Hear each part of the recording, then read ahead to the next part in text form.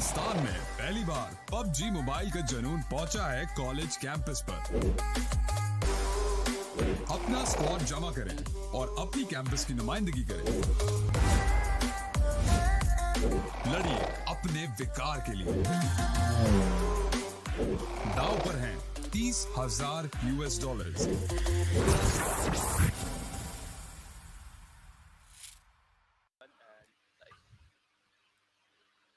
Hello and welcome, ladies and gentlemen, to PUBG Mobile Campus Championship Pakistan. My name is Phoenix Shivanch. Alongside with me, it's Ocean Sharma. So, Ocean Sharma, how are you?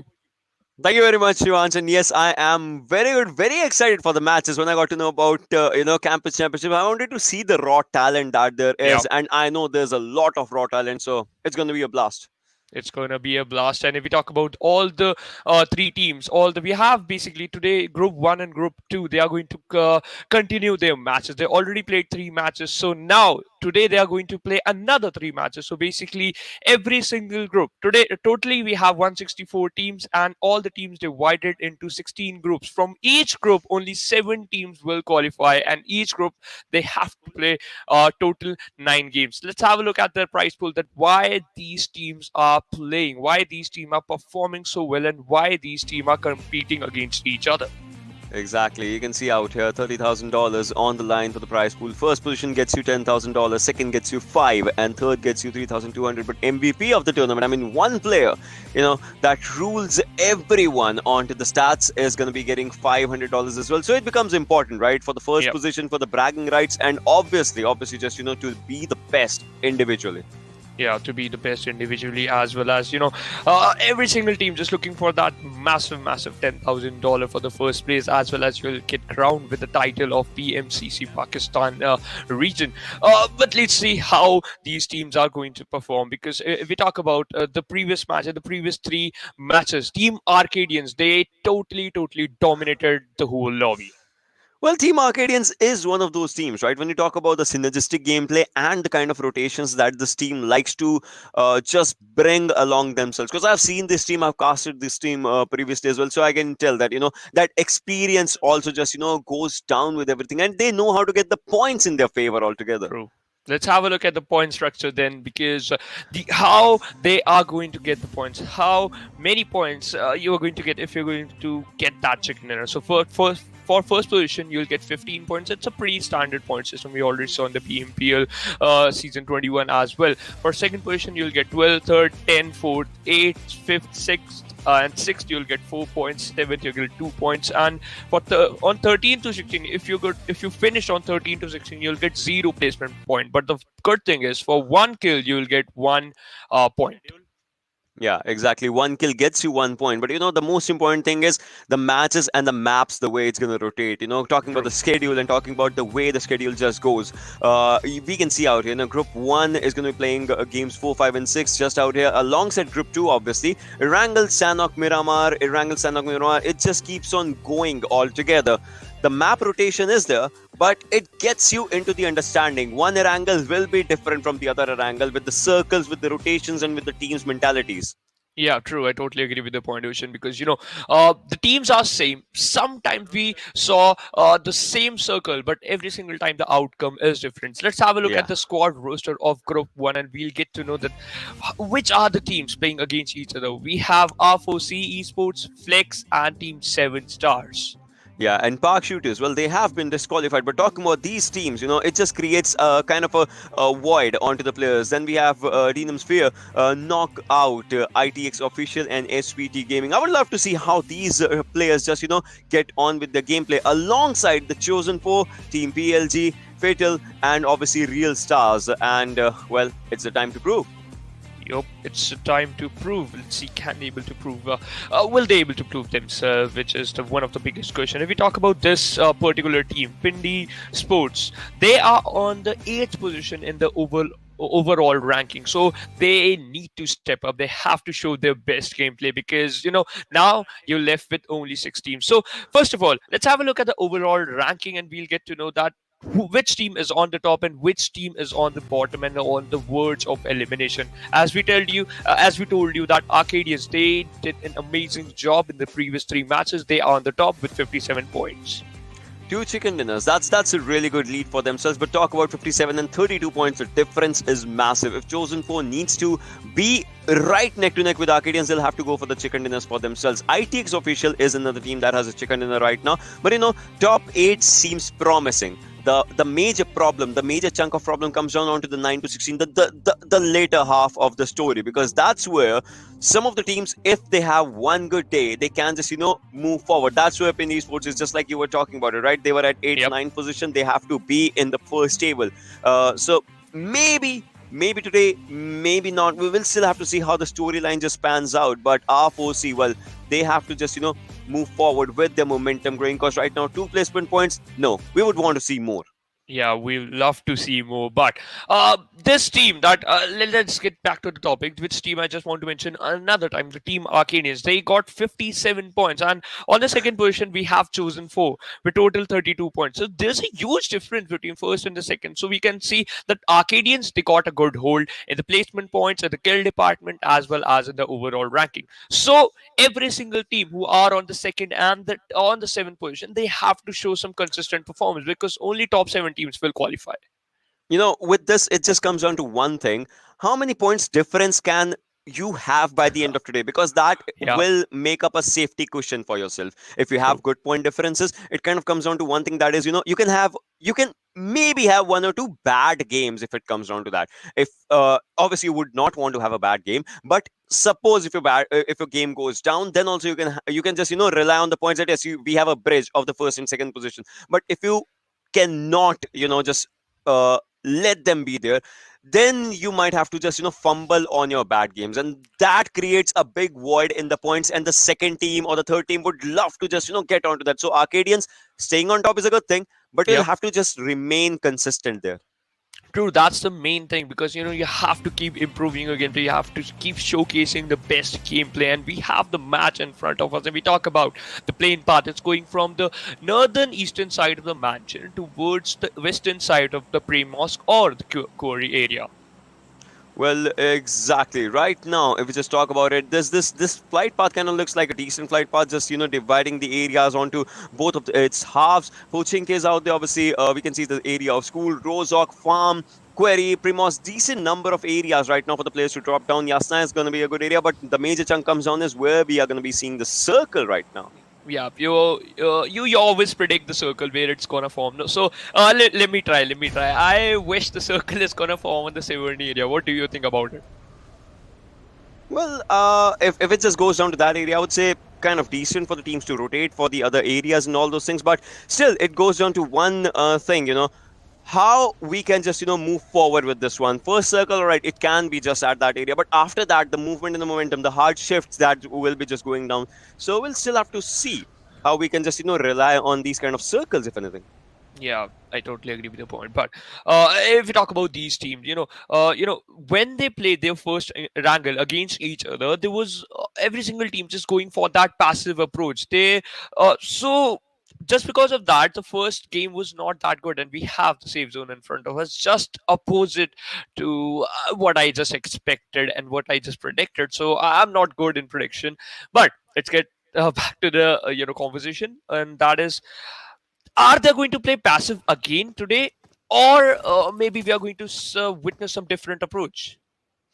Well, if we're just going through all of this, I would say in these kind of circles, some teams would want to go aggressive on one stance, and that is to move inside the circle as soon as they can. Because you can see right now there are a few teams only onto the southern side, but the other teams are onto the northern side, or maybe some other those areas around Lipovka or maybe Asnaya. They'll have to just move as soon as they can. Because right now you can see 2 minutes and 17 seconds to the circle, and 2 minutes 14 seconds have passed up as we are talking. So these teams will have to just gather their loot as soon as they can. But as you can see, no mercy, all right, just starting off already. Does not have a helmet though, so one wrong peek can actually take him down as well. True, true. That's really true. Meanwhile, No Mercy, by the looks of it, he's just falling back because the player is pretty far away. He just ran away right now. But at this position, I can see two teams in the same vicinity, the Seven Stars as well as Team in Sphere. They just landed near the Yasnaya area right now, focusing on the looting. And I think so. The player, Panda, he might know that where the player is. He might know that he might know he spotted him out. It seems like he spotted him out. That's why just not picking from that particular area, and this is a good thing. This is a good thing because first of all, you just have to be with your teammates, then you can have a good fight. Yeah, I mean, that is true. That is true with everything, just moving up forward right now. But if you talk about the players from Team 14 right now, they Yeah. have a good area around Yasna, but obviously the early fights, the early skirmishes might as well just, go bad out here because first of all, it's going to be the first circle. Yeah, it's not going to damage you a lot, but it might compromise you on your rotations. And if you're doing later rotations, and if the circle somehow just, goes for a hard shift near the water areas, near the shorelines, you might have to swim. And if you're swimming, talking about the bigger picture, right? If you're swimming, you won't be able to use guns, and your opponents, obviously, they would want to. True, and you know what? If you got spotted out, if any player just gonna dish out to you a lot of damage onto you, and it might possible that you'll get taken down by that player, so you'll not get any single chance to get a revival because if you are in the water area, so you have to be a little bit careful when you're just moving from those water areas. But right now, uh, not a single team is engaging in any fight, which shows that they are just going with that passive approach in the first match of Erangel. Well, yes, that's just how it is. But talking about the first match of Wrangle, right? Talking about this area, you can see in Pochinki, there's the team of Arkadians. They can rotate down from the bridge around Ferry Pier. That sounds like a really good rotation. But once they go down, they're gonna see two teams, and that might create a lot of problem depending on if the teams stay there or if the teams move away. But look at the bridge onto the Milta side; it's gonna be compromised for sure. There are gonna be multiple, if not one, multiple bridge camps, and that might just take down one team as a whole. Because as you can see right now, already around Yeah. the sides of Milta, the teams are rotating. So in the early stages, in the early skirmishes, at least one or two players till the end of second circle are for sure gonna go down around the bridge. Yep, that's totally true, and I love to I love to see a bridge camp because I love those bridge fights because anything can happen if you're just going for a bridge camp. You just have to look out for your backlines as well because they are exposed. They are exposed. If any team did the third party, they can kill you and they can eliminate you as well. But right now, if we talk about this particular team, the SPT Gaming, in the previous match, in the previous Erangel map, they were focusing on those late rotation. But right now, they are in the safe zone, so they are quite happy. So if you're talking about the team like SPT, right? They Yeah. they have a good area right now just because of one thing, and that is they can compromise any team's rotation from this open road. So obviously no one would want to rush them as of now because their two players are on one side of the road, two players onto the other side of the road. So if suppose if someone goes down to this house, the players onto the other side are going to give a perfect cover. And maybe some smokes can be used so that they can move back, something like that, right? So these things are going to be mattering a lot, and they know there are going to be teams that are going to be just moving from this one bridge, and they have a perfect area around that. So Dexter and his teammates will probably, like Tala and all, they'll probably have to look forward to a different rotation, or maybe they'll have to knock one or two players and then just run away, not rush, right? Not just run away. But sounds like it. I mean, Umair has something else in his mind as he's the only one in that house, and three players onto the back lines. They are planning something big as of now. Yeah, that's true. That's true. Right now, you just mentioned about Umair. He's in that triple story. But that building is a bit risky because opponents can toss some grenades and you'll get knocked out. And I don't think so. If your teammates are far away from you, you'll get any revive. But at this moment, the first zone is closing in, and PINDIESPORTS, the players are pretty far away from the safe zone. But if they want to rotate from the Pochinki area or the Gatka area, I don't think so that they are going to engage in any fight because I can't see any team in front of them. But as you look at the teams that just crossed the bridge, right, onto Yeah. the right hand side of the bridge, the Milta area, that's where the final circle is going to go for sure. So one team obviously has to just defend the circle and nothing else. But moving forward, as we can see right now, I think Milta is going to be a lot of skirmishing area. Because obviously two teams are here, the others are going to come. Plus, there was one team that you saw just rotating from the Severnese area.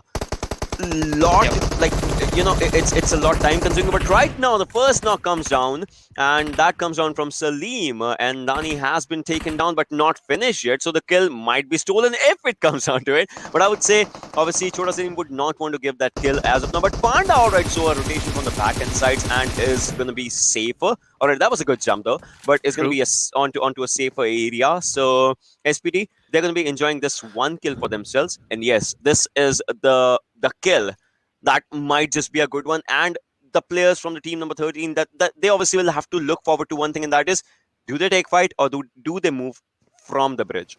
True. But at this situation, I wish they'll choose the perfect option. But one thing, the team SPT Gaming, they found an opening. They found a perfect thing. They found a one kill for themselves. So 1 point, they already secured one single point. So they are Yeah. already one step ahead from every single team. Well, yes, they are. Yes, they are. But onto this, it still comes down to one thing, that 7 stars. I mean, the players were looking good for their rotations, but again, it got compromised. Plus, they already have one more player just coming up right now. So if that player also goes down, the team obviously goes a bit passive in the upcoming circles, because they know only they have to do is survive. But it's like, 12 teams. And we remember about the point system, 13 to 16 gets you 0, and 8 to 12 gets you 1 point. So these teams obviously will be getting just one placement point back, which is not a big jump if you talk about where you are and where you want to be by the end of the day. So you want to rack those points up slowly and steadily. But Omega right now, right, so Omega is on to the other side of the bridge, of the road that connects to the bridge, whilst there are two other players onto the different side. So they might as well want to just compromise the area and be at one side. Yes, all of them are together, and now they are rotating from the bridge direction, which is a good thing. They might as well cut down the bridge for the other teams to come.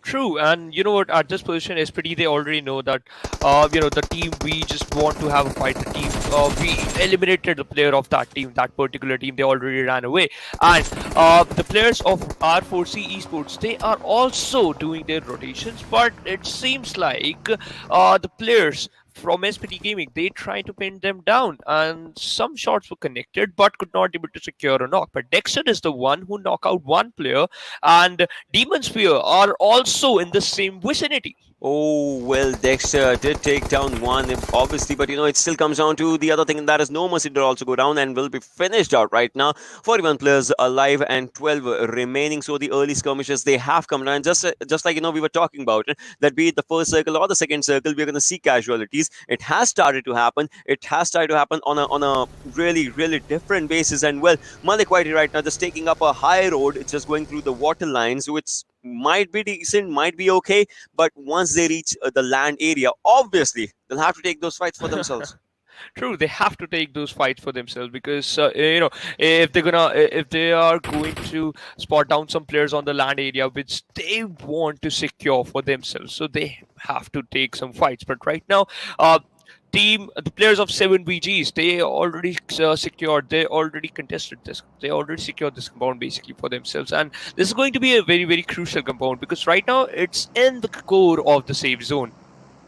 Yeah, I mean, talking about the safe zone, right? Obviously, that had to just move from one direction to the other, and along with that, the players' momentum is going to be shifting up. So I would say most of the fights that we are going to be seeing will be around the fourth circle now, because every player, every team would want to either find a good ridge or a good cover or maybe a good house for themselves, which some of the teams have found out. And right now, as you can see, the circle shrinking down. Obviously, it had to go to the area around the Nova Repnoi Tower. We see R4C's players onto the Nova Repnoi containers, and then if we talk about the other teams, we're going to be seeing onto the hillside. That's where a few teams are. But there's still one team, I guess. They are not leaving the military base. They are around the cave areas of the military base, and that is a good thing for them. They can defend the rotations of Arkadians if Arkadians, just try to move from this area.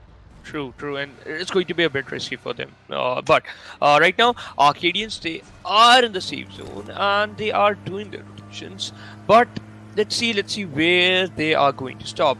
And you know what I expected from this team? I expected that they are going to go all guns blazing. They are going to have some fights. They are going to engage in some fight. But by the looks of it, right now, they are going for that passive approach, which I don't think so that you like this. You don't like, right? You love those fights. I mean, everyone kind of just, here and there do love to take those fights for themselves, but it still comes down to who spots whom first and then who takes the other person out, right? Because those two things are there. The game just basically works on the 4 pillars of the rules that I always like to call it: the landing, looting, rushing, and survival. Obviously, the players have landed. They have looted down their favorite weapons. We'll talk about the favorite weapons. The AWM is just here, up for grabs. If someone would want to go outside the circle, swim down, take it, and be inside, because you can see where it is on the map sides.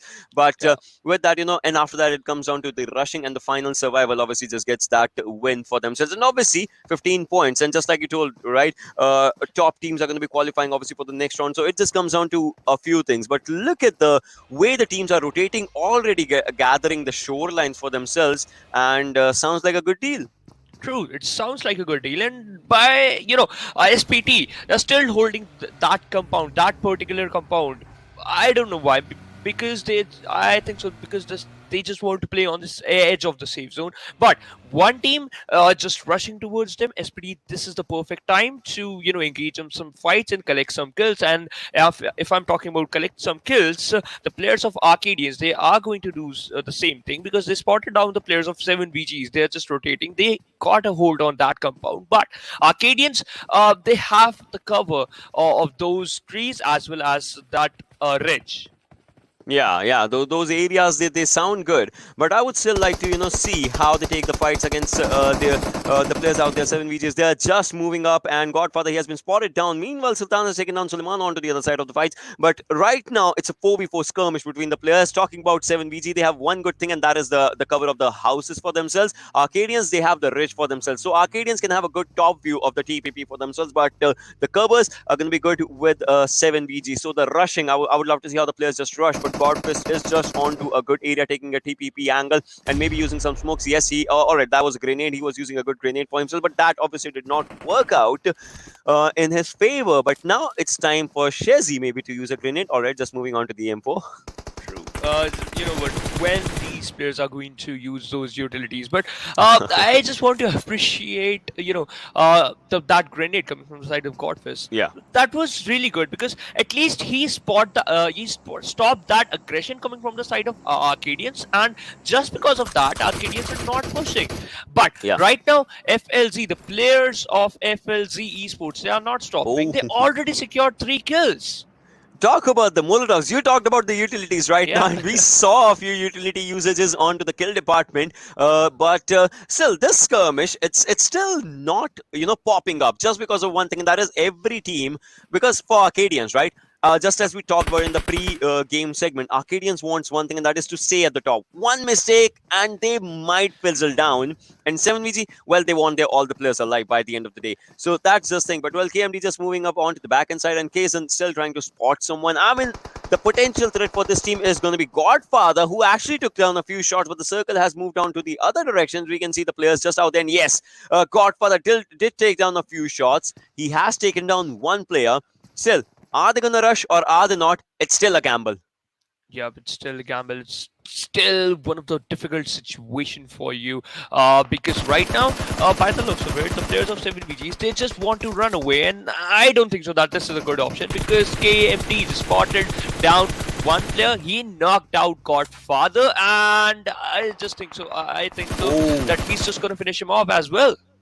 Well, one of the players was obviously spotted down and taken down right now, and that's one kill secured for Arkadians. It still comes down to 7VG, and onto the other side, you can see FLZ's players are coming up closer and closer, as we saw Kinga just onto the direction. Well, KMD moving onto the back side. I think he wants to get his player just here, and yes, all the players are rotating. They know the circle is important. They know it's the 4th zone. It's going to bite really hard, so all they have to do is just move on to the back sides. 7VG again just coming up, and they might be caught down on the rotations. One of the players might be taken down right now. A good spray coming out. Yes, one of the players has been taken down. Meanwhile, the other one onto a low HP, still going down. And 7VG, well, they lose another one. And Arkadians, they are loving the second kill that they have.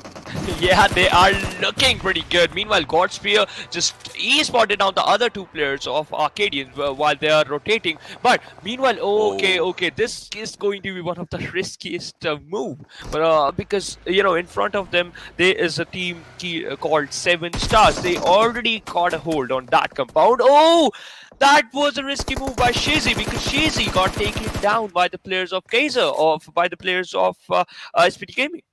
Well, Arkadians are enjoying those kills. They have 3 kills right now, and Kinga was taken down by another player of Arkadians only, obviously going to go for the 4th kill as well. And talking about, the team slowly and steadily going down. We started off with 12. We have 11 teams. numbers are decreasing, and so is the pressure on the players. That's just increasing slowly and steadily, vice versa right now. But Arkadians is moving inside the circle without looking left and right. Their main goal is to be at the center of the zone, and that's what they are doing. SPD, well, they did spot down the players, but they cannot do anything. Meanwhile, Play Zone is taking down Kinga, and a kill has been secured by the players of Arkadians again. But where they are stopping, maybe there's going to be a fight right now, as they have 4 kills, and they're going to be spotting down the players. Who's it going to be the next one, as they have their eyes on 7 stars, which have a good circle, but no, they have spotted down the players. Yep, they have spotted down the player, dished out a lot of damage. Gambler almost about to knock out Panda, but Panda, he was lucky enough to survive that aggression. But right now, look at the position of Arkadians. They are in the center of the zone. They are in the core of the zone. But if you are in the core of the safe zone, you can be the center of attraction as well. Yeah, you can be. I mean, you have to defend the circle at those moments if you're in the center of the zone, right? But right now, look at this. KMD, alright, spots down 1. But no, he gets shot down from the other side, as he will be taken down by Berlin OP. But will the finish come down? Alright, Hunter takes that kill for himself and for the team. But Kazan takes down the player Taser Gaming Deitie from the other side. And Arkadians, well, they are short of 1 player, but they are still looking strong, as they want to take up those fights for themselves. Again, defending comes down to an issue as of now. As you can see in the circle, in the next circle, there's no team. Except one. There's no team inside that safe zone. It take a western shift. The circle hasn't taken a western shift. And let's see when these teams are going to start rotating. And Kaizen, he's just doing his best, trying to spot out some players and just collecting basically collecting a lot of information. Well, yes, the information is out, but you know, you can rely on those information. Look at that. All right, Tom and Jerry, they are both out there, but with low HP. All right, now they are together. Let's see if Tom and Jerry can create chaos onto this area. But this ain't Disney. I'm telling you, this is going to be a real life challenge for them. Well, they have put up good smokes for themselves. Now is the time to just move out for them. If they can, that's going to be good. But no, onto the other side, Omer takes down Shezi. Onto the other side, and Arkadians, they are in a bit of a trouble. But right now, Nancy Panda has been fought down, and Salim needs to dish out damage, but no, the damage is on him. He has light down, but the damage will be taking him down. Panda is taking down 1 kill, and now it's time for the rush in, or maybe move inside the circle, because 5th zone, it's gonna bite you hard. Yep, it's gonna bite you hard. It's gonna dish out. It's gonna give you a lot of damage. Meanwhile, that spray from Umair taking down 2 players of Team Arkadians, and now Arkadians, they are in a huge trouble because they lost 2 players and only 1 player survived for Team Arkadians. Same for Team SPD Gaming. Chota Salim as well as his player Umair. Okay, Umair, he is pretty far away from the team, but Chota Salim just doing his work. Well, had Chota Salim, kept on spraying, because he had 6 bullets left, he could have taken down Thala. He could have taken him down, but well, he had to reload at that moment. Meanwhile, Bara Salim has been taken down by the play zone, and right now, as you can see, Thala has been spotted down, taken down by Umair. Alright, so he's moving up forward. He has spotted on another player. Can he take him down? But no, he's going to go for the finish. But no, Dexter had him on his crosshair, takes him down. 9 teams remaining. Arkadians follows up onto the elimination, and now NLG, well, Panda is just out there right next to the players of RS, who are looking really strong. They have the edge of the circle. They know no one's going to backstab them. All they have to do is move forward, and with that, they might as well get this win for themselves.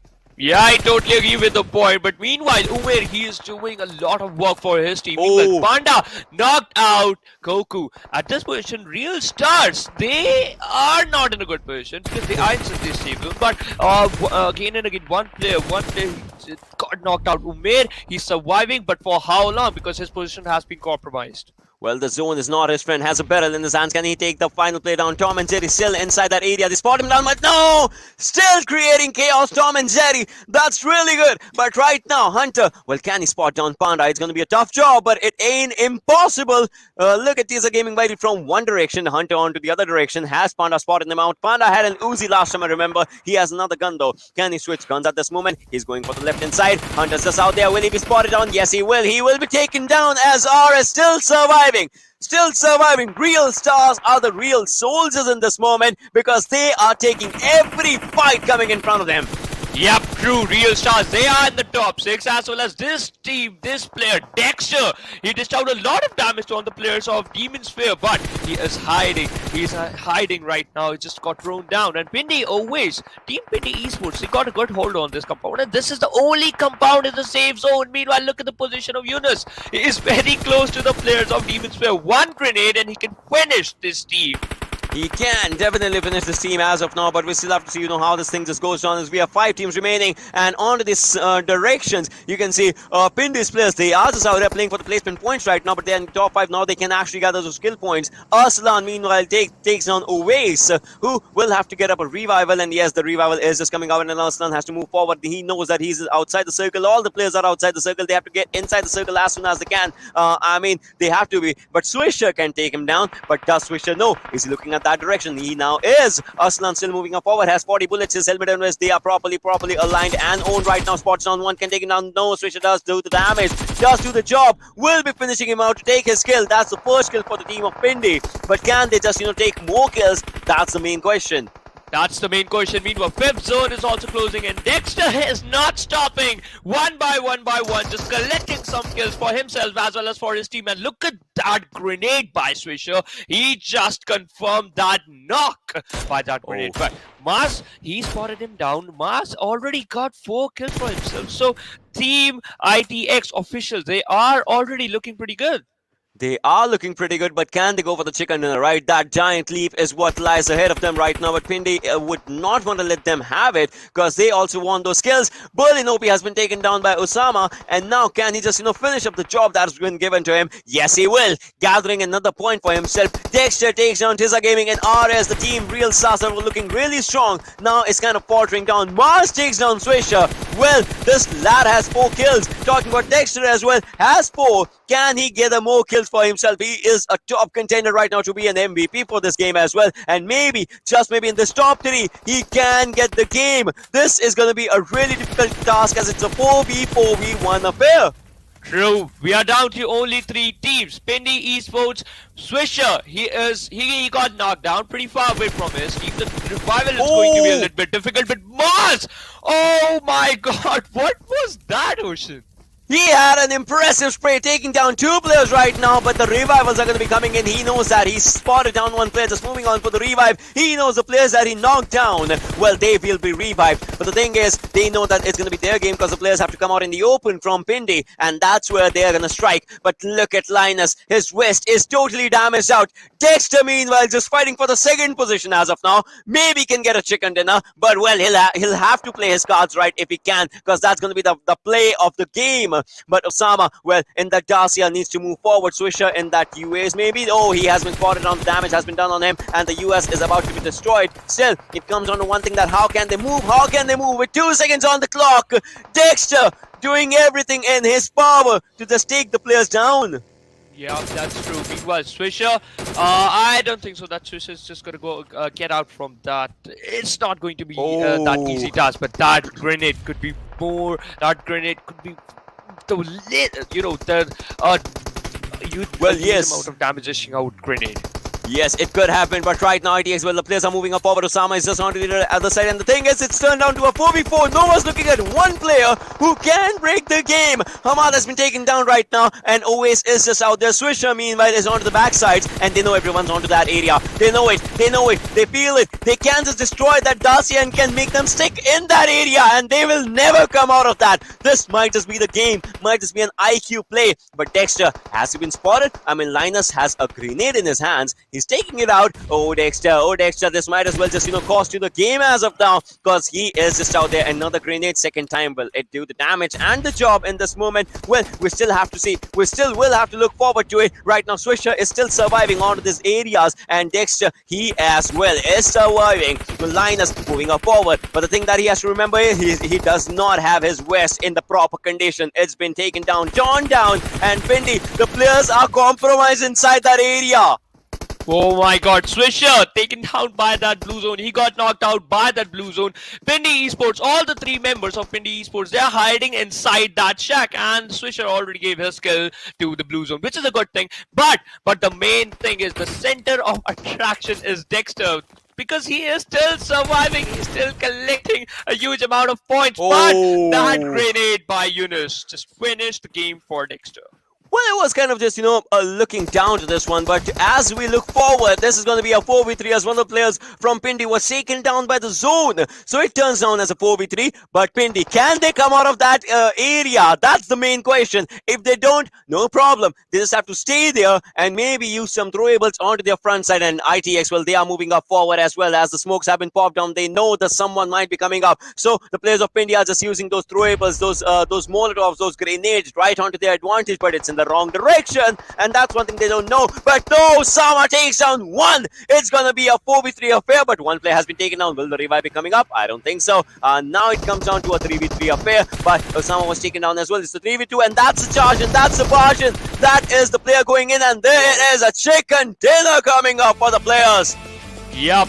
My man, the way all the three teams who were in the basically in the safe zone, who were in the 7th circle, they were so good. And Dexter, he survived for too long. He survived for too long for his team. Pindi Esports, the bad thing for them is they don't have any place to hide. They were inside that shack. They were inside that shack, and just because of that, they could not able to go far away. They could not able to move basically. One of the most brilliant parts about this game was obviously Dexter, surviving solo, surviving there, surviving for a long time just to be in the top 3, and he got those placement points alongside crucial kill points. The team had 6 kills if I'm not wrong, and that's going to be a big boost for them. 10 for the placement, 6 for the kills. It obviously goes down to 16 points, and Dexter, man oh man, he refused to die.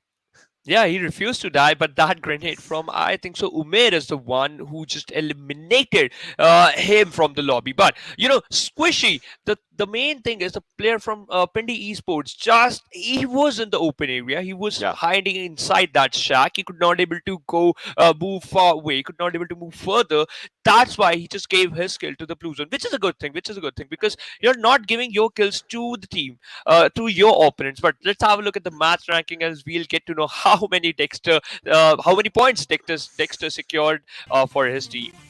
Well, talking about the match ranking, right? This is where we see ITX official obviously getting those 10 kills, double digit for the team, 25 total points. Then comes down, then it goes down to 16 points. All right, well, Dexter did the job. Pindi, they got 3 kills. I mean, it was the 5th circle and they did not have any kill till that time. After that, they started gathering the kills and they have 15 total points for themselves. So slowly and steadily, it did go down until Team 7 Stars was left with 2 placement and 2 kill points. There was another team, you can see TeamXquetta. They were playing for the placement points in this one, and that gives them 0 kill points though.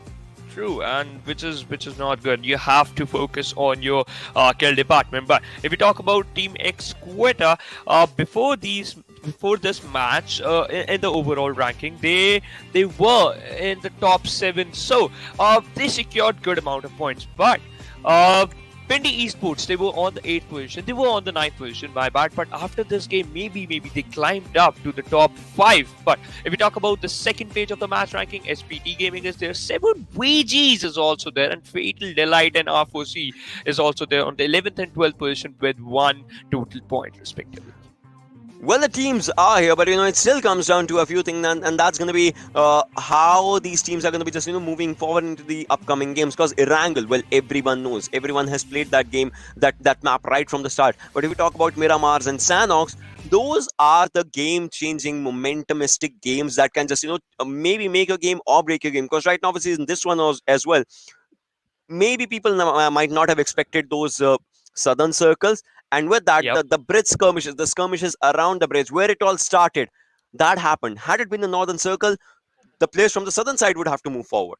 True, that's totally true. And let's have a look at the Oppo F19 Pro movements, and we'll get to know from where the fight has where the fight spanned out and when it got finished. And this team SPT, they got a good hold. They got a good hold from on the fight, because they got a good hold on that compound near to the Novoripnoi bridge.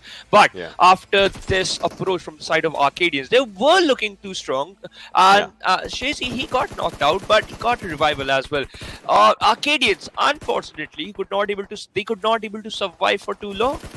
Well, they still did their job in a really good way. I would say it won't be affecting a lot in the overalls, but maybe just a bit here and there. And they need to get a really good game once again if they want to just be back in their own momentum. But right now, if we're just talking about the fights that were happening, this is where the final circles just started to kick in. Panda was taken down though, but after this, Swisher, he did get that important and crucial kill for his team, and after that, Pindi, once they started moving up forward, this is where we saw the game ending down to its core. True, and so Ahmed was the one who just eliminated the last player of PINDIESPORTS. But the good thing is PINDIESPORTS has secured 15 total points from this particular match. Let's have a look at the overall ranking, and we'll witness the top 7 team after this first game of Erangel and Arkadians. Still on the top, quite happy, but FLZxHEX, they are in the second position with approx 50 points. I mean, see, this is where it comes down to. If FLZxHEX has a really good game, another time, like the next game is their really good game, then they obviously are going to be surpassing Arkadians. Depends if Arkadians finishes in top 3 or not. But all thanks to Dexter right now, 41 points for the team FLZxHEX and PINDIESPORTS. Well, these are the teams that actually had a really good game for themselves, and they are showcasing it out here. But then there are a few teams that, we were talking about after the 9th position. That's where the ultimate pressure starts building up on you after these 4 matches, because obviously you have learned what the teams are doing, you know what the teams are capable of doing, and you need to just move forward with your momentum. And that's where Realstars is, 7 stars is SPT, because SPT, they started off really good onto their own momentum, but then the team faltered down. True, then the team faltered down, but they have to prove themselves. This is the high time, and next match is going to be the Sanhok map. And I remember in the previous Sanhok map, they were good. SPT Gaming, they were good. They came at the 9th position in the match ranking, so they can showcase, they can perform well, but due to some circumstances, due to some reasons, they could not able to do that. Yeah, and it just goes down to the things, how we look forward to the games. Because maybe you're landing somewhere, you feel like it's your game. Obviously, everyone feels like they are going to be having a good game, a good chicken dinner in this game or something like that. But then the things go against you. It might be the gunfight, it might be the rotations, it might be the way you're looking forward onto from maybe 5th circle to 6th circle, 6 to 7. It might be the communications. Everything creates chaos. Yeah, everything creates chaos, and this is the main thing. Now, you have 2 games left for today. Let's see how these teams are going to perform. And ladies and gentlemen, our first match of Erangel just got over. We'll go on a short break. And coming right up, it's going to be the Sanhok map.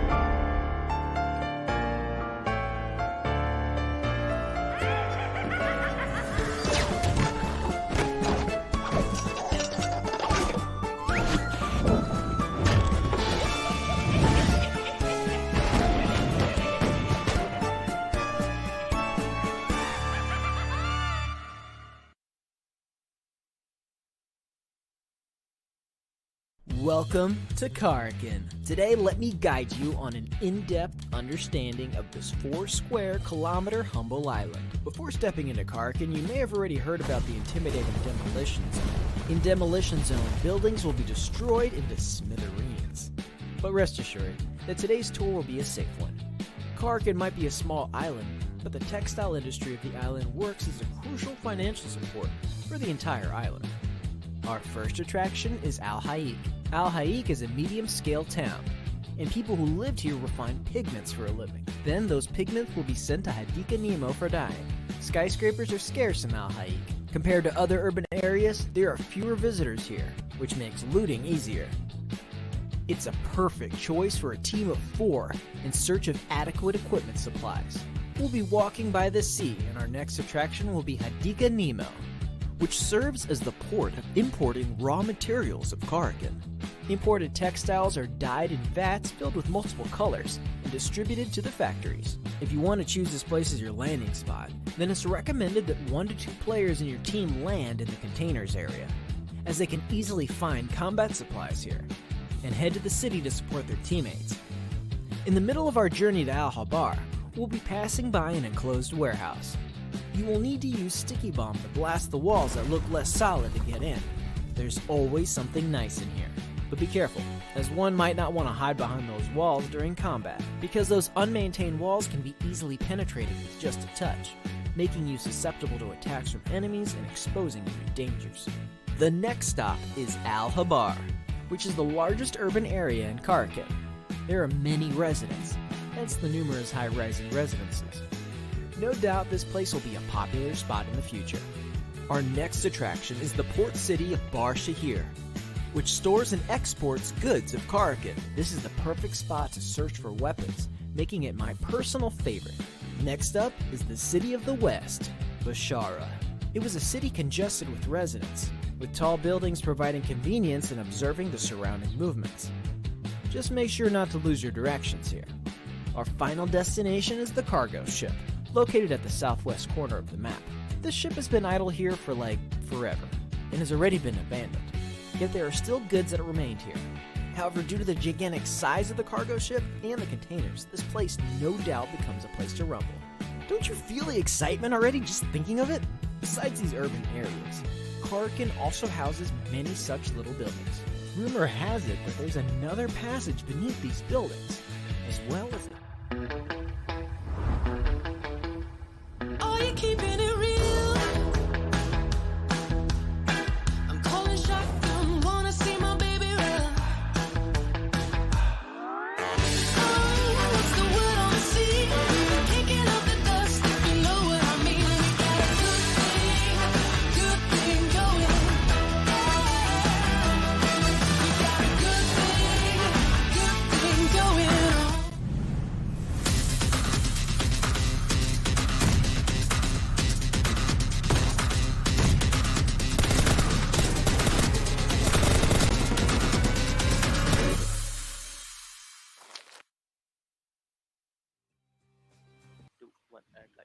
Hello and welcome back, ladies and gentlemen, to Pubgmobile Campus Championship Pakistan, sponsored by Oppo F19 Pro. Woke up your fun. My name is Phoenix Shivansh, and with me it's Ocean Sharma. So, Ocean, we just saw the first game, and it's official. They play so good, and one player from FLZ, he was so good. That's why he secured 16 points for his team. Yeah, Dexter is the one. What do you think? How they're going to play? I mean, I don't know how you are familiar with. Right now I just have this word plays with cartoon. So he had something in his laboratory for sure that just got him the best out here. And there was no DD just to maybe break down his gameplay. Probably.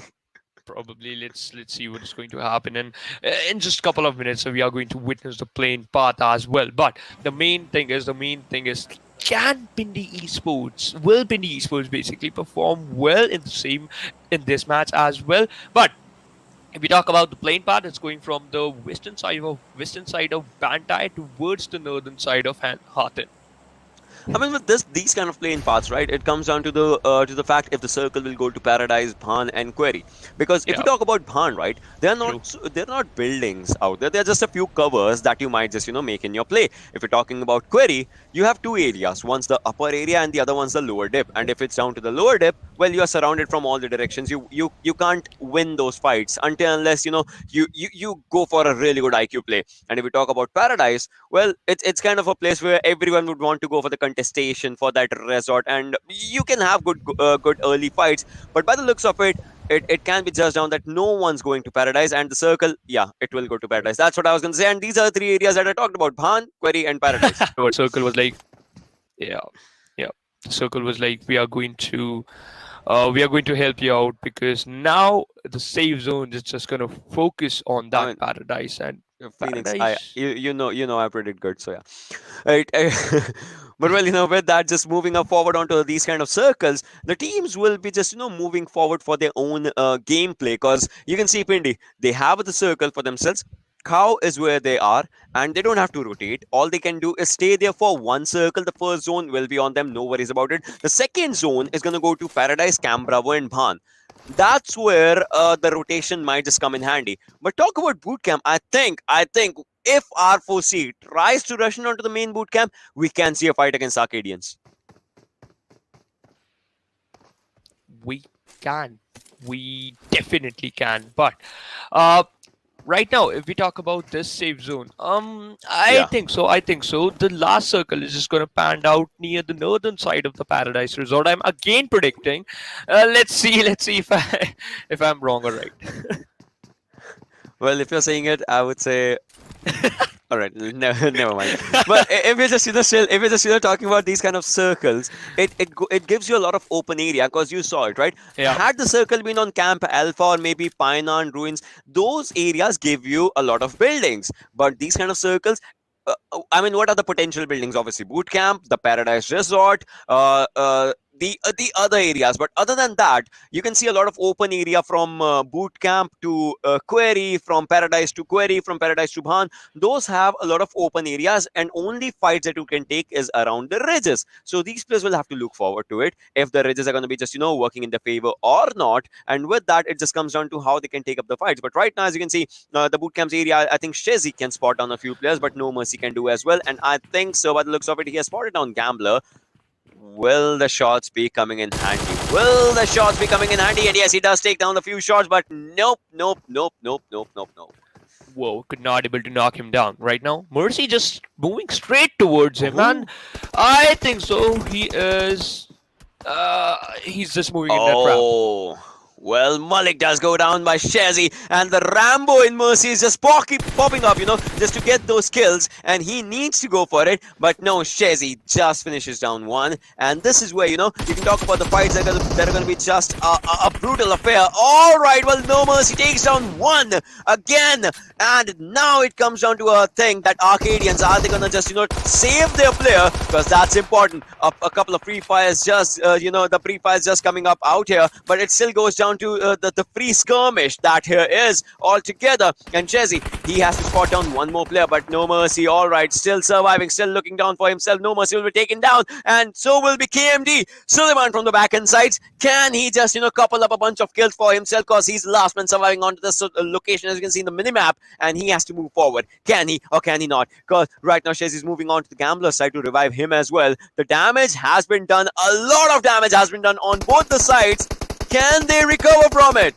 I think so. The answer is yes. Arkadians just recovered from it, but R4C, they could not able to do that. But the main thing is now we are down to only 11 teams. 40 players are there, and Arkadians, they already got a good opening basically. Let's see, will they able to continue the same thing? Will they able to continue the same aggressions? First question, just I can ask to you. Yeah, I would say if they have to, all they have to do is just play with the proper knowledge of surroundings. Obviously they have that, but sometimes when it's the 5th circle or 6th circle or maybe 7th circle, something like that, you think you're in the safe area, but someone just comes from around the circle just to take down you, or maybe your kills or something like that, and that's where it becomes crucial. So if they survive till the 6th circle or something, well, the game is theirs. Because Arkadians, there has been a thing, they like to start slow, but once they pop off, they go guns blazing into the competition. That's one of the most lovable things about this team. Yeah, I love that too. But meanwhile, they are already inside the safe zone. They just have to collect some more kills. Meanwhile, the first zone is just gonna close in, and we can see the players of RS and FLZ and SPD in the same vicinity. Maybe we are going to witness some fights between these teams. PINDIESPORTS are very close to the first airdrop, and I'm wondering what we have at the first airdrop, and we have a Groza in it. All right, I mean, Rosa in these kind of circles, in these kind of maps specifically, is a good gun, but we'll talk about that. Dexter, the player that survived the most, well, right now was in a bit of a trouble, some situation, but well, look at this. All the shots that connect to his legs only, his helmet and vest, both are still absolutely fine. That means, with a good higher ground, he can take that player down, and it's Berlin right now. And Berlin, you remember last game, he did start off on a really good note for himself and his team, but now staying away from the teammates, staying alone in this area might just be bad for him, because you can see right here, Sultan, obviously he got 1 kill, and you could see the crate going on to the other direction, but now he is trying to spot the other player, and Berlin well low on HP. Oh, he goes down. Sultan taking down another player. Whoa. And the revive might not come as of now. True, the revive might not come in, but they have to do something, because right now they are in a bit of trouble. One player already got knocked down. He's in the open area, and at the situation, FTZ, I love the way Dexter plays. I love the way Dexter plays, because he's the one in the previous match, in the Erangel match, he's the one who collected a lot of points for his team, as well as his gun power, his accuracy, his aim is also insane. Well, yes, it is. If we just talk about these things as of now, but talk about RS, right? They are left with just 2 players, and one of them is using a vehicle right now. Vehicles in Sanhok, we haven't seen much of those affairs, but if you talk about vehicles in Sanhok, yeah, they are a bit slow. Unless it's a bike or a scooter, but if you talk about the Ronnie truck, it's a bit slow in its own self. So the sprays of your opponents will be collecting on you easily. It will be connecting, and as well as collecting those points easily. But by the looks of it, all right, it's a buggy. So Goku is gonna just reach as soon as he can to Tiza, and then probably these players are gonna be just moving up forward. Because if you talk about the circle as well, the first zone is shrinking up, and if you're outside the circle, well, you gotta move quickly. Yeah, where you have to move quickly in this situation, but right now, teams love to play on this edge of the safe zone, which is a good thing, because you can gatekeep for those teams who just want to move inside the blue zone, who'd love to do those late rotation, and you can collect some easy kills. That's the same thing. That's the same approach coming from the side of Team FTZ. Well, yes, it is true, but with this one, right? So, Shivansh, I would love to talk about the mechanics as of now, as compared to the fights, because there are none happening. But all right, well, there was one happening. Well, Goku did go down. So if we talk about the mechanics, right, as compared to Erangel that we just witnessed to this map of Sanhok, do you think it's going to be a slower affair? Because obviously the momentum just kicked in for a few teams in Erangel. And in Sanhok, they would love to play a bit safely or maybe strategically. So do you think that's going to happen? Because obviously you have been, looking on forward to these games. I think so. You know what? If just going in the Sanhok map, if you're going for those strategic plays, sometimes the plan might not work out for you, because we all know Sanhok is one of the most deadliest map. We saw a lot of venomous snake. They can bite you down. They can use those high fire rate guns like Uzi, M762, while they are just hiding in those long grasses, and you can never notice. You'll never know from where I got shot. I mean, it just still comes down to the calculations as well, right? Because if you think your cover might be your cover, but if someone's onto the backside of you or something like that, and if you're in the open with one rock ahead of you like this, you might be spotted down. Well, a bolt action in Sanhok. I would love to see 1 or 2 heads popping down right now, as Tom has it. He spots down one. Oh, that was a bit slow onto the reaction side though. But well, next time he might as well just want to get the players. And M4 with an M24. Well, I love that combination. He has a 3 times as well on an M4 and a 4 times on an M24. 1 head popped out, and then a spray. Oh, he can go deadly. Yeah, he can go deadly, and you know what? This combination is really, really lethal, because usually we witness the same combination in the Miramar map, but right now, due to those updates, players usually prefer a Thompson with a M24 in that Miramar map. But in the Sanhok map, it's very, very rare. You're just going to witness the same combination, M4 with an M24. Yeah, and just as a circle, just as I was talking about the next circle, it will go to Paradise, Cam, Bravo, and Ban onto the lower side. That's where it did go. Pindies players, I wanted them to rotate. They did rotate from Cow. That's a really, really good thing. And just like you said, right, the Thompson meta, it started once Thompson started having the red dots or holographic on itself, and that's where the Thompson meta started. And it's a really good gun, because if you talk about it, right, 50 bullets. It's enough for a squad wipe if you play your cards perfectly. Yeah, you know what? The fire rate is pretty good. The damage is also decent. But if we talk about the damage, Unknown already dished out a lot of damage onto the players of DNM, and he finished Heather instantly, which is really good because the distance is quite enough. The distance is quite good. You know, man, whatever it takes to get those kills for yourself, you have to do it, right? And you would not want to give your opponent a second chance. Always remember, if you knock someone, try to finish them down with the given time that you can. But right now, it seems like the team is not happy with just one kill. They need more. That's why they are moving up forward. They are inside the circle, which is a good thing. It's the second zone, 40 seconds to spare for the circle to come down. As we are just talking, 11 minutes and 20 seconds into the game. And right now, Tom and Jerry, again, these two are surviving. Man, I love this name. Tom and Jerry, both together. Yeah, true. And in the previous match, they were the same player who were surviving for their team. But right now we are witnessing the same thing. And will they able to, because basically will they able to collect a good amount of points, collect some good amount of points in this Sanhok map is one of the biggest question right now. Probably, right? We'll still have to see if they can get those points for themselves. Because again, with the points, the most important thing is the rotations. If you're focusing on the rotations, yeah, you can go for it. But right now, you can see the players are trying to spot each another down. Well, Harry is just out there trying to spot the players. But again, nobody home as of now. And Arkadians, talking about this team, right? The team that just blasted off when the game started, and they got the initial kills for themselves. They did also, revive their players. So in those moments, right, there are two things that you have to focus on. First of all, you should not let any of your players go down, and second of all, you need to go for those fights for yourself. And Arkadians did that in the best of the affairs. Well, Kazan, can he take one down? Can he take one down? Has an M4 though. Can just go for one person to spare down. All right, well, KMD is out here. These players, look at these snakes, just want to bite someone out there. Unknowns out there. Unknowns are in the open. Oh my god, he takes him down. All right, Arkadians with one player down. Whoa, and KMD, he got eliminated from the lobby, which is not good for Arkadians. Meanwhile, if we talk about this particular team, the Chosen Four, you know what? If we talk about Arkadians, when we are just witnessing their POV, they're still holding. They're just waiting for that perfect movement. But the Chosen Four, we are going to make the perfect movement. So that's what I like about this team.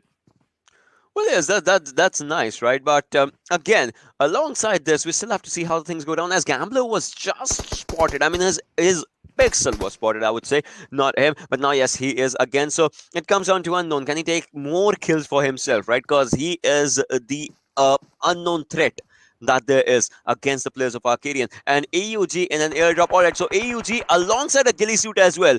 Oh, this is going to be good. Someone take this airdrop right now. AUG with a suppressor, maybe. Deadly.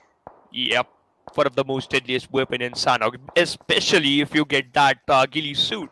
But right now, if we talk about ITX players coming into action, knock out one player, gonna finish him off as well, because we know that this team, they are hungry for some kills. And if we talk about hungry for some kills, Umair spot out the players of Demon Sphere trying to dish out some damage, but unfortunately, he received a lot of damage.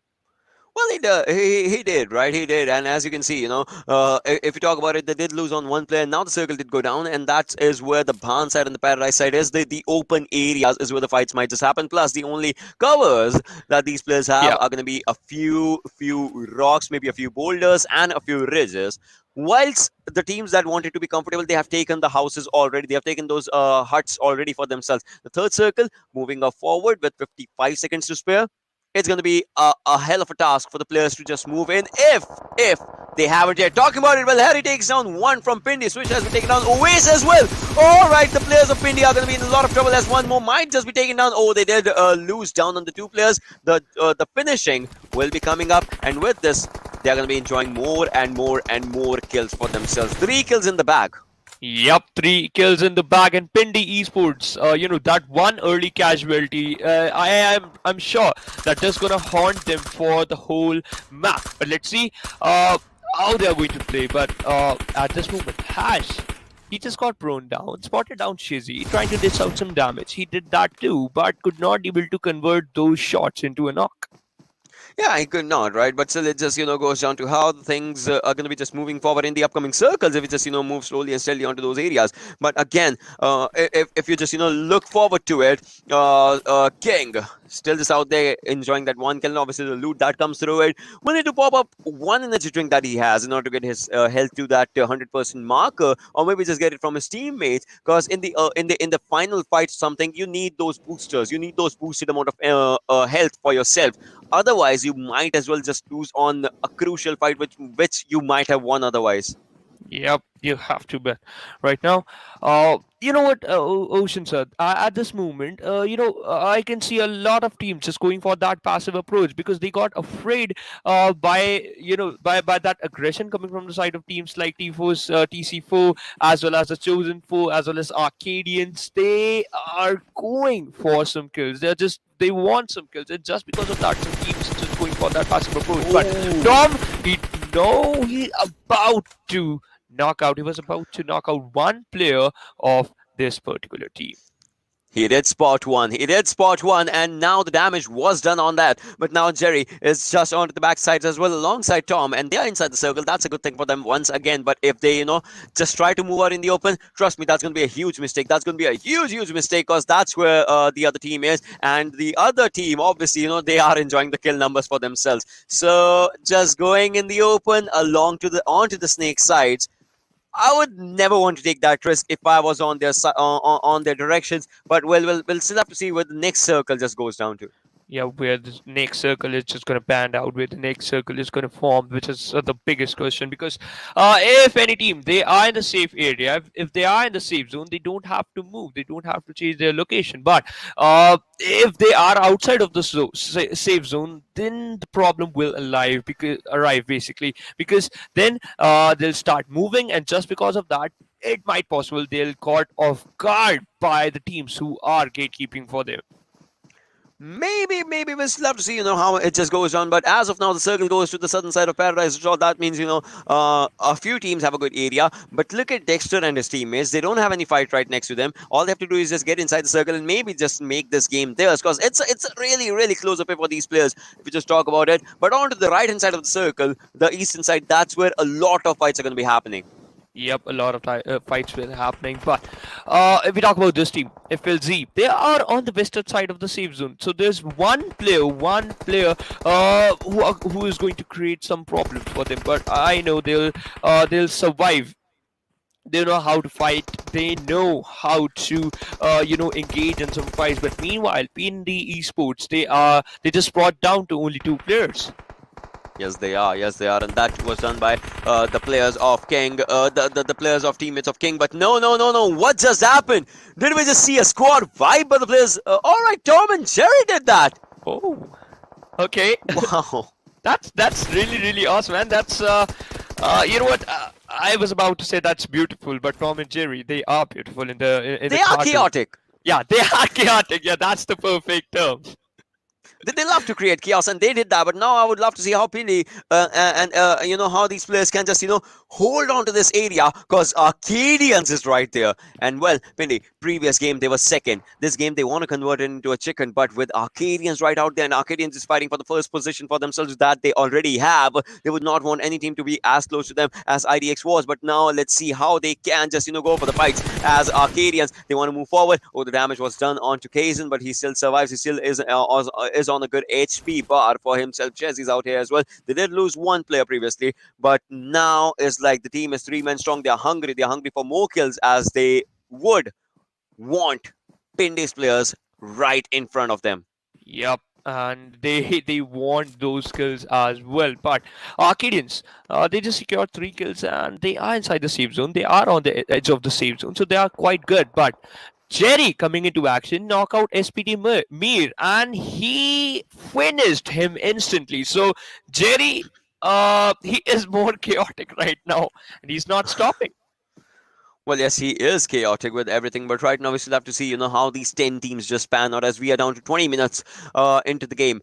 20 plus minutes, 10 teams surviving. That's not a good sign, just because of one thing that, in the next circle, a lot of chaos is going to be out there, and some teams might just be caught down in that chaos badly. Again, ladies and gentlemen, boys and girls, 8 to 12 gets you 1 point plus your kill points, obviously. So these teams would not want to be there. They would want to get multiple points for themselves, multiple in the numbers. But well, Chelsea with a good grenade. Well, is it going to do the damage and the job altogether? The grenade was out, but no, on to Chelsea. The grenade was also thrown by the players. So both the players are thinking in the same mentality, in the same strategy. Well, Chelsea is still, cooking up that grenade. The throw goes down. What's gonna happen? Oh, the damage on both the players was done down to that, and now they are moving forward. The molly for blocking the entrance, but it blocked down Chelsea's entrance as well. Now what's gonna happen? He has an M4. What scope does he has? Is it a 6 times? Will that be bad for him? But look at that, Gambler goes down. Chelsea also goes down. I guess it was a 6 times on an M4 in the close range. It's not a good thing. Gambler, oh, barely surviving. 13 seconds on the clock. The first hit gets you 5 seconds. Then you have to move as well. Pindy, somehow they might have the game for themselves. They might have had this fight. Somehow they managed to survive this in this tough situation, but the main thing is for how long, because I can see the player of Arkadians, Gambler, he's still in front of them, and right now Pindy, Usama just going to pop out that smoke, just gonna blow out that smoke to make an extra cover and to basically run away from this situation. Alrighty, well, if we talk about this, right, Gambler still, so now the thing that comes down to is, Gambler's not just, wasting his own time, he's wasting Pindy's players' times as well, because Pindy knows that if someone goes out, I mean, like this, someone might have backstabbed them, and Gambler did backstab them, he got those 2 kills, now he'll move inside the circle. That's a brilliant play from this lad. Yep. Whoa, he is looking pretty strong. And Jerry, we usually witness that he is going for that cheese, but right now he's just going for that chicken dinner. He already got 4 kills and tried to dish out a lot of damage onto the players of FS and 7, basically. 7 VGs, they are the one who got pinned down behind that rock. And Jerry, okay, he's just going to throw that molly, but I think so the players of 7Gs, they are pretty far away. Well, yes, it is, but still, it just goes down to one thing, and that is how Tom and Jerry, again, those 2 players are going to be just, surviving onto these areas, because if you just look forward to it, they are 2, but they're inside the circle, so it just, goes down onto a lot of things, but no, alright, so if you talk about these players, Omega, Shazil, they have a good cover for themselves, but again, getting inside the circle is going to be a big problem, but no, adrenaline boost being used, but the revive should come in, 2 seconds, Zone's going to bite them. It's gonna be bad, but Tom and Jerry again creating chaos for the players outside the circle. True, and Tom just cooking a grenade. Okay, it's not, I think so. It's not that high cooked grenade, but it's gonna dish out some amount of damage. Hazel, oh, wow. Tom, I think so. This duo is one of the most deadliest duo right now. Well, yes, they are, but Tom has been taken down. Can he take this fight all alone? Well, he takes down 1 player, 30 bullets onto his AK, and onto the other side, he can take down the other player as well. Low HP, but no! Onto this one, Tom and Jerry do go down, but at what cost? Panda's losing his teammates. He's a solo survivor, does not have a first aid. Only 10 bandages onto his own self. Oh, this was a fight to be seen. Yep. Just because of that, Tom got knocked out. Jerry could not able to survive for too long, because we know that these two players, they are the backbone for each other. Meanwhile, Panda, he spotted down the players of Arkadian. He spotted down that player from Arkadian. Gambler is the last man surviving for his team, and we can see a lot of players are in the lobby who are the last man surviving for their particular team. Well, it is, but onto these locations again, you can see, those 4 teams surviving, 7 players alive. It's gonna be a really tough and tricky affair, but RS, 1 player surviving onto this one. Well, moment does go down, 6 players surviving onto these locations, but the thing is, Zone's no one's friend. Yep, Zone is no one's friend, and Zone is just going to declare it's a no man's land. But right now, the gunpower as well as the manpower just favoring the players of Fatal Delight.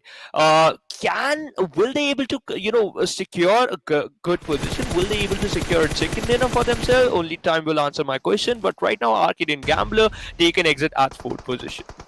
Well, that did happen, but right now, as you can see, the players are moving up forward. This is going to be a tricky affair as it's a 1v3 Panda. He did survive Tom and Jerry, but can he survive this chaotic moment as the players are moving up forward? NLG Panda, he has been spotted down and he will be taken down slowly and steadily. Oh, he's on low HP. All right, the game does end down with the victor in the hands. This was an impressive winner chicken dinner. Yep, this was an impressive winner chicken dinner for Fatal Date as well. Because you know what, they've got the manpower. The save zone is also favoring them because they are not that far behind. But Panda, oh my man, he is he's a one-man army. He was a one-man army. First of all, he eliminated Tom and Jerry. Then he eliminated the last player surviving for Team Arkadians. Whoa, amazing gameplay. This is the Sanhok that I would have wanted to see, right? From a while. Talk about the Sanhok that, so there might be a lot of things going on with the people calling these teams underdogs, maybe the new starters. I'm telling you, they are not underdogs. The experience that they are bringing to the lobby, it showcases that they have learned from the best and they have practiced a lot. Talk about those 1v1s, talk about the 1v2s, talk about the scenarios of how to get inside the circle, talk about the IQ plays outside the circle. This is the tournament to be seen right now.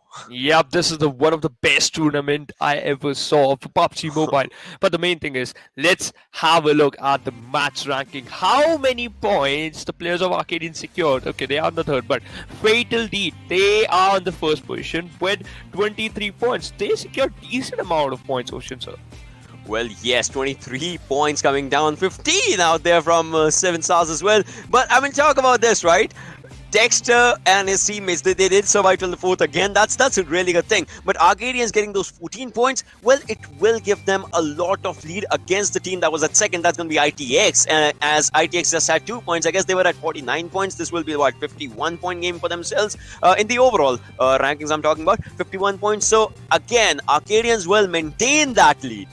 Yeah, Arkadians will maintain that lead, and after this game, they are, they are moving. They're gonna increase that lead basically with 14 points. But the main thing is the players from FTZ, they were showcasing that consistent performance. They were consistent throughout the map, throughout the Erangel, throughout the Sanhok map as well. As I just mentioned, some teams, they were the underdogs, but being if you are in the top 16, if you are in the top 164, if you're just proving themselves, it's not an easy task to be here, to be in the Pubg Mobile Campus Championship. Exactly, and with that, there were so many moments that just got the best out of these fights. That's going to be obviously the Oppo F19 Pro moments, and this is where it all started, right? This is where the chaos just started, and till the end, it never stopped at all. Talk about Arkadians, talk about again the spotting, the damage that was given, and then obviously the player taken down. So many things just turned the faces of the game. True. Team TC4, in the early stages of the map, when the third zone closing in, they were good, but when they start moving inside the safe zone, they could not able to survive for too long. But this is the fight, which is one of the best fight I ever saw. Jerry is the last one surviving for his team, but Panda, you know what, the names are pretty interesting and the gameplay as well. I loved it, right? Because the Panda did clutch it out, but I would have loved it even more. Imagine that Jerry clutched it out at that moment. That would have been just the game to just see altogether. But well, either ways, this was one of the best Sanhoks that I've seen lately. True, this was one of the best, but let's have a look at the overall ranking. Arkadians still on the top with 77 points. FLZ, they are in the second position with 53 points. ITX official, they just dropped down to the third position with 51 total points. Yeah, just like I talked about, right? Obviously, they just got 2 points in this game right now, but that just gives chance to other teams to just be ahead of the competition, and that's what the teams would want to do. Denoms, well, they are out here with 42 points for themselves in the top 5 with 7 stars as well. But PINDIESPORTS, well, they are moving up forward. You talked about, right, from the 9th position, how far can they climb? They are kind of close to 7 stars with 2 points to spare, but Realstars are also really close with 1 point to spare against PINDIESPORTS. True, and you know what? This is the most crucial part right now. You're just 1 point far away from the 8th position. So only top 7 teams will qualify for the phase 2. But the second page of the overall ranking, still not a good outing for the team 7 VGs. They are on the 9th position with 35 points. TeamXquetta, they just dropped down to 10th position, Ocean sir. Well, this kind of just looks and feels in its own way a few goosebumps moments just coming up. Because you can talk about a few teams, right? The teams that are starting off really good on the note, but yesterday, just like you told about, right? Arkadians had a really good day previous time, but now, yeah, they are trying good. They are maintaining that top 5 consistency for themselves, but the other teams are learning and evolving. True. You know what? They did their homework. They are already prepared where these teams are going to land, where they prefer, from which location they prefer to do those rotations. And that is the most crucial part. If you're ready to take some fights, if you're ready to engage in some fights, that's the most important thing. Exactly, it is. And alongside, it just comes down to one thing, and that is how the next map is going to pan out. Because we talked about Erangel, that's been done. We talk about Miramar, that's been done. Sanhok, that's been done. But talking about Miramar, right? That's the thing. Long range areas. We saw a few players using M24s here. Yeah. Even better thing is going to be coming up in Miramar for sure. I'm really excited for this, but let's see how these teams are going to perform, because our Sanhok map just finished and we already saw the overall ranking. Arkadians, they are quite happy with their performance, but we'll go on a short break, and coming right up, it is going to be the Miramar map. Are you keeping it real? I'm holding shotgun, wanna see my baby run. Oh, what's the word on the sea? Kicking up dust, you know what I mean. Good thing going.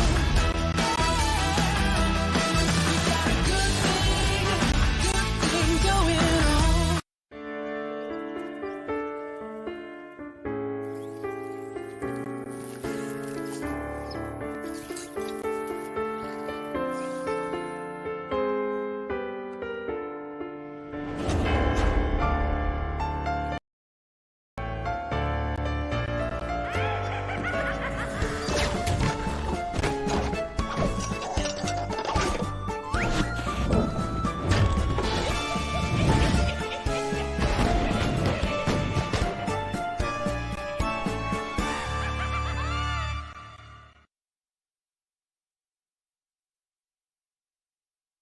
Welcome to Karkin. Today, let me guide you on an in-depth understanding of this 4 square kilometer humble island. Before stepping into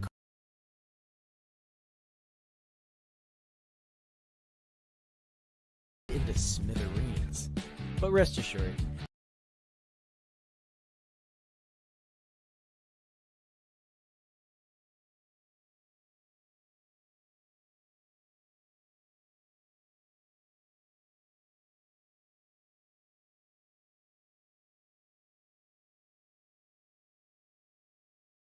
island, but the textile industry of the island works as a important for the entire island. Our first, Al-Haik. Al-Haik is a medium-scale town to refine pigments for a living. Then those pigments will be for dyeing. Skyscrapers are scarce in Al-Haik. In areas, there are fewer visitors here, which makes looting easier. It's a perfect choice for a team of 4 in search of adequate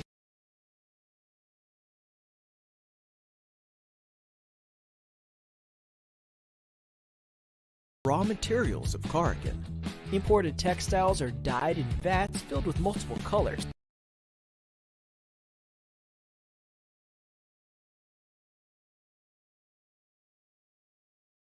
Then it's recommended that 1 to 2 players in your team land in the containers area, as they can easily find combat supplies here, and head to the city to support their teammates. In the middle of our journey to Al-Habar, we'll be passing by an enclosed warehouse. You will need to use sticky bomb to blast the walls that look less solid to get in. There's always something nice in here. But be careful, as one might not want to hide behind those walls during combat, because those unmaintained walls can be easily penetrated with just a touch, making you susceptible to attacks from enemies and exposing you to dangers. The next stop is Al Habar, which is the largest urban area in Kharkiv. There are many residents, hence the numerous high-rising residences. No doubt this place will be a popular spot in the future. Our next attraction is the port city of Bar Shahir, which stores and exports goods of Kharkiv. This is the perfect spot to search for weapons, making it my personal favorite. Next up is the city of the West, Bashara. It was a city congested with residents, with tall buildings providing convenience in observing the surrounding movements. Just make sure not to lose your directions here. Our final destination is the cargo ship, located at the southwest corner of the map. This ship has been idle here for forever, and has already been abandoned. Yet there are still goods that remained here. However, due to the gigantic size of the cargo ship and the containers, this place no doubt becomes a place to rumble. Don't you feel the excitement already just thinking of it? Besides these urban areas, Kharkiv also houses many such little buildings. Rumor has it that there's another passage beneath these buildings, as well as a huge space beneath Kharkiv. Well, it's up to you, believe them or not. Alright, your Kharkiv tour is now closing its curtains. Looking forward to seeing you next time.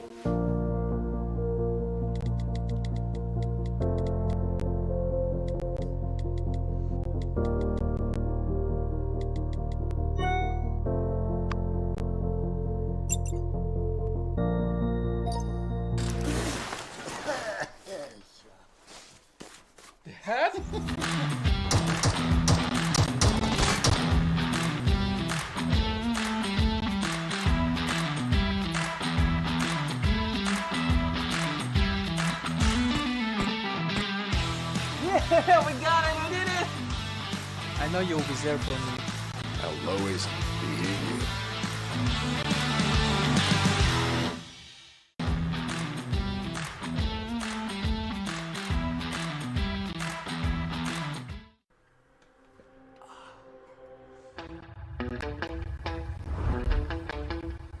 Are you keeping it real? I'm calling shotgun, wanna see my baby run. Oh, what's the word on Z? Kicking up the dust, you know what I mean. We got a good thing going. We got a good thing going on.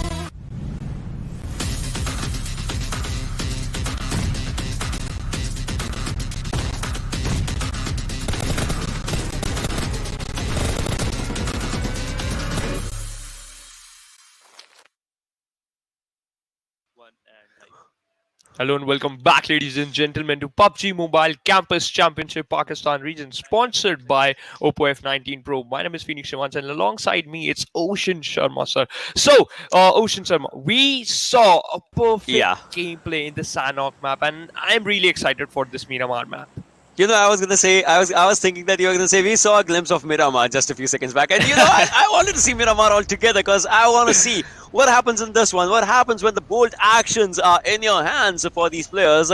And hey, a long map kind of just means that no fights in the start, but then a lot of chaos in the end. So I would love to see how this one pans out. Talking about the flight path, right? La Cobre area to the southern side of Los Leones, and the players are moving down. Picaro is going to be a good area. Los Leones, the biggest city in the entire PUBG Mobile, is just in this map. And talking about the teams, well, a lot of teams are dropping down onto the northern sides though.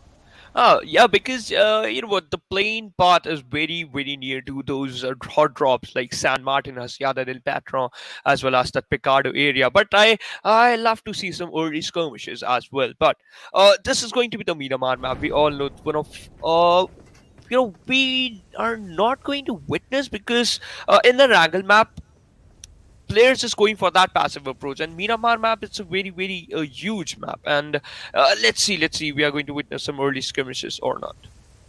Well, yes, but now if we just you know, look at this, I would say Arkadians, All right, hear me out here, Shivansh. Yep. Arcadians can stay inside the circle till the fourth circle, and they don't even have to move. Think about it. It is going to be really, really crazy if the circle is just gonna favor them till the sixth or the fifth circle. Only time will answer my question, but that is going to be really, really difficult because we all know that teams love to move, teams love to take some fight, Yeah. especially the team Arcadians.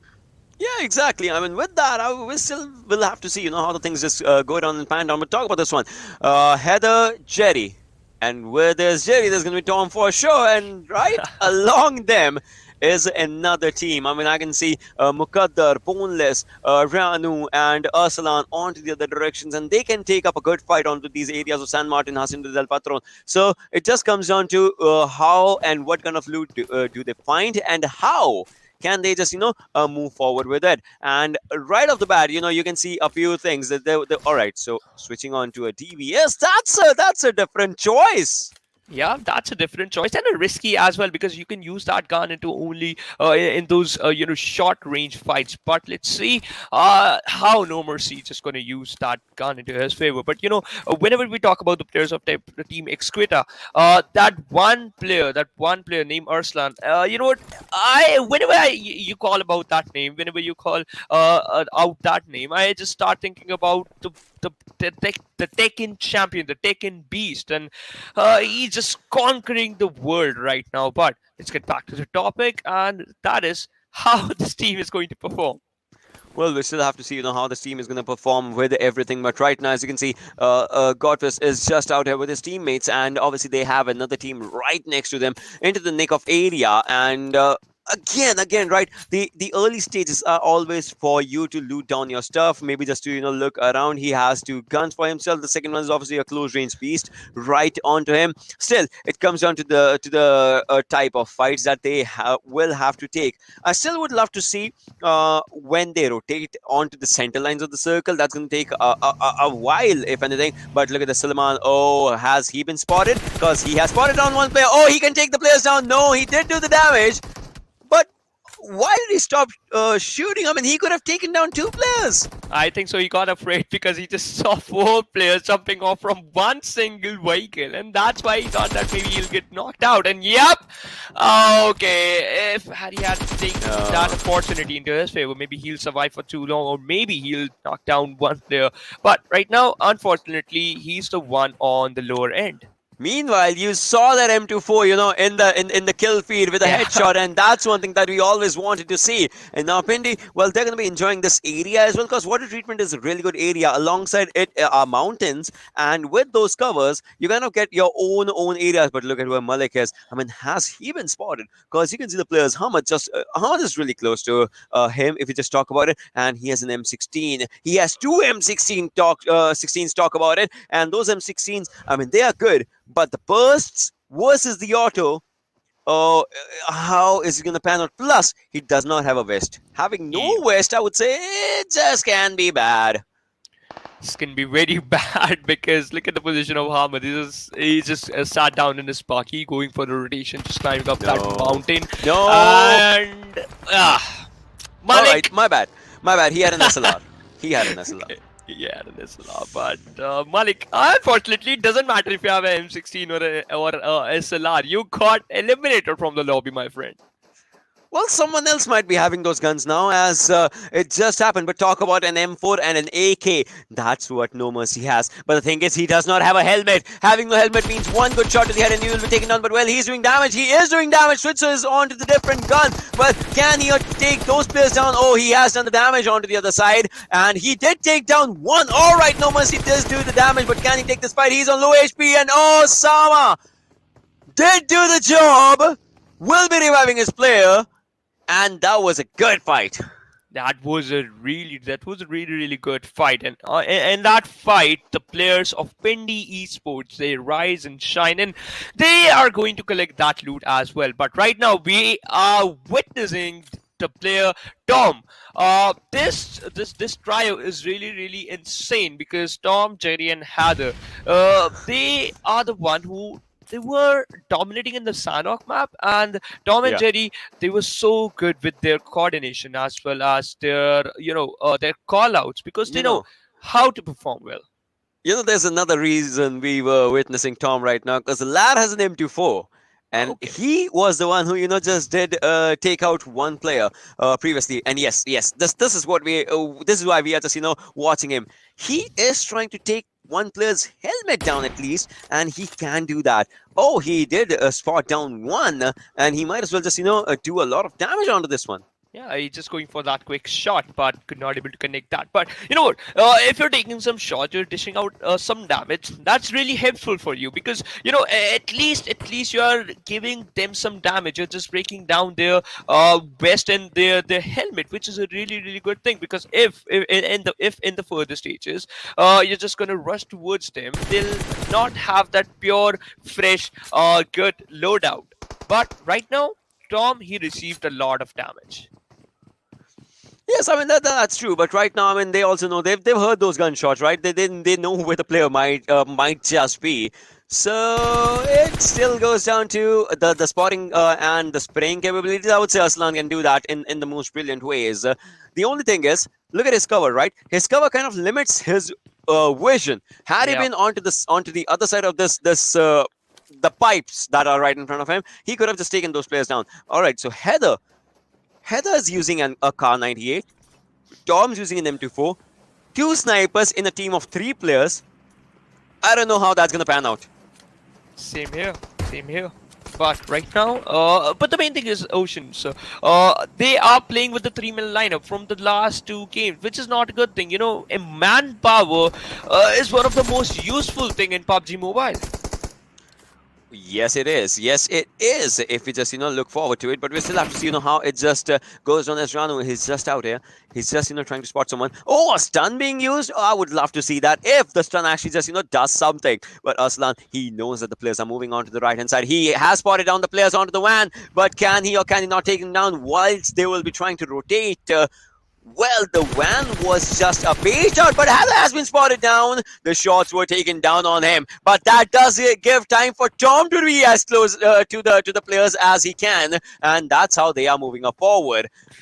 If it goes down to the fights, the only disadvantage that Tom and Jerry and his team has right now is that they have a lower ground. Yep, they have a lower ground. Meanwhile, if they're going to use some utilities, maybe they'll have a good hold on this fight. But if you talk about the fights, Arkadians, they have a good hold on this fight. They just got engaged with 7 VGs. Yeah, that's true. But it still goes down to how Arkadians, just moves on to this fight because Godfather again is on low HP. This kind of gives them a fighting chance, a moving chance. But it still comes down to can they or can they not just take the responsibility and just move forward together. True. Moving forward is the main thing because if you're just going just moving in a good path, basically your team is just helping you out, just giving you some cover fire, cover shots to you're just going to do your aggression, just dish out a lot of damage, which is going to be the best thing right now.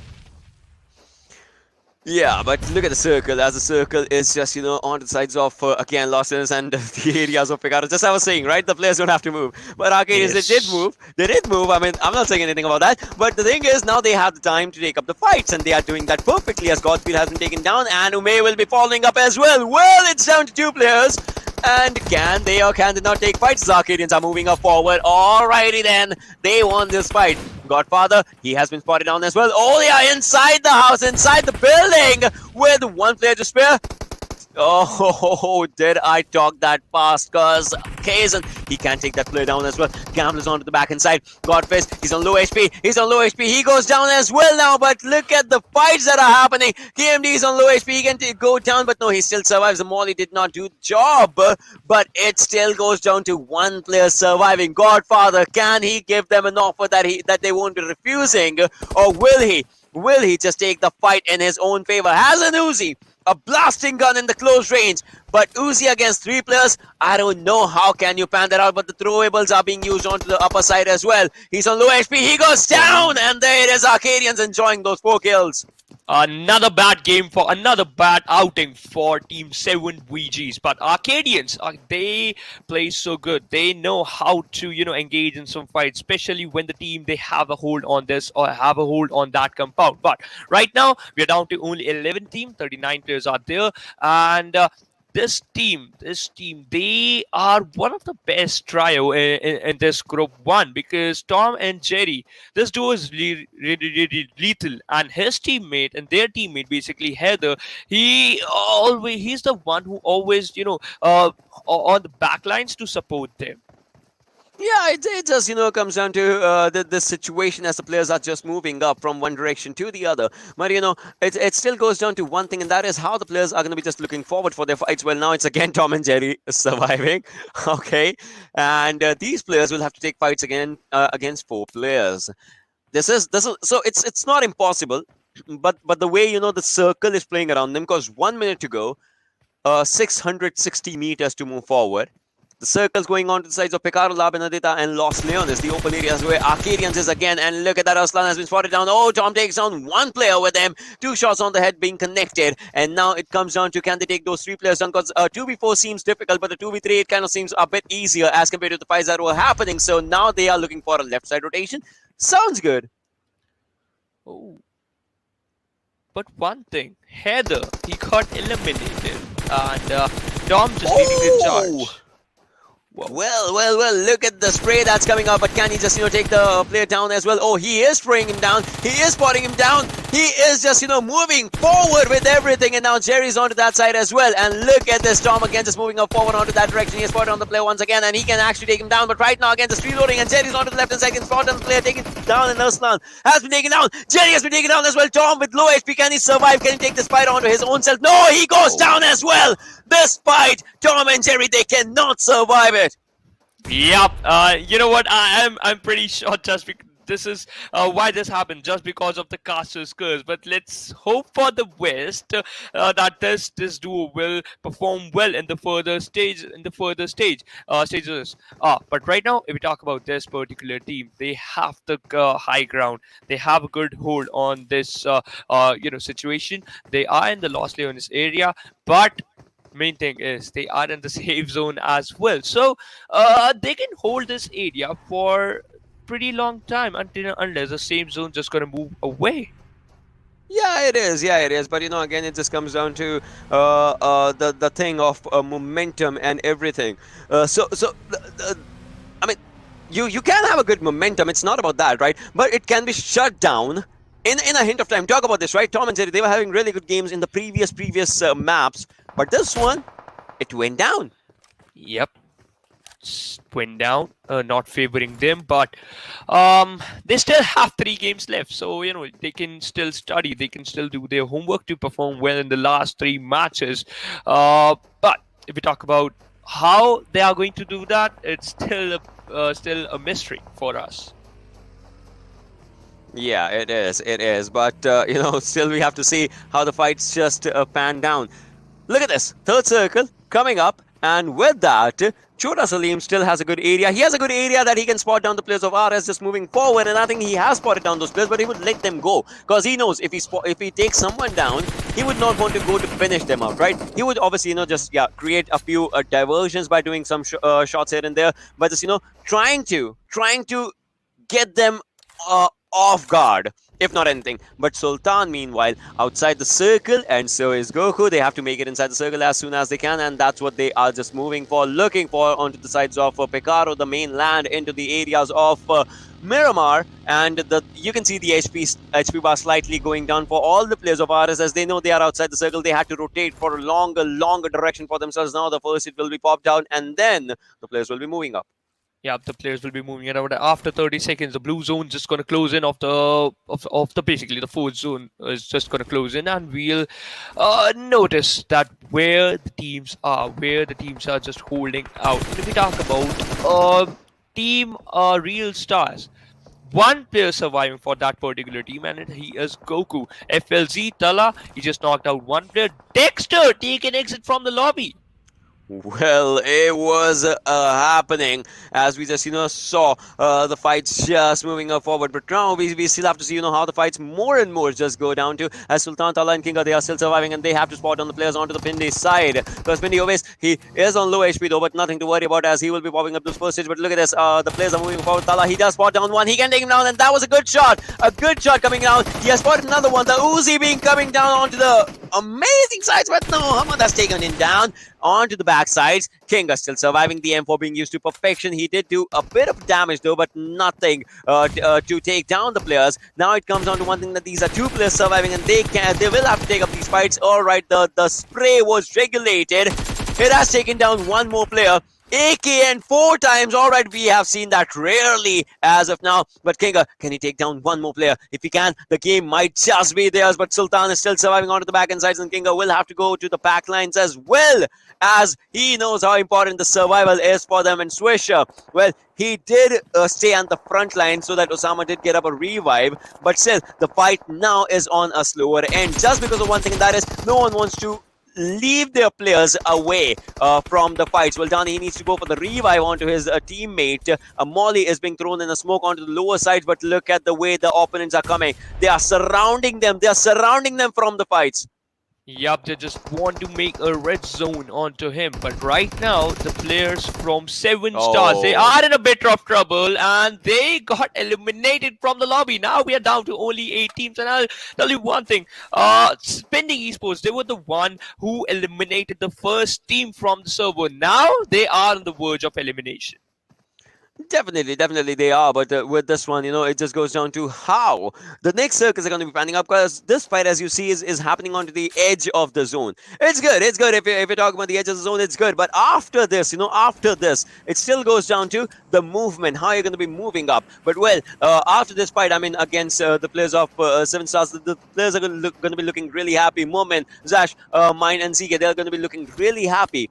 But still, it goes down to the movement. They have a perfect area for them, but the zone might not be perfect for them. Yep, the zone might not be perfect for them, because in just a couple of seconds, this blue zone just going to close in, and we are going to witness a 5th zone forming near the area of these creators. But if we talk about SPT, TeamDc forking, as well as RSX, as well as the players of FD, they are outside of the zone. Team TC4, they are the only team who are inside the zone. And look at the where the drop just dropped down in the core of the safe zone. And no one's, as close as to the drop right now, because everyone kind of just thinks, right, if we are close to the drops, it might just be a bad thing for us, because, you are just out there and you will spot it down. But look at SPT's players. 2 players are onto the back lines, 2 players are onto the fronts, and they might just take fight against the against Unknown King, like those players, because they would want to have every team outside the circle so that they can guard the circle onto its own safer lines. But I think Chota Salim and his teammates can go to the drop. Yep, they can go to the drop, collect some good loot, get some good loadout as well. But meanwhile, the players from Arkadians just moving inside the circle and just, ignoring the team who are in the who are outside of the safe zone. Meanwhile, okay, Unknown knock out one player, trying to eliminate him as well. But US Map is the one just gonna eliminate him. But right now, Chota Salim is doing his job. Well, yes, he is, but after this, it still comes down to how they can just survive from those areas. We're talking about this one. Umair has been taken down as well. All right. Oh, no. The airdrop's not helping. Airdrop's not helping at all.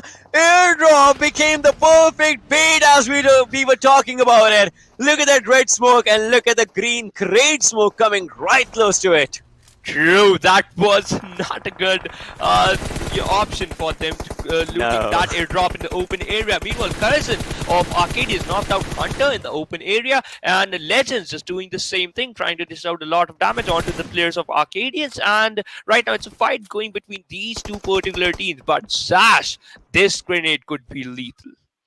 Well, had it been a jump nade, it could have been even more lethal. Well, it did do a bit of damage though, but had been because it was onto the other side of the ridge. Had it been a jump grenade, it could have been right onto those players and it could have taken them down. But right now, the only thing that they have to do is after the grenade is revive their player, and they did that. Kazan, meanwhile, trying to secure his kill. He can do that. Alright, he has an MK. I would love to see this gun in action as an 8 times as well. So, you know, the demon with 2 faces can be used to its perfection. In the close range, you can use it like a perfect AR. In the long ranges, obviously, you can use it onto the DMR section. But now, Pindi, the players have to move forward. But right ahead of them is a team that obviously wants to take him down, and Hamad has been taken down as we talk. True. Meanwhile, we can see Usama. He got burned alive by that molly. But right now, the fifth zone just going to close in. The players of Fatal Deed, they are again in the top 4. In the previous map, they secured chicken dinner for themselves with total 23 points, and they are looking good in this map as well. Meanwhile, if we talk about the position of the Chosen 4, they are on the edge of the zone. Look at the position of Legend. He has that, height advantage. KZ knocked out the player of Arkadians, and his name is Kazan. Well, ZK did do a lot of damage onto the sides of Kazan, and obviously, he did go down. But now it just comes down to how are they going to be just, getting back from that fight. But look at this, Legend takes down Berlin OP in the situation. KMB is just out there. He's trying to spot on this old gambler. He's gambling out. He's gambling onto the revival, which I think he can give onto the nick of the time. But once again, if they spot someone, they'll have to take him down. Look at King. He wants to be the king of Miramar right now. He wants to be the main patron onto the fights, but Goku, will that buggy damage? Will that buggy blast do damage onto him? We'll still have to see, but Goku is onto the other side and he has been spotted down and he will be taken down, and with that, another team goes down, 3 teams remaining. Wow, now we are down to the top 3 teams from the Group 1, and this is the last match for Group 1. And Team TC4 King, they got a good hold. They already claimed 8 kills. They already collected 8 kills for themselves. Arkadians are also looking good on the other hand with 9 kills even strong. So now it's a fight between 3 V3 versus the 4, and it might possible that Arkadians will get the chicken dinner, but TC4 King just denying that fact. Wait, what Arkadians? They were on a roll right now, but TC4, they don't want them to be on a roll. These 3 players have 9 kills. 3 players, whilst the lobby mostly has 4 players. It's just these 3 players who are changing everything about the game right now. But well, one of the players did go down.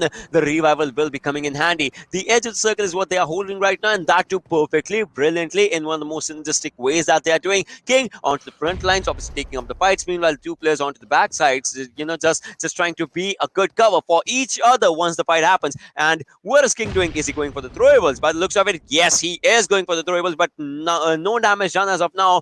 Now again, jump grenades being used. Right, jump grenade is the perfect thing, just gonna drop onto your enemy. Meanwhile, Arkadians, they lost 1 player, but still they are 2 men strong. And if we talk about this team, Fatal Deed, they have the cover of the safe zone. They have the cover of that ridges, but for how long? If the safe zone just gonna favor this team, if the safe zone just gonna move towards the western side, then they have to focus on those rotations. It was so close. It was so close. Almost. We are down to 3 teams, ladies and gentlemen. 9 players remaining. And talking about those, you can see TC4. They are just 3-man squad. They started off 3-man squad, and they have 9 kills. They are decimating the competition just out there. 2 players surviving from Arkadians. Meanwhile, Kazan and Shezi were taken down, but can KMD take this fight onto his own? And I mean, he has been spotted down. The grenades are being thrown. They are being lofted down as the players of TC4 Unknown wants to create a lot of pressure on their opponents. They have the circle, but do they have the game for themselves? That's the biggest question. That's the biggest question right now, as I predicted. Oh, finally, my prediction is good. I'm just being like you, Ocean sir. But meanwhile, we can say, okay, I'm not like you. I'm just trying to be like you. I'm not a good caster. But let's get back to the topic. Arkadians, the zone's just favoring them. Legend got knocked out, and he needed revival. And Noin just doing the same thing. But at this situation, any team can get that chicken dinner. But the Chosen 4, they have the highest chance. Well, they do have the highest chance onto this situation. We still have to see as the circle's moving up, and with that, the circle, the players will have to get a bit inside the zone, but where will the next circle be? I mean, if you talk about it, after the 5th circle did just come down, right? 21 minute marker, we had 4 teams remaining. from 5th circle to 7th circle, we are down to just two teams. We still have 3 teams remaining as of now, and the fights are still going on. King can take the players down. I have a strong feeling King can spot the players and can take him down, can take him off guard if it comes down to it. Oh, they did spot Gambler. TMD has been taken down by Moment, and the fights are still moving up slowly and steadily. But look at this Gambler. He's getting those kill points. The revive. Will the revive come down? Oh, he spots down Legend as well. The damage has been done, but Gambler, he has to look onto the left hand side as well. If he does not, he will be taken down without even noticing it. But is he going for the revive? Yes, he is. A bold choice, a really bold choice in these times right now. But what's Zash gonna do? Is Zash gonna move forward? By the looks of it, he wants to. Look at his movement. He does want to. It's down to 2 teams, a 3v3 affair. Right now, it's a fight between these 2 incredible teams because Arkadians take an exit. Now we're down to only 2 teams, the Chosen Foe as well as the Fatal Deed. It's a 3v3 situation. Will they able to basically clutch it out? FTF Legend, he is looking pretty strong. They already secured 12 kills. 12 kills by Chosen Foe, and talk about it, they are just 3 here. You're getting another one. Fatal, are you fatal enough to get those kills for yourself? Because these players, the Chosen Foe, are doing everything. King is moving up forward. He has to cross that road. If he crosses that road, the chicken dinner is lying right in front of him. Well, they are using the smokes to their advantage just right now, just to create that funnel against their opponents. The revive was given out there from the players of Team Fatal, but Legend, look at that, creating a perfect illusion whilst the other players are on the left side just crossing the road. What's gonna happen right now is they have a proper area for themselves. Can they get this chicken? The King is just out here, but into these areas. This is the 8th circle in less than 5 seconds. We're going to be having the 9th circle right in front of it and us, and with that, it's going to be down to 1 final circle. But by the looks of it, Unknown does not want that. Unknown is moving up forward. King with a good grenade onto his own hands. But what's going to happen? Is he going to go for it? Oh my god, Ash takes on Legend. It's a 2v3 affair. Coming so far. Can they or can they not get this fight for themselves? King and Unknown, 2 players surviving. They have to spot down 1 player, or they can just get this game. M249 in the hands of Zash. Well, that's a plot twist. That's a plot twist. Unknown's on low HP, he's on really low HP, and Mind can play mind games to get this win for themselves alongside that M249, the poetry of 100 bullets that they are carrying off with themselves. Oh my god, this is going to be a fight to witness. Unknown is the last one surviving. Can he survive or can he not? Because there's the other player, but he's on to the other direction. Can he do it, King? Are you the king of Miramar or not? No! Fatal Deed, the players of Fatal Deed somehow managed to get the chicken dinner on the last map for Group 1, the Miramar map. The main thing is, just because of that safe zone, they were inside the safe zone. They don't have to compromise their location. They have that surprise gift, and that was M249 with 100 bullets. And just because of that, they won this fight. They won this fight. The plot twist comes in. No one was thinking about it, right? Will the M249 be utilized at that moment, at the right moment, at the right time? And yes, it was. Oh my god, the Chosen Foe were there with a lot of kills for the fights, but at the end, the end moment, it just was snatched away from them. Wow. Was snatched away from them. And you know what? The MVP from the team of Fatal Deed was Zash, because he was the one who knocked out Legend first. And just because of that, it's brought down to a 3v2 situation. Yeah, and talk about Legend as well. Like, the lad had 6 kills for himself. Yes. And he was just, the front end of the fights while the other players were just out there. So he was just, looking forward, checking out every corner that he can. It was amazing. It was impressive. But, it still comes down to where the overall points and everything will go down with this one. Because getting 12 points for the kills, 12 for the placement, I mean, it becomes a bigger number for yourself. Yeah, it's become a bigger number. And you know what? Fatal Deed, they secured 2 chicken dinners in a row, which is not an easy task in PMCC Pakistan region. It's not at all, but the way this was moving up, it was an amazing affair for the players. If I just have to talk about this, but it still comes down to how and what movements pan down. Because I remember the early skirmishes, the rotations, and obviously this final fight. It was chaos. It was chaotic. Miramar is never supposed to be this chaotic in the end. Yeah, it never supposed to be this chaotic. And kudos to Arkadians, because just because of them, there was a straight path for Fatal as well as the Chosen Yeah. Four, because they were the one who just creating a lot of, just gaining a lot of attention from both the side, because their sidelines were not clear due to the Fatal lead was there, as well as in front of them the Chosen Four was there. And we have the match ranking in front of us, Wow. and the Chosen Four, they are on the top. Well, they are, and that's because of obviously the kills that they have. But talk about Fatals, right? 9 kills, 15 placement points, 24. They also have like the same number of points, but the kill contribution was good with the Chosen 4, and obviously the placements were with the Fatal, but the 9 kills are really good. When talk about the other teams, right? 7VGS, ITX officials. ITX, they only had first good game. After that, it has been a series of ups and downs. They would want to change that if they want to just, stay like at the second, third. Otherwise, the other teams would want to gain that momentum for themselves. True, and that is going to be really, really difficult for them. But one more thing: Knockout, Park Shooters, TeamPLG, and RFC. They never take part in this Miramar map. But right now, 7VGs, they have to do something, because they are in the second page of the overall ranking, and this is not looking good. Because I'll tell you one more thing, ladies and gentlemen: only 7 teams from each group will qualify to the phase 2. Yeah, and that kind of just creates a lot of you can say bubbles or voids in the minds of players when we talk about the thinking of how they're going to be planning their other games, because you have to be there. Otherwise, if you miss out on the points, you miss out on the other games. Obviously, you get a lot of experience from here. But had you been onto the other moving stages, right? You could have you have that feeling that you could have done even better. Yeah, you've done even better, but I'm still eagerly waiting for those for those OP movements, those Oppo F19 Pro movements, as well as the overall ranking, because this is the last game. Today is the last game for the group 1, and let's have a look at the Oppo F19 Pro movements. The wait is over, and we witness the wait from here. The fight was started.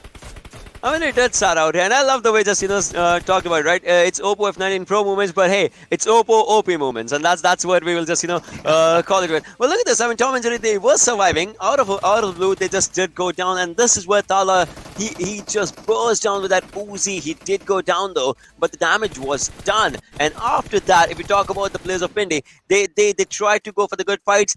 It was a series of ups and downs in their own self. True, it was a series of ups and downs, but meanwhile, this is a bad outing, another bad outing, just because of that. 7 stars also got eliminated, and Legend, he is a true legend, because whenever he lob a grenade, he makes sure that I'll get at least one knock. I mean, he loves that. He loves doing that, right? And it just kind of works out in his favor. But look at this, as we are just, witnessing the final fight. This final fight was one of the best fights to just witness out here. One of the players did go down from the other side, but then also the players of Fatal, they did not stop. They were in their own momentum. They got the fights. One of the best. The M249 being used as a plot twist in these fights. Wow. Yeah, that's what I like about this fight, because you know what, they didn't show, you didn't tell the opponents, they didn't fired a single shot of that M249 unless it was a close range fight. They were like, no, we are not going to use it, because you have to run towards Earth, because the safe zone is favoring us. We have the cover of that ridge, and you are in a bit of trouble. Okay. Wow, the domination, 96 to 61 is the difference right now. And talk about the kills that the Chosen 4 had in this game. It gave them a huge boost. They are at the second. Yep, they are at second position overall leaderboard. But I'm wondering that PINDIESPORTS, they are still on the 5th position. Realstars on the 7th position with 47 points. There's not a huge difference between 7th and the 8th, but still there's a 3 points difference between them and Demonsphere. Yeah. If they're able to perform good in this particular match, it might possible they would have been on top. All right, Shivansh, you gotta clear me out on this one. Every team that has had one chicken dinner, they have had their second as well. That's how the game's going. No one it's not like a team wants to stay at 1. If a team goes for one chicken dinner, they'll love to increase that number here. Yeah, you know that even numbers. When I was a kid, I was like, I don't like odd numbers. I like even numbers. The teams are showcasing the same thing. Meanwhile, 7 stars, they are still struggling. As well as 7 BGs, they are on the second page of overall ranking. Yeah, I would love to see this change, obviously, because it's like 9th, 10th position. You would not want to be here. Whilst you are here, I mean, there are other teams in the lobby. We saw, having 3 games, 5 games. They are in the top 5 for themselves, top 5, top 6, top 7, right? With just the 3 games for themselves. That means they know how to create an impact on the lobby. And if they can create an impact, obviously every team can. So you got to pump those numbers as soon as you can. Yeah, you have to, because now you have only 3 matches left for yourself. Top 7, otherwise go big or go home. This is the perfect tagline for the Pubgmobile Campus Championship, sponsored by Oppo F19 Pro. Now the Group 1 matches are over. We are going to witness the Group 2 matches in a couple of minutes. But what do you think? Arkadians, will they be able to show the same performance or not? I would say they should, because they can. They have that potential. You cannot take it away from them. Yeah, true. I totally agree with the point. But teams like 7 BGs as well as 7 stars, they need a chance of comeback, right? Yeah. Do you think that they can come back or not? Again, they can. Just like I said, right? There are teams with just 3 matches played and they are in the top for themselves. So if given a proper chance, if given a proper match, it can set off their momentum. Yeah, and now we are done with our Group 1 matches for today. And after a short break, we are going to witness the matches for Group 2.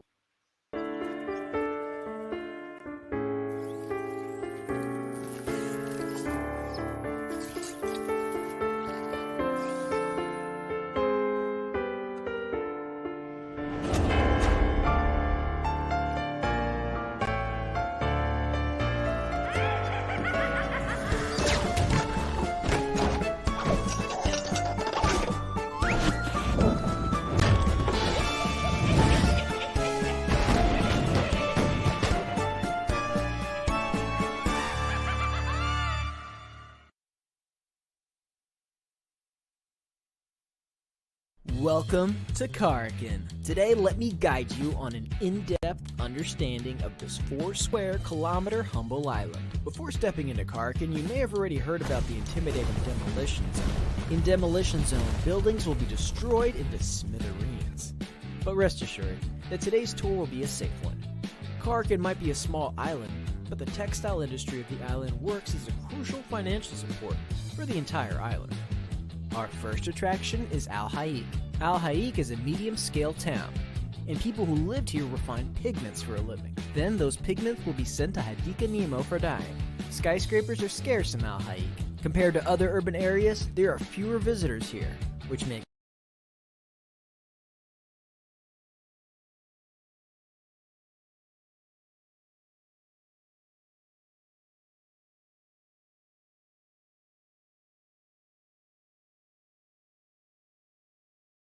with multiple colors and distributed to the factories. If you want to choose this place as your landing spot, then it's recommended that 1 to 2 players in your team land in the containers area, as they can easily find combat supplies here and head to the city to support their teammates.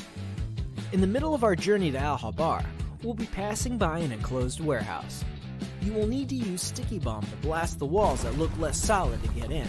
There's always something nice in here.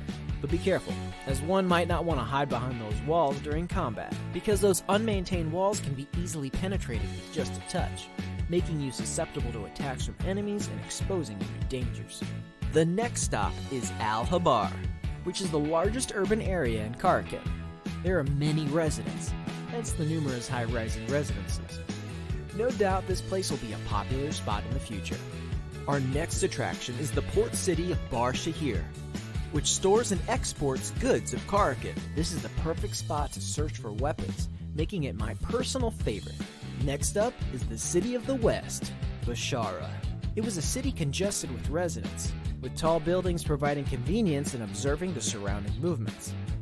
Just make sure not to lose your directions here. Our final destination is the cargo ship, located at the southwest corner of the map. This ship has been idle here for forever, and has already been abandoned. Yet there are still goods that remained here. However, due to the gigantic size of the cargo ship and the containers, this place no doubt becomes a place to rumble. Don't you feel the excitement already just thinking of it? Besides these urban areas, Karkin also houses many such little buildings. Rumor has it that there's another passage beneath these buildings, as well as a huge space beneath Karkin. Well, it's up to you, believe them or not. Alright, your Karkin tour is now closing its curtains. Looking forward to seeing you next time.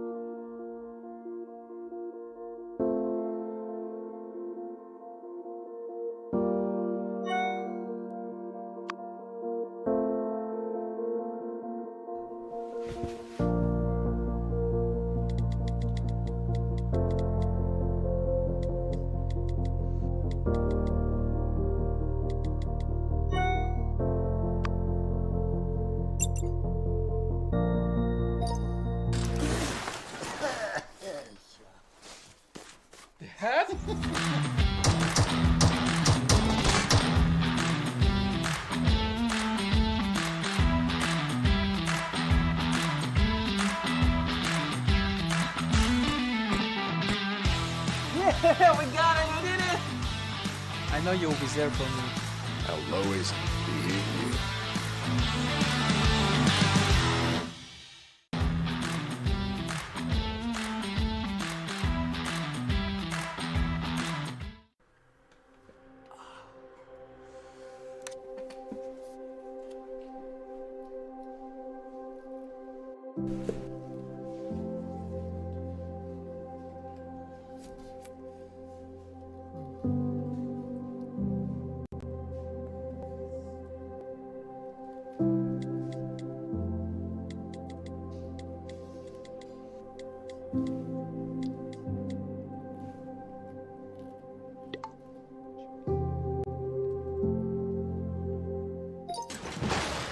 Whoa!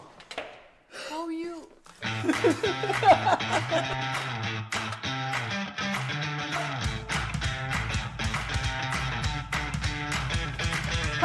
Yes! Thank you, bro.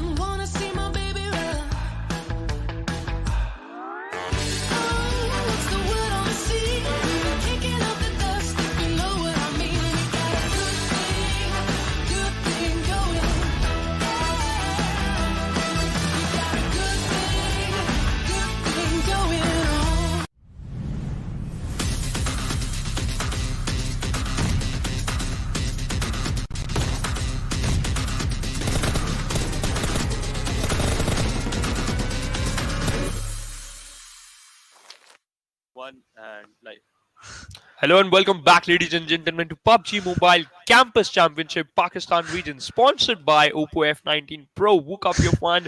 My name is Phoenix Shivansh, and now Ankit just joined me to cast the game for Group 2. So, Ankit, how are you and how much excited you are? Thank you, Shivansh, very much for this very warm welcome, and I'm pretty much very much excited for these matches to cast for, and Okay. these young guns, these young lads are definitely gonna showcase this performance. We have seen how three matches have panned out, and rest of the three matches, I'm just waiting for it. Yeah, I'm waiting for it too. Let's see how these teams are going to perform. But if we talk about these particular teams, they were so good. They were so good throughout throughout the last three matches. And one Definitely. team, just victory. We got good, good support coming from the side of their fans, but they could not able to perform that well as I expected.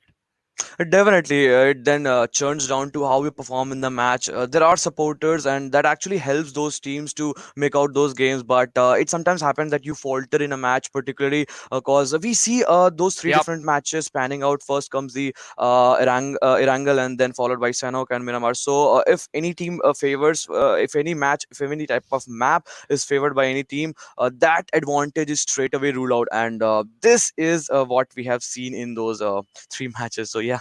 Yep, let's see. Let's see how these teams are going to play and what are your expectations basically. But before that, we'll head on to the overall ranking first, and we'll get a clear cut picture then how these teams are performing.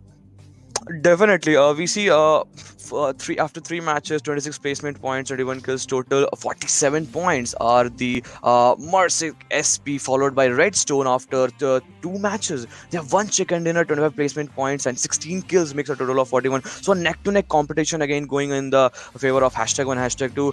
I see 007, Mr. 007 at the ninth place. Three matches, no chicken dinner. So one thing is common from 9 to 16 is that there are no chicken dinner in the second half of the table.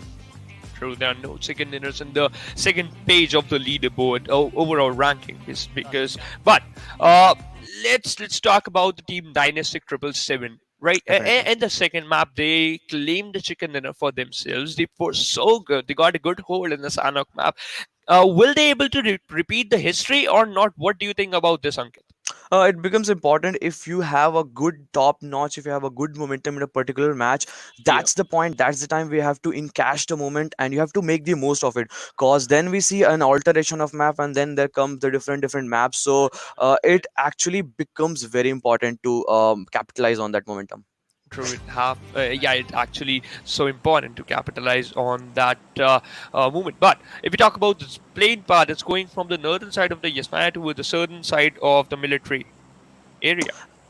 Definitely, totally east side inflicted map, which actually goes on to Susnoka military base. That means those teams who want to drop to those military base island, it will be easy for them, and especially to if they want to go to Novoripnoi, that will be an easily glidable area. But there will be some issue, there will be some problem if they try to glide to the areas like Georgopol Hospital, Gatka, and Query and Ferry Pier. But then it comes down to you have vehicle and you have all those sort of buggies and UAs, and you can easily traverse down to that region.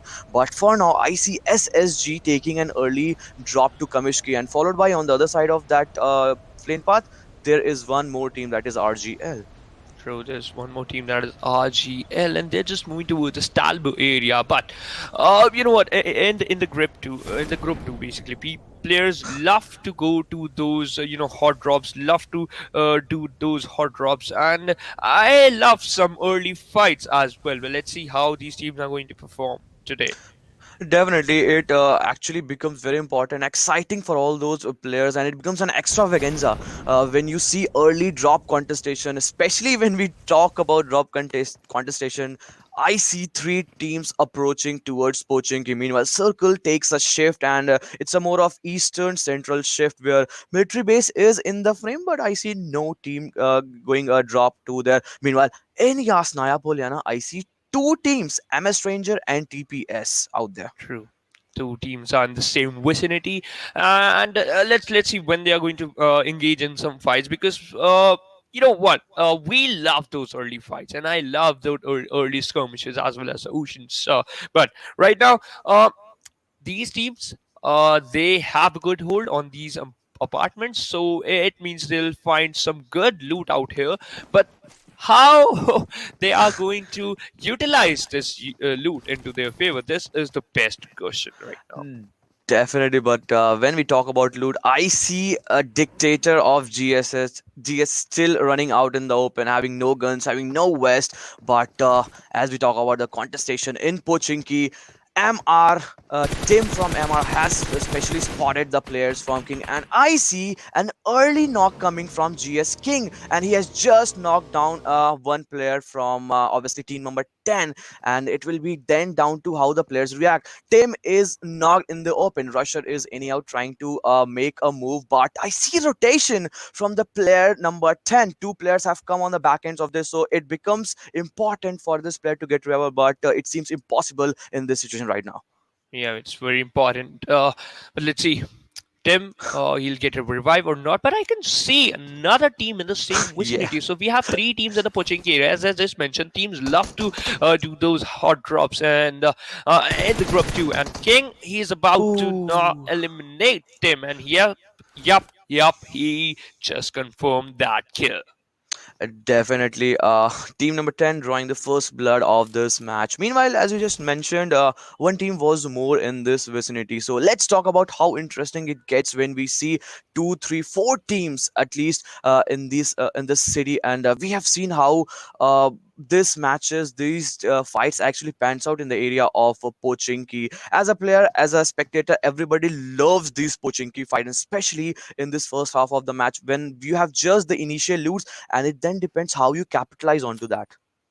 Yeah, how you capitalize onto that. Meanwhile, Dictator, this grenade could be very, very lethal. Russia, okay. If this grenade is going to be on the best location or on towards Russia, he'll get knocked out. But no, that grenade could not able to dish out a single damage. And now, if we talk about this particular team, they just landed. Team number 10, they are with three-man lineup, and we already saw players usually do this. I don't know why. Why? Manpower is the best thing.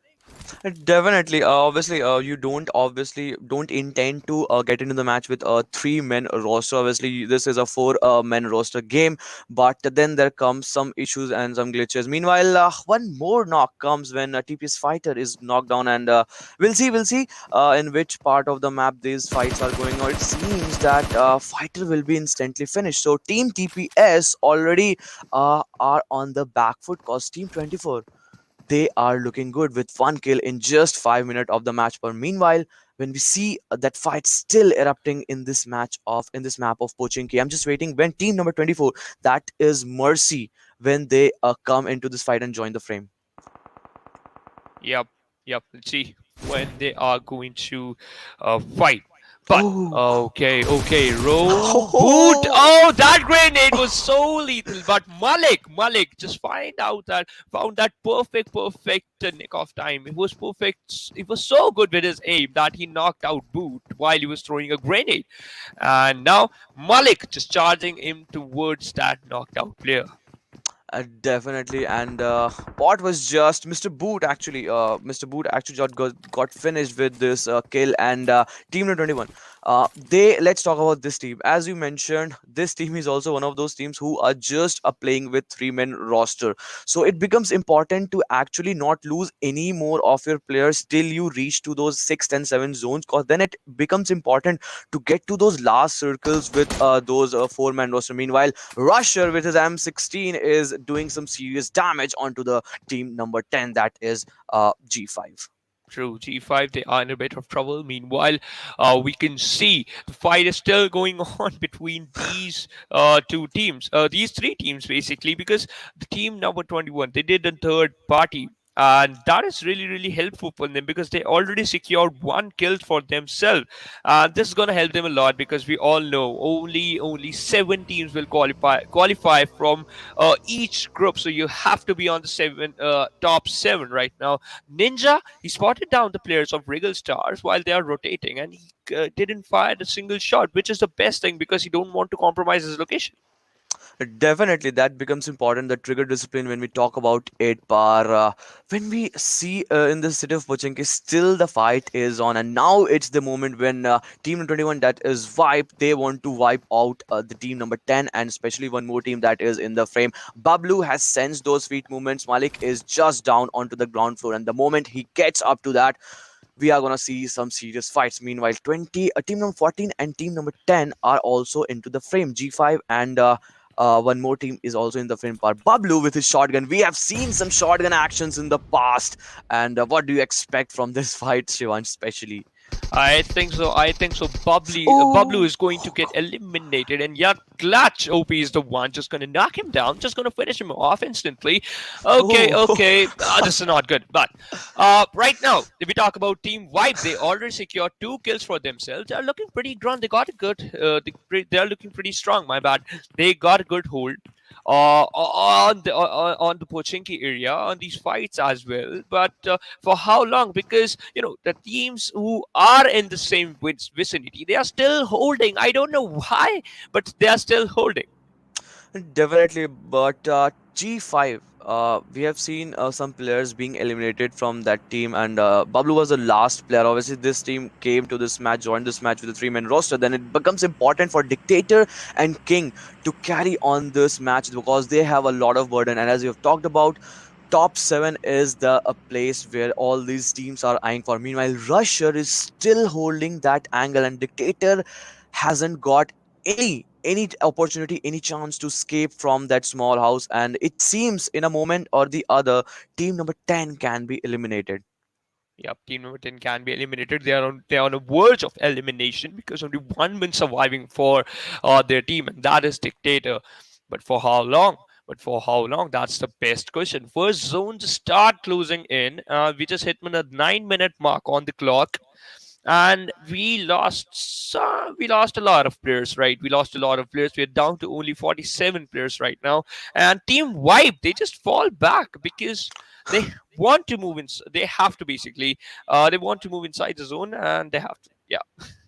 Definitely, finally a good decision coming up. Let's see if they actually move in. Meanwhile, Circle has made a central shift, and we see most of the teams into the zone. We see a team coming down from the Novo Repnoi area, and Just Victory was the team who was trying to get into that zone. And above them, there was one more team. Let's see how these teams make a move into that zone. But for now, this contestation is still on the mark from the city of Pochinki. Oh my God, noob! He dished out a lot of damage onto King, and King, he was on for only 5% HP. But I'll tell you one thing, Ankit. King, Definitely. he don't have any heal, and that's the main thing. I thought only one player surviving for Team 10, but King is also in the one. King is also the one, but he has no utilities, he has no health, he has no chance to survive at this position. But that's why he just got thrown down behind that wall. Exactly, he has no other option than to just prone down. But Team Y, we saw them retreating away from this fight, and it seems team number 14, Mr. that is of Mr. 007, they will be retreating off soon. And as you see, they have no other loot apart from that initial loot, M16 rifle. Meanwhile, first drop on its way. That comprises of an M249 with 100 bullets and suppressor, and that level 3 full kit, and one more thing, adrenaline syringe, which those teams in the Pochinki are really craving for. Yeah, you know what? That adrenaline syringe basically is going to help you a lot because instead of using one painkiller or one after that painkiller, you have to take that one energy drink to heal yourself, to basically boost yourself 100%. You can use that adrenaline syringe and it's gonna do the same thing. But right now, the second zone just gonna close in, and look at the position of the players of Just Victory. They are on the northern side of this farm area. They are in the kind of in the center of the safe zone, but we are not witnessing a single fight after that Pochinki fight. Definitely. Apart from that fight from Pochinki, we haven't had engaged any other fight, especially from all those area where we see cluster. But still, every player are holding that angle. Meanwhile, we see RGL team Rigel Stars, the team number 20. We see them in the dead smack center. How they're gonna react to this situation, but it seems they are not gonna make any movement for next 2 3 circle. Meanwhile, KE of team number 22 have spotted some players from team number 21, and they are still trying to take those men's downs. And look at those brave move. They are onto those roof of those shacks. Meanwhile, second drop, again one more beast gun with Groza into it. Yeah, that gun is so good that you can, eliminate. You can do a 1v3 or 1v4 clutch in a single spray because the fire rate is insane, the damage is insane. But if you're talking about damage to a team, 25, they damaged a lot to to their opponents. Basically, they already secured 2 kills. Definitely, and this is now the time when most of the teams are actually going to take a fight. But look at that, RGL are holding onto those position on the west hand side, and it seems all those players are looking for a rotation. But we talk about rotation, we see 4 5 teams coming into the frame, coming into the zone from the west side. Some more teams are still into the action. We still see teams into the city of Pochinki, and the bigger question will be, when is the moment when they are gonna sense that they need to make a rotation into the zone? Because you have to respect the zone. Meanwhile, circle has taken a shift, and it seems that there will be a cluster soon on the west hand side of the circle, because east side it's almost empty.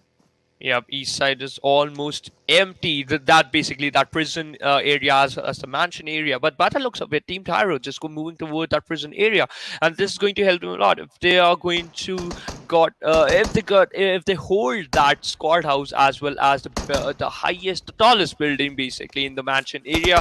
Then they can spot down the players and they can easily collect some kills. But we can see a cluster on the northern side of the safe zone. One team just rotating, and the players of Merck's esports, they trying to dish out some damage. They basically tried their level best but could not able to do that.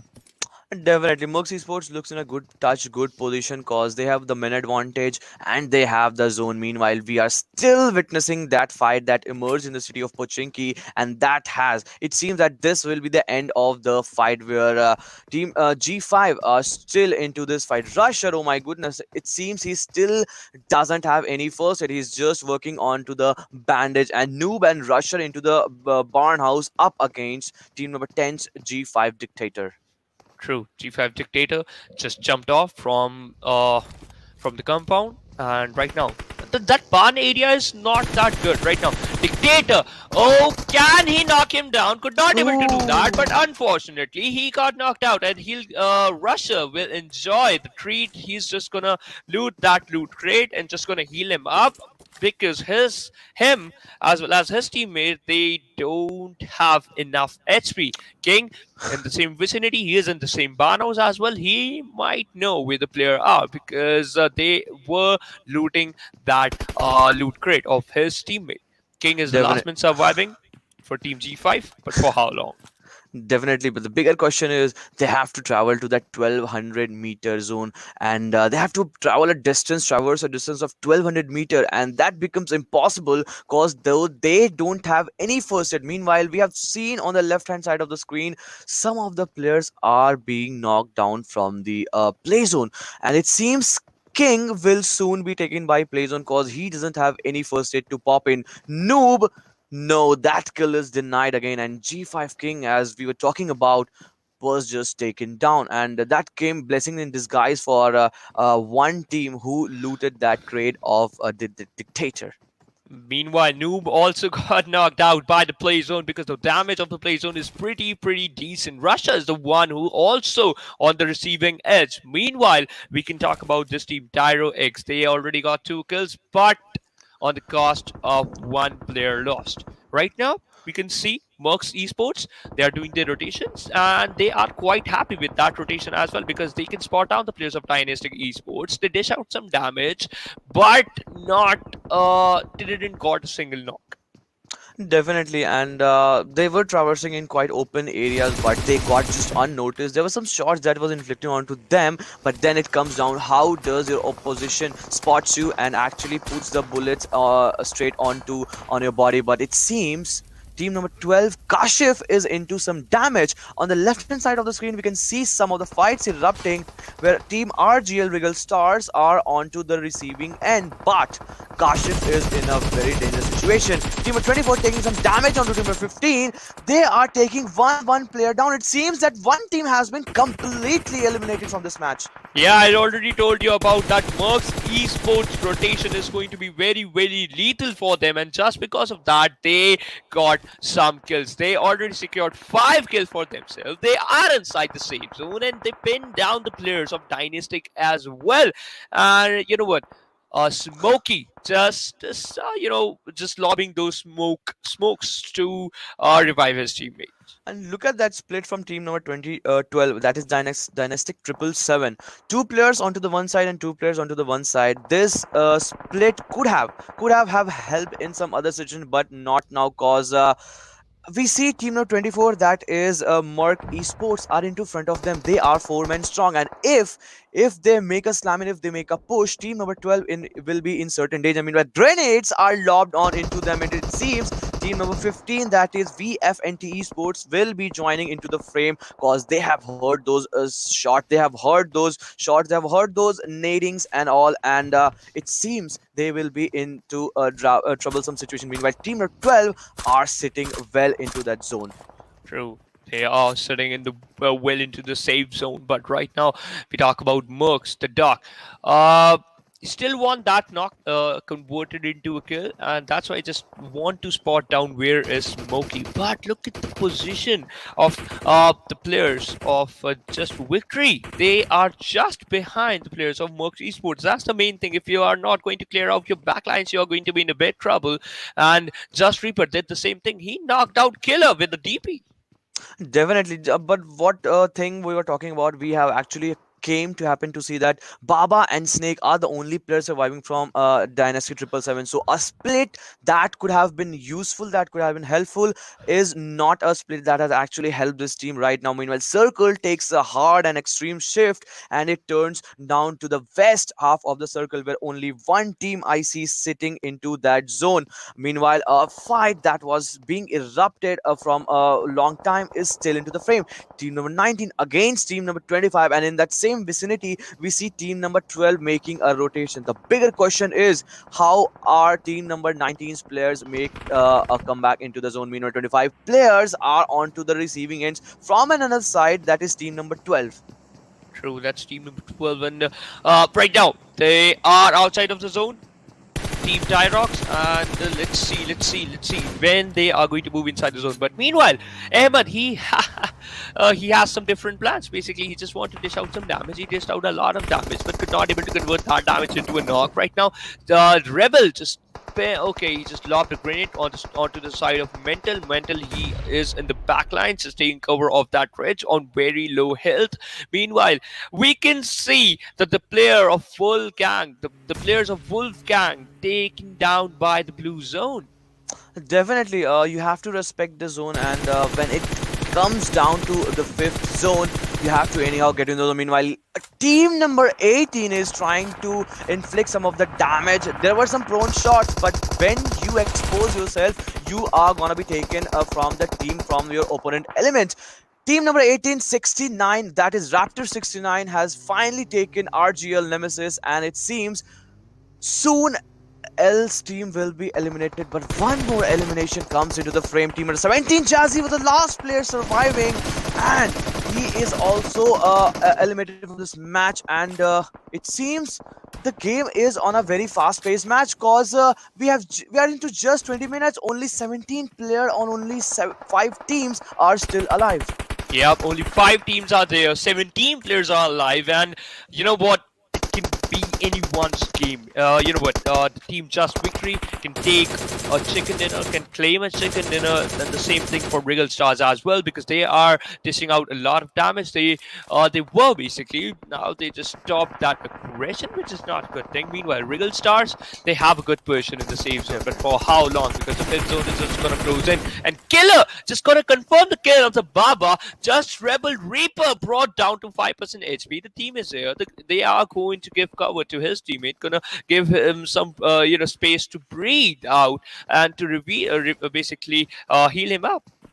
Definitely, and as we see onto the map, Circle is gonna make a shift, and the bigger question will be who will be into the Circle. Circle denies everybody, falls into the middle of the zone, but it seems team number 20 has spotted some of the players of team number 18, and a good spray coming out of the TP of RGL Mental onto the player of team number 18, and 69, it seems he will bled out soon. Meanwhile, a nade was also thrown onto the player number of RGL, that is Rigel Stars, and one more player is also eliminated for them.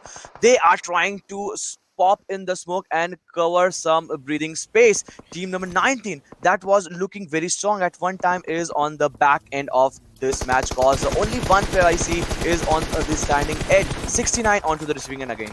True, they were on a good position, but right now they are outside of the zone. Meanwhile, as I just mentioned, 69, he was about to taken out by the players of Rigel Stars, but he survived that aggression. Meanwhile, Killer again coming into action, knocked out Stranger, and ZxHEX. Look at the position of ZxHEX. He can surprise the players of Team Just Victory as well as Team MS. But if you want to. Definitely, but look at that position of team number 24. ZxHEX, as you said, he is trying to make a move. Team number 18 is well into the zone, but not till ZxHEX spot save. But some shots was also taken onto them. 6-9 takes on ZxHEX, and he is in the knock mode.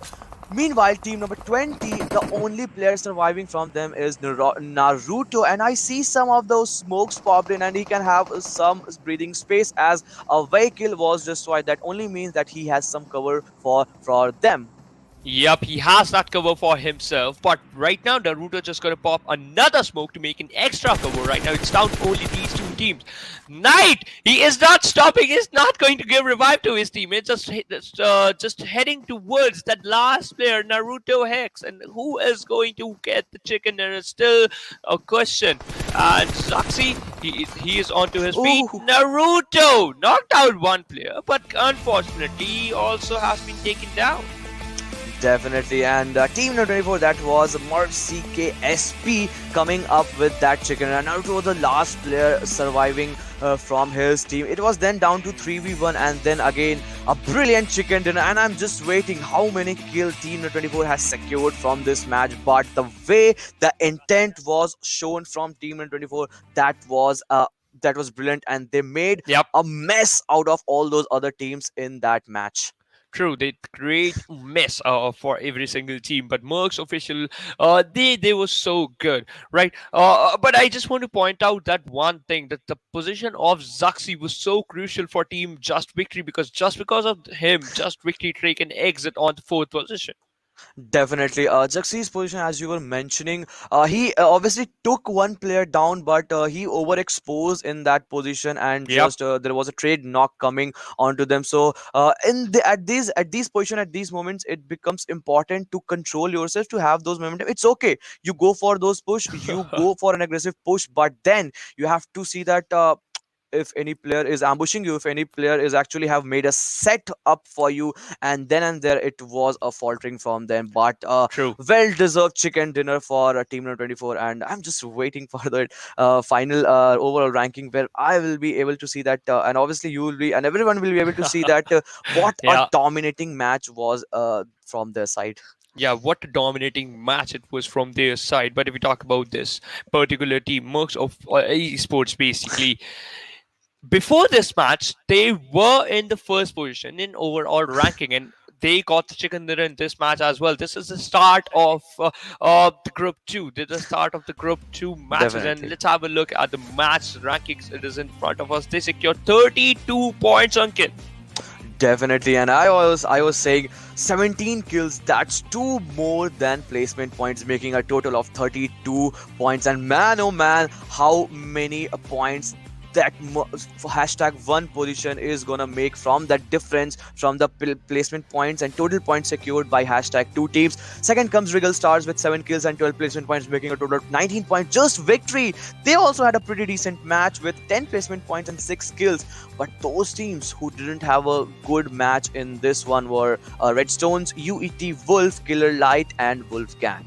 True, Wolfgang could not able to they just secured one total point, could not able to secure a single kill point. But congratulations to Just Victory. Finally, they secured 16 points, because before this map, if we talk about the overall ranking, they were on the 9th position, and after this, maybe it might possible they just climb up to the top 7. Because I'll tell you another thing, ladies and gentlemen, only top 7 teams from each group, only top 7 teams will qualify for the phase 2. Definitely, then it becomes important to be in the first half of the chart, and not just in the first half of the chart. Leaving that last row, you have to be in the top Yep. 7. And let's see how things actually pan out and work out for Team 24. That was Mercy KESP. But yes, let's see. Let's take a look at the Oppo F19 Pro movements. And here from the start of the match, Team Vibe, they were looking pretty strong, but could not able to survive for too long, just because of the Merck's esports performance. They were so good. And Just Victory, they were also doing good, they were also doing great. But you know what, just because of that open rotation, just because of that one player had been taken down, just because of that, they suffered. Just Victory had a pretty decent match. They secured 6 kills and 10 placement points. Had they had some more kills, and this was the moment you were talking about. Zaxi was caught in the open. He was actually baited from other teams, and there was another player from Just Victory, that was team number 18, and he took him down. So that Yep. was a moment. Then team number 18, that was Just Victory, could have capitalized and more kills. But if you are going for the fight, other teams are actually waiting for you to take you down. But True. it was a decent game for them, securing 16 points. And let's see, once we get on to the total points ranking, that how they make a mark in the top 7. You know what, Ankit, you know, your wish will fulfill. We'll head on to the overall ranking, and MerckESP, they are on the top with the very good amount of points. They have approx 80 total points.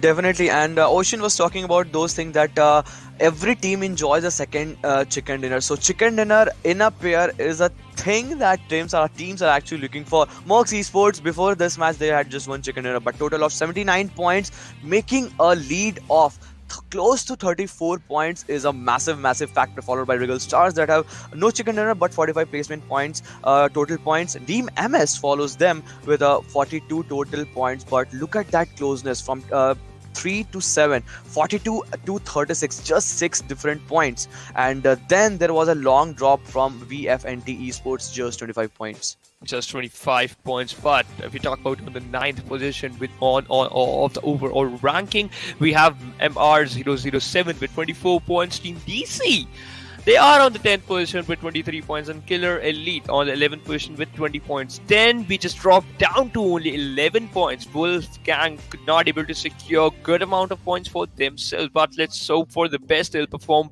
they perform best, or they'll perform good in the further 2 matches, in the other 2 matches. Now we have only 2 matches left for us for today, basically, Ankit, because we have Sanhok in just a couple of minutes. Then we have Miramar. So these teams have only 2 games left to perform well. And you know what? Our first game just ended, and we'll go on a short break. Coming right up, it is going to be the Sanhok map.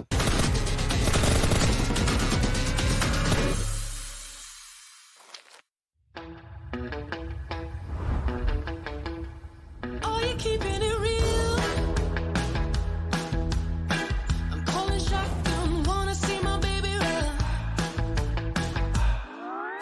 Oh, what's the word on the sea? Kicking up the dust, if you know what I mean. We got a good thing going.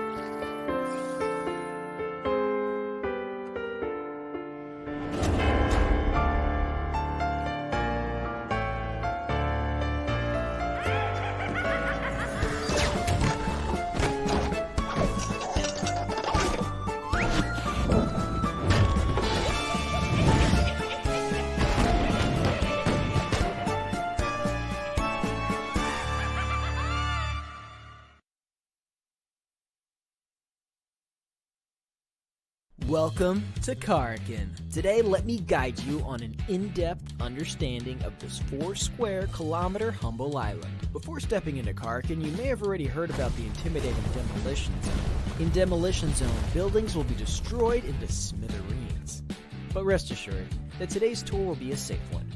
Karkin might be a small island, but the textile industry of the island works as a crucial financial support for the entire island. Our first attraction is Al-Haik. Al-Haik is a medium-scale town, and people who lived here refined pigments for a living. Then those pigments will be sent to Hadika Nemo for dyeing.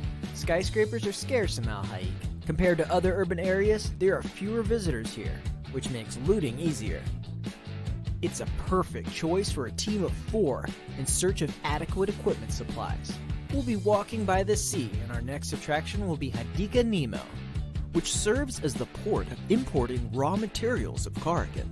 Imported textiles are dyed in vats filled with multiple colors and distributed to the factories. If you want to choose this place as your landing spot, then it's recommended that 1 to 2 players in your team land in the containers area, as they can easily find combat supplies here and head to the city to support their teammates.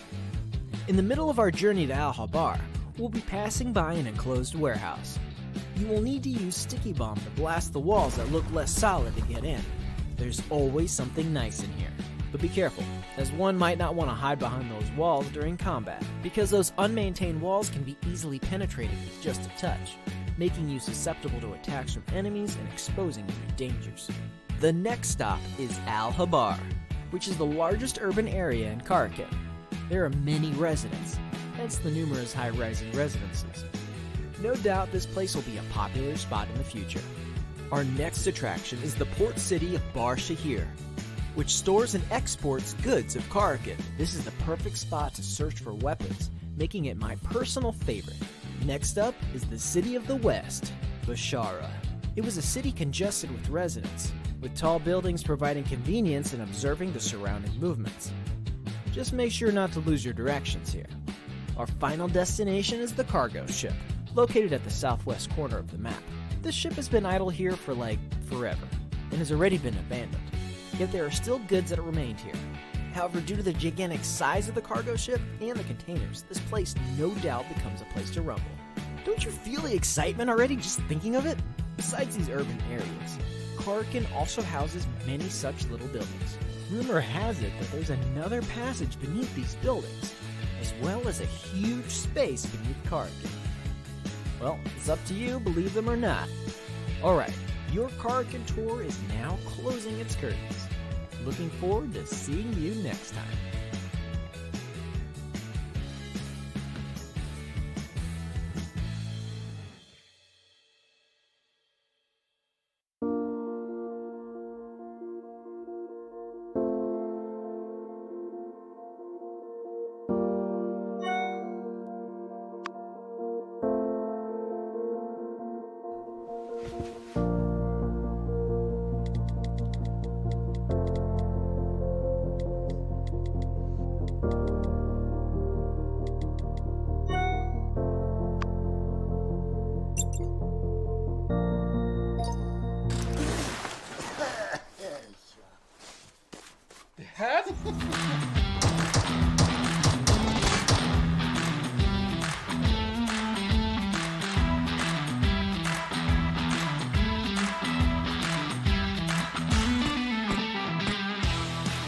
Yeah, we got it, we did it!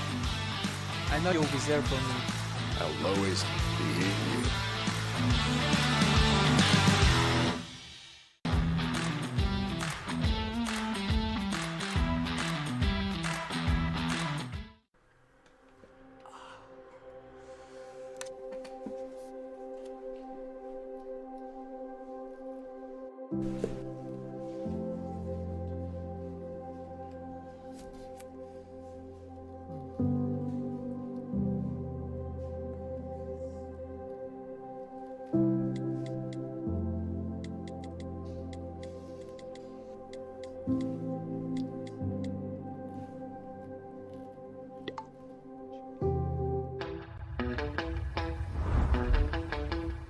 Are you keeping it real?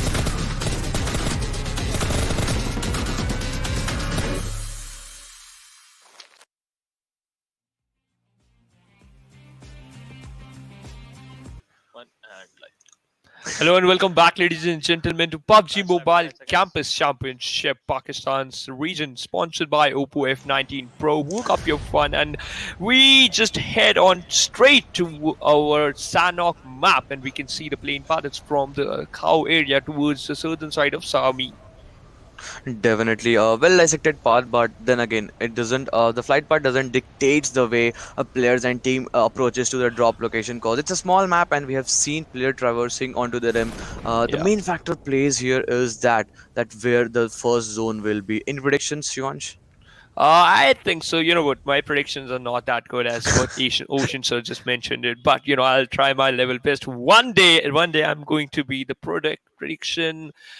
The prediction guy. Let's see. Okay, I'm gonna predict the zone is gonna fall on the southern side. Oh, it's It's just already form on there. the no. My eyes were closed. So, it's not my fault. Meanwhile, Tim spotted down one player of the team MerckESP. This is okay. It's not Mercs. My bad. It's MR007. This is the team who could not able to perform that well in the previous match. But let's hope for the best. They could perform well in this match. Definitely, and what a viewer's delight! In the first match, we saw three teams colliding in the city of Pochinki, and now when we head towards the second map, the fifth match in the second map of this group, it's the boot camp, and here we see team number 14, that's Mr. 007, and team number 10, that's Team G5, colliding a 4-on-4 classic battle. So this can be a ripper of the day. True. This could be the Ripper. Meanwhile, we can see there's a distance between these two teams, so they'll maintain some social distancing, which is really important in real life as well as in PUBG Mobile. Because you know what, you don't want to get straight onto the that spray to the fire they're just doing, as well as let's see how they're going to perform. Definitely, but for now, we see King, Carlo, and Bablu holding onto the one angle, and Dictator is the one who has received some of those shots. That means he need to heal his himself off right away. Meanwhile, Rusher holding a good very angle, and Boot and Tim Noob are holding onto the other angle. 3-1 split we can see from team number 14. Rusher will be the key locator, will be the key info who will traverse all the information straight away to those teams, cause any aggression, any further movement from team number 10 will be first sensed by Russia. For now, what I see is that he is having no helmet. That means that they are just fighting on the very first initial loots when you just collect the loot in the first 15-20 seconds. Yep, that's more important. If you want to engage, if you got forced into engage in some fight, those loadout, those helmets as well as those vests are so important. Meanwhile, Mr. Lube, just going from the right hand side, from the right angle, and this is not that crucial because King already spotted down one player and just trying to knock him down. But Bablu is the one who just Bablu is the one who's just gonna knock him down. Exactly, Russia was supposed the first player from this team to actually give the info, but he actually falters down. That means Tim will be the second player who will be taken down from Bablu. Bablu's M4 is not stopping at this place, but Dictator is the third player from this fight to be knocked down, and it seems now the suppression, the aggression will be controlled from team number 10, but it seems a nade, if this is lobbied straight onto Mr. Boot and Rusher, they will be completely wiped. That's the first blood of the match. Boot and Rusher straight away thrown to the lobby from Bablu. Nikita involving himself into another fight, and this is the fight. It means I see 4 smokes coming out of the crate. That means our team has just been eliminated in the first half of the game, where just 5 minutes have been gone to this match. Yeah, this is what I like about Sanhok map, Ankit, because we will witness, because in the Sanhok map, teams were forced to engage in some fights, and that's what I like about it. And we already lost 2 teams in this in just 5 minutes, which is a good thing for the teams who got the kills, but not a good thing for the teams who got eliminated. But if we talk about this zone, every single team is inside the zone except one team, but they will be in the zone in just a couple of minutes. Definitely, it seems that from Camp Alpha, it's the team number Dynastic 777, if I'm not wrong, who is trying to rotate and they will traverse through that bridge. Meanwhile, first drop is on its way, having an AUG 50 bullets that consist 60 a tactical stock and level 3 full kit. So, if we talk about this gun, especially in this map of Miramar, and if this is loaded and equipped with a suppressor, this becomes a real beast. Yep, this becomes the real beast. And kid, you know what? Back in the days, we just discussed the same thing, that tactical stock stuff, right? If any player just gonna attach that tactical stock onto your M416, you can you can control that long range sprays very easily, because the recoil will reduce, as well as the shot spread will also decrease. So it will give you a upper hand in the long range fights. Definitely, these are the exclusive guns, and these are the luxuries that anyone would love to have. Meanwhile, if we talk about team number 22, they are just this is another team which has just joined this match with a three-man roster, and importantly, this becomes a thing to discuss because nobody loves to join a match with a three-man roster. Yep, no one loved that three-man roster, because you know what? If you got engaged in any fight and there are four players in front of you, you should, at that moment you're already lost, because you just brought down to a situation in which you Definitely. have to focus on the team who have the manpower, who have uh, the basically the gunpowder. And then at that situation, if you're gonna uh, go for that passive approach, or if you're gonna lose one player, then maybe it's game over for you. Definitely, but it seems Team of 16 is also three-man roster. Then it could be an even fight, and this could be a good news for team number 22 if they engage in a fight. Meanwhile, if we talk about team number 16, that was RedStone, who was in that proximity. They are in top five, I guess, and it becomes important for them for in this match to get a chicken dinner at least. For now, they have just one chicken dinner, and as we have talked about, when chicken dinner comes, it comes in pair, as we saw in the first half of the match where group 1 was engaging in all those fights. Meanwhile, circle, I think that is gonna take a shift, but I see a cluster developing between the areas of Painan and Query. Three teams, that is RS, Tyro and KE, into that proximity, and it seems JV just victory are gonna rotate from that side, and if they are gonna rotate from that side, RGL and TPS are gonna wait for them. They are going to wait for them, but you know what, they, I think so. They are going to hold that compound, because we already saw, we just saw the same thing in the Erangel map, that JV, if they are in the safe zone, they'll not leave that compound, because you know what, if the Definitely. safe zone is just favoring you, you should not leave, because if you're just gonna focus on the rotation, what if you got caught off guarded by the teams who are gatekeeping for you, who are looking for you? But if we talk about this fight, I really want to see a fight between the players of KE as well as the players of Tyrox. Definitely, but I'm very suspicious about this fight. How team number 22, that is Killer Elite, is gonna take cost. Team number 16, that is Redstone.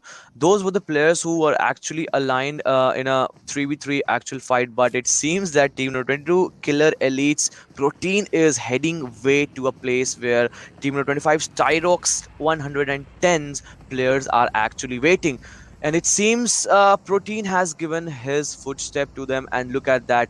Zion is quietly waiting there with his barrel, and they have actually given their not only footsteps but vehicular movement too.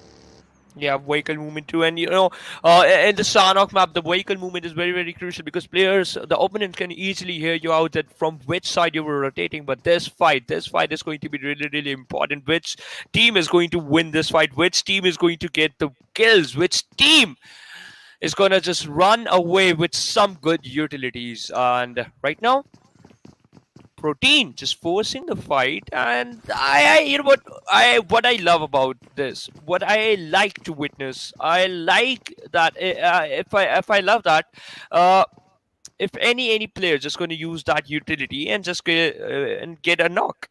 basically. Definitely, I'm still not able to understand why Zane is not still using a utility. We can see 3 into 3. That's the nade thing. So he could have easily lobbied one nade, and from that POV, we were easily able to see that he has spotted one player. If he could have thrown and lobbied a nade into that shack, he could have won. But he was just waiting for this moment where he wants to take down opponent's player from his barrel. But in this fight, what I see is that he has been knocked from Akram, that is a player from KE, and it seems now the players are on the unsettled side cause it's a 3v3 fight. And how many teams, how many players has just joined this lobby with just 3-man roster?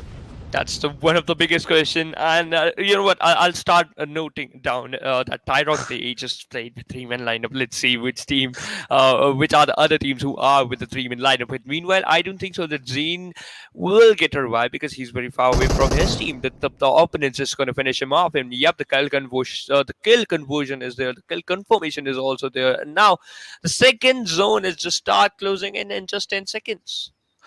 Yes, second zone will be closing in some moment, and then we'll see a shift. And all these fights, mind you, is erupting in the area of Query. And this was an area where we predicted, we preempted, and we were suspicious about that there will be a cluster. That means all those players, all those teams. And as we talk about, we see some marker out there. That means RedStone was also into that vicinity somewhere there down the line. And we see team number 24, that is MerckESports, that is still holding that hashtag 1 position, and they would love to join the party and would love to take as many kills as they can. Yeah, they love to do that third party. We already saw in the previous matches as well that grenade could be more lethal, but unfortunately, it just dished out only 30% of the damage. Knight just hiding behind that rock, and yeah, this position could be more. It could be more surprising for the players of Tyrox because they didn't know that there's one team in their backline. Definitely, backlines, and basically. team number 25 Tyrox could be on the receiving end and could find themselves in a double whammy. One from the side of team number 22, that is KillerElite, and one from the back end of UAG, that is MerckESports, players from MerckESports.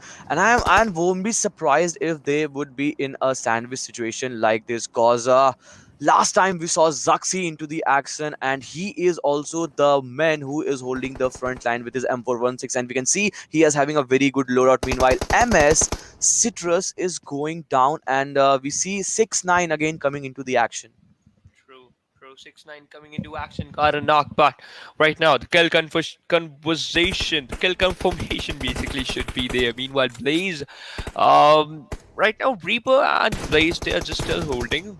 Just Victory players are here. Cyrus, Citrus basically just moving away. He got knocked out. I don't know why. Why the Just Victory players are still holding. Just start rushing towards them. I don't know. Because they already got one knock. Okay. They already got one knock. This is the perfect opportunity Definitely. to just rush towards your enemies because they just brought down to only 3-man lineup. This is the perfect time. Definitely hit the enemies when they are at the weakest spot, and they successfully managed to take one knock. Just Victory, what I can sense from their stats is all that they play a bit passive, cause also we saw in that total chart in the top 7 they were holding a good position, but the number of kills was very less. Meanwhile, 25 team number 25 is being on a receiving end, and it seems Protein is heading towards it, and team number 25 is making a third party. We saw team number 24 into the frame, but team number 25 Tyrox came from another angle and they just tried to decimate, and team number 24 have sensed this situation. Zaxi, as usual, taking a front team. If he lobbies this nade straight onto a 110 Tyrox, he will be completely gone. And yes, a kill finally goes into their favor, and 24 just wipes out team number 25. Yeah, MerckESports again eliminated another team in a different match. But I think so they'll continue the same aggression till the end because they are now looking pretty strong. If we talk about the team Just Victory, they are outside of the zone. They're not engaging in that fight. They're just still holding. Meanwhile, Vegeta, Knockk, and if we talk about this team, okay, there's the RedStone. They're also playing with the 3-man lineup. Definitely, but they have till now obviously executed a fight very well. But it seems now they will be also engaging in a fight where team number 20, that is of Rigel Stars, they are also three men strong. But no, Mental was a player that was eliminated somewhere in the start of the match, and this all fight is erupting in the part of Painan. It seems that the Venice is gonna get some bloodbath, and you see those blue streams flowing out there. This will soon be turned into red if this fight takes a loathsome shed. True. If this fight loads some shit, meanwhile, shed out some load basically. But right now, if we talk about Team TPS, they are in the vicinity near the Painan area. We can easily spot them out, spot down the players of Team TPS. But are they going to engage in some fight? Are they going to do the third party? This is the best question right now. But the team RGL, Rigel Stars, they are still holding near the Painan area as well as the RedStone. Definitely, and Painan is an area where fights are very much tactically won. But for now, Vegeta is having an Uzi, and we have seen how Uzi can be deadly and lethal in a very short range fight. In a close battle, if you have a Uzi with an extended, that will be an cherry on the top and icing on the cake. But for now, the fight that was preempted and it was seemingly it has been postponed and it is on a deadlock for now. But the more these players, these teams spend the time here in Painan, that only means that if Circle concentrates in this area, more team will be present in this vicinity. Yeah, more team will present in the vicinity because the safe zone just got to push every single team to take some fights as well as the blue zone, because we all know when we have the fifth zone in front of us, the blue zone damage is going to be very very very crucial, very very lethal, as well as it's going to force you to stay away from it, stay away, because blue zone is not anyone's friend. Definitely, but a horrendous spray coming out from the M416 of Lucifer. He should have actually reduced it to 3x, then there gets some stability. But for now, Lucifer has actually revealed his position to all those players and all those teams. Meanwhile, team number 18, that is of Just Victory, after that fight and after that elimination, is actually holding on to good angle. And this was the thing I was telling about. Team number 18 of Just Victory, they have some decent kills. They have all four players aligned, and they have the position of all those teams in front of them, especially of team number 16. True, they have the height advantage basically, but can they able to use that height advantage into one favor? Uncle, let me tell you one thing: they don't have a single kill right now. That's Yes, my bad. that's really But now really it can be added to that. okay. It can be added to their damage seismograph, but converting those knocks into a knock into kills, basically converting those knocks into wow, Phoenix, you're just rocking right now. Basically, converting those knocks into kills is the most important thing, because otherwise, if any player, any player of any team decided that he's just going to steal that kill, then you know what? It's very heartbreaking. Obviously, but I don't want the credit if you say you just predicted it right, because Painan is the dead smack center of the circle. And 5 minutes back, we were in Oh a my man. conversation. We were talking about that how teams are gonna align. For now, team number 16, that is of Just Victory, is on the other half of this Painan. On the same side, team number 24 are there. That's of MerckESP. They have taken some good fights and are in a very good momentum.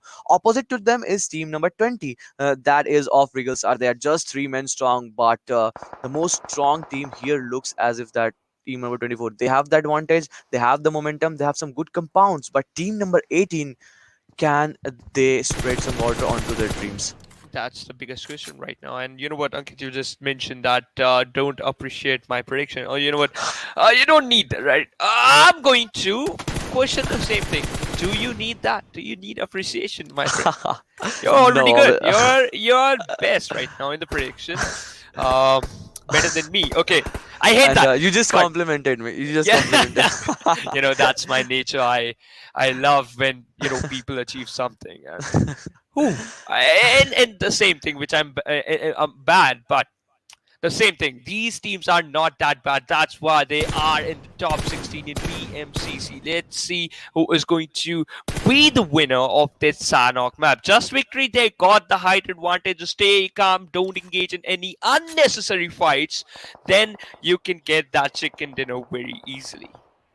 Definitely, and team number 18 that was of Just Victory was on our screen, but for now, team number 18 just need to clear their backends. Cause team number 19 that is of Team MS, they are actually in good form. They are, if I'm not wrong, they are in top 5, top 7 of the chart. But Groot is taken down from an M416 spray of 6-9, and it seems now Groot won't get a revival cause he's actually very much isolated, and they are in a 3-1 split. And Rivel, you can see, is holding another angle just to ensure that any member of team number 19 MS, if they come into that crosshair, he will take down. So the only way, the only method, the only procedure team 19 is gonna take a revival is throwing by throwing smokes. Meanwhile, we see Kashif OP into the action and confirming a kill in its name, and that's the moment where Citrus, it seems that he's actually lured and asked by Groot to give me the revival, bro. Come and just put on your hand on that plus button.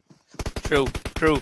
Just make that, true. Meanwhile, if we talk about Raptor, okay, he's about to eliminate the players of Team 18, but unfortunately, he got knocked out. Whoa! Yes, and Carlo was the one from another angle. That means they have become the center of attraction, and 2-4-3 teams into the action. Team number 19 MS is on a receiving end, but Raptor is given a revival. That means they are already 4 men strong again. Shoaib is down in another fight of the match, but this fight, they have to go 190 meter into the circle, and it seems team number 18 that is of Just Victory is gonna perfectly gatekeep team number 19. But the good thing for team number 19 is that they are moving in a split. You can see Stranger onto another angle, Tifa onto another angle, and again 3-1 split. So this is strategy that for once it looked that was not going into the favor, and again here comes the second knock. That means 2 knocks onto the team of MS, and from here it will be an impossible task to give the revival of those players. And Raptor 69 was also taken down from another angle. Yep, Raptor also taken down on from the another angle. Meanwhile, Doctor taking exit from the lobby. MS Citrus, he has taken down by the blue zone. Meanwhile, Tifa just healing him up. Reaper, my god, he got knocked out the third time in the row, and this is not looking good for him. Definitely, and Reaper, obviously, if you are knocked for the third time, that means you will bleed very fast. Meanwhile, one more team was eliminated from this match, and we saw many players taking damage from that play zone. One more player who goes down, and obviously, one team gets eliminated was Blaze6, and that means Just Victory. I think that's my gut feeling that they are eliminated from this match. Meanwhile, the fight that I and everyone wished for in this city of Venice, in this city of Painan, has just erupted. Team number 20 aligned in front of team number 16, and in that same proximity, we see team number 10 that was of G5, who actually took their drop in a boot camp. They are looking very strong. They are still 3 men strong, and the best part for them, my bad, they are still 4 men strong. Yeah, they're still 4 men strong. Meanwhile, we can see UAG Knight just holding that angle.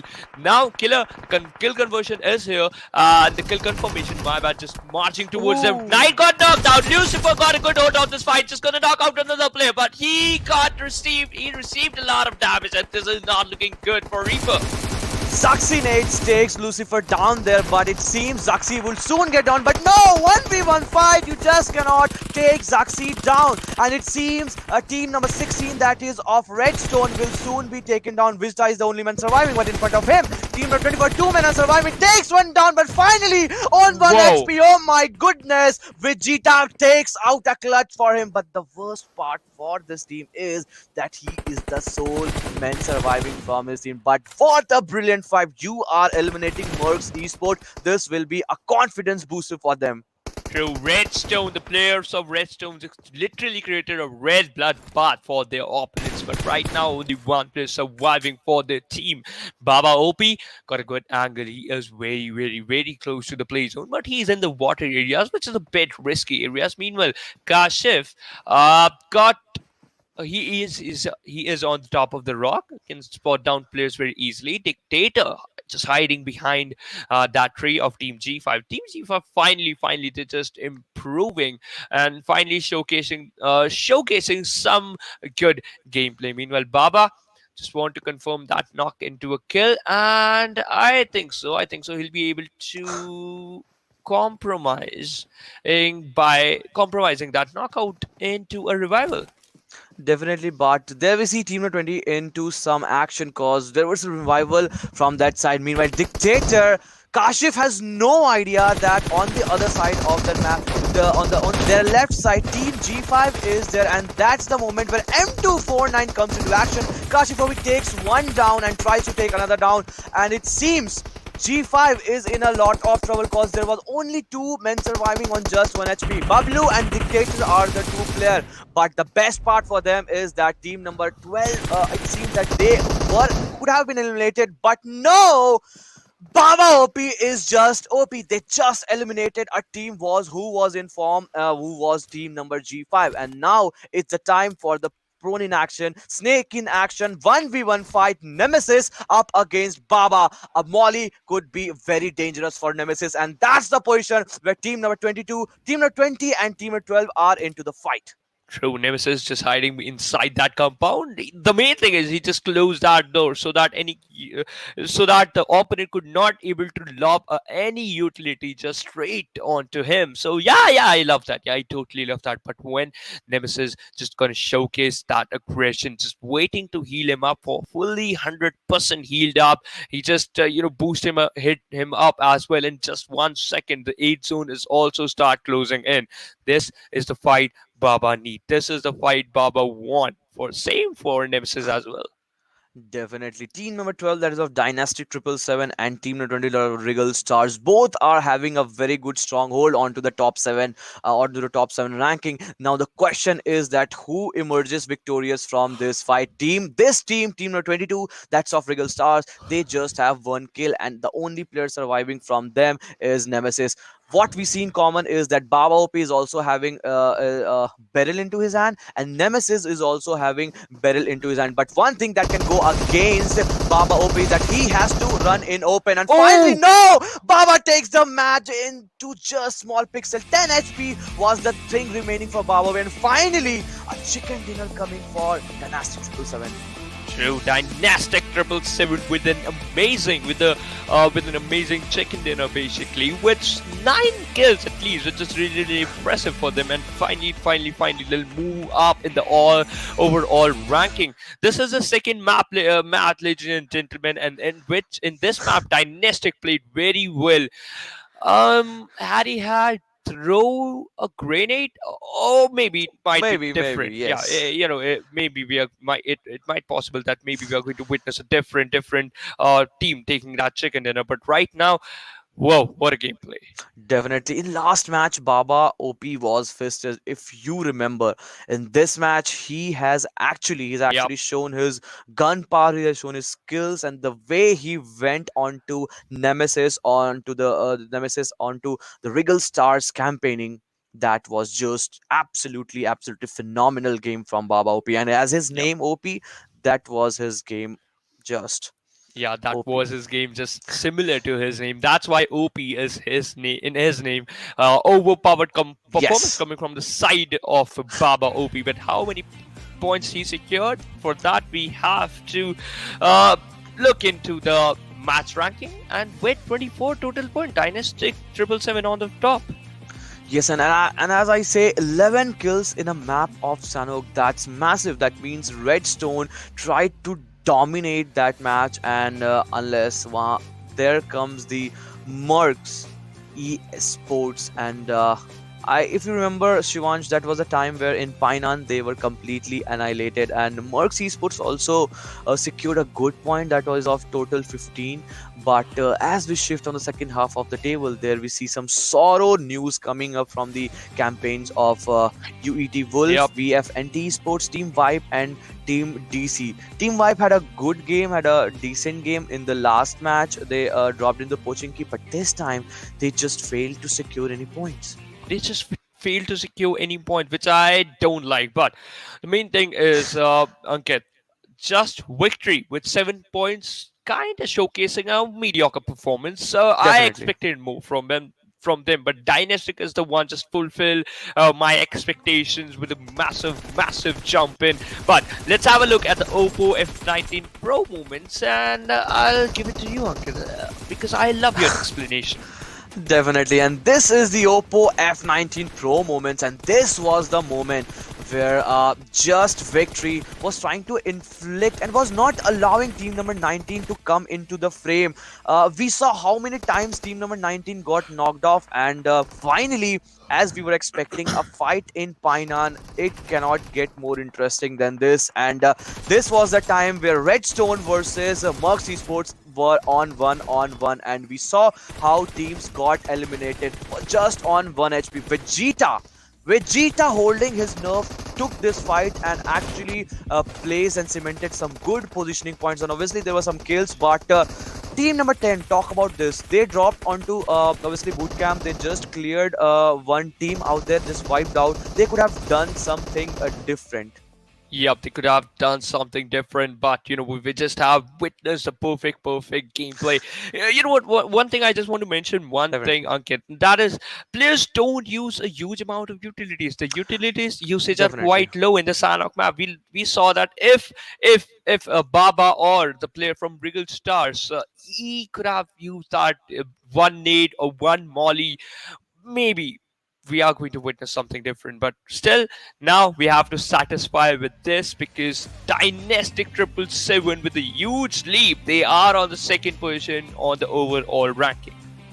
Definitely, and Dynastic 777 with this chicken dinner. And as we were talking about, when a chicken dinner comes as one, teams demand to come into pairs. First of this group was MerckESP who took the first chicken dinner, and then comes Dynastic 777. What next? RedStone coming up with another chicken dinner and making a total tally of 2 in that map of Miramar. We'll see once that comes into the frame, but for now we see a total of 94 points, and that was a massive lead. That was a massive reel. But the bad thing for Team MR7 and Team DC, they are still on the 9th and the 10th position with 25 and 23 points respectively. For KillerElite as well, they also have 23 points. But I just want to point out one more thing, Ankit, and that is just victory. They are on the 6th position, just similar points to the Team MS, who are on the 15th position. The placement points are the difference right now, but they are not that far behind from the 8th position. They have just 9 points lead. So we all know 9 points. If any team want to collect 9 Definitely. points in a single map, they can do that without any problem. So you have to play. Your best game right now, because Definitely. this is the high time. After this map, only one last map remaining for the group 2. But before that, we'll go on a short break. Coming right up, it is going to be about the map. Are you keeping it real? I'm calling shotgun, wanna see my baby run. Oh, what's the word on the sea? Kicking up the dust, if you know what I mean. We got a good thing going. We got a good thing going on.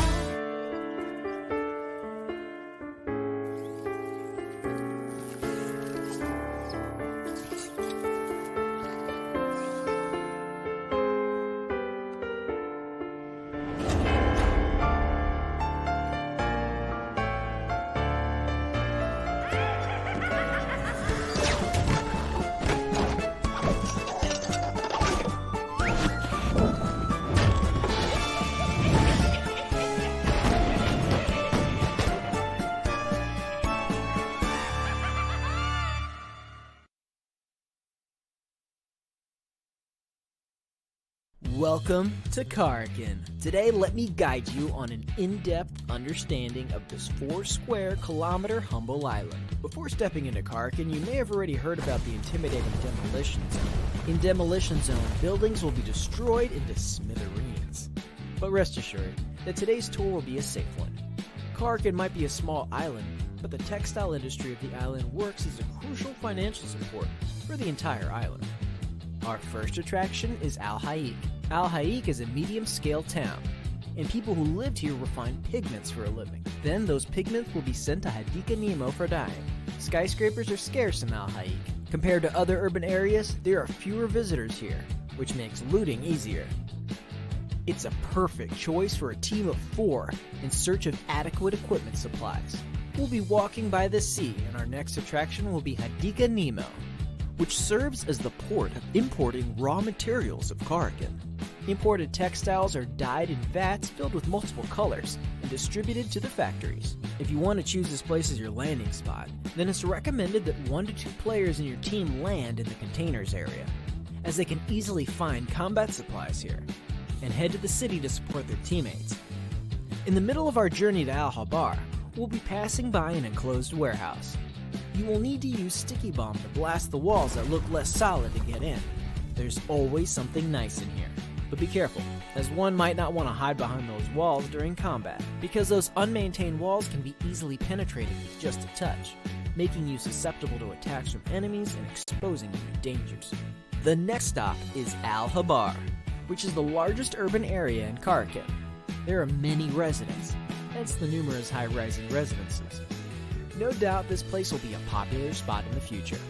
Our next attraction is the port city of Bar Shahir, which stores and exports goods of Karkin. This is the perfect spot to search for weapons, making it my personal favorite. Next up is the city of the West, Bashara. It was a city congested with residents, with tall buildings providing convenience in observing the surrounding movements. Just make sure not to lose your directions here. Our final destination is the cargo ship, located at the southwest corner of the map. This ship has been idle here for forever, and has already been abandoned. Yet there are still goods that remained here. However, due to the gigantic size of the cargo ship and the containers, this place no doubt becomes a place to rumble. Don't you feel the excitement already just thinking of it? Besides these urban areas, Karkin also houses many such little buildings. Rumor has it that there's another passage beneath these buildings, as well as a huge space beneath Karkin.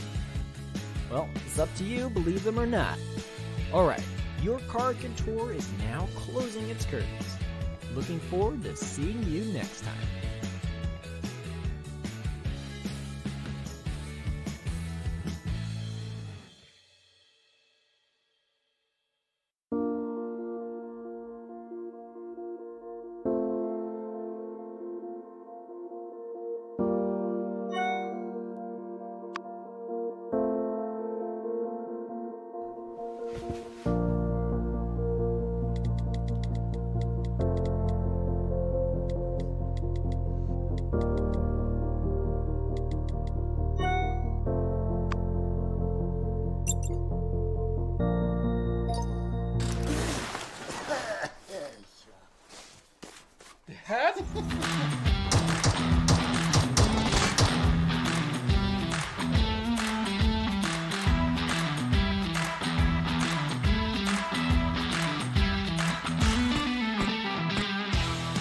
Yeah, we got it, we did it!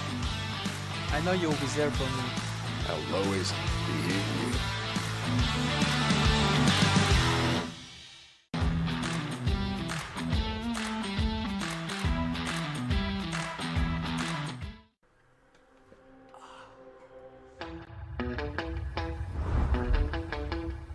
Are you keeping it real? I'm calling shotgun, wanna see my baby run. Oh, what's the word on the sea? Kicking up the dust,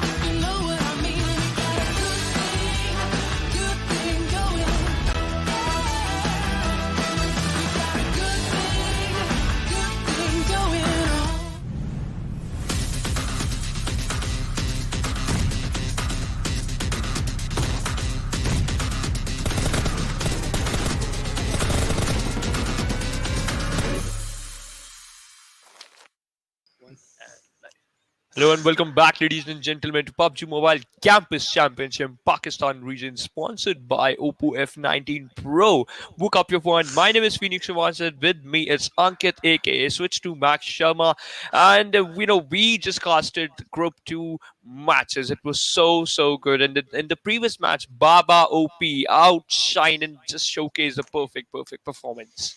Definitely a scintillating performance coming from Baba, and finally Yep. they got the paired chicken dinner. Now it's the turn of RedStone to actually make a True. mark, cause those top two teams, MerckESP and DYNASTIC 777, have secured two chicken dinners into their name. But I'll be surprised, cause in just three matches, 60 points they have accumulated. Meanwhile, third match of the day and third match for this group 2 is on its way. Torre Humada to Valdemar, the flight path is on its way, and it is in sort of inclined towards western side. So obviously teams who would take a drop on Impala and on southern Los Leones, they will have a problem. But obviously we know teams do have a secondary drop location as for now. True. Teams have second drop location as well. So if the plane path is not favoring their first drop location, they can land to their second favorite drop location. But right now, by the looks of it, all the teams just already jumped off from the plane path. From the plane, basically, and I'm still waiting where the zone is gonna form. So, in the previous match, Ankit, you did it okay. I was a bit too late.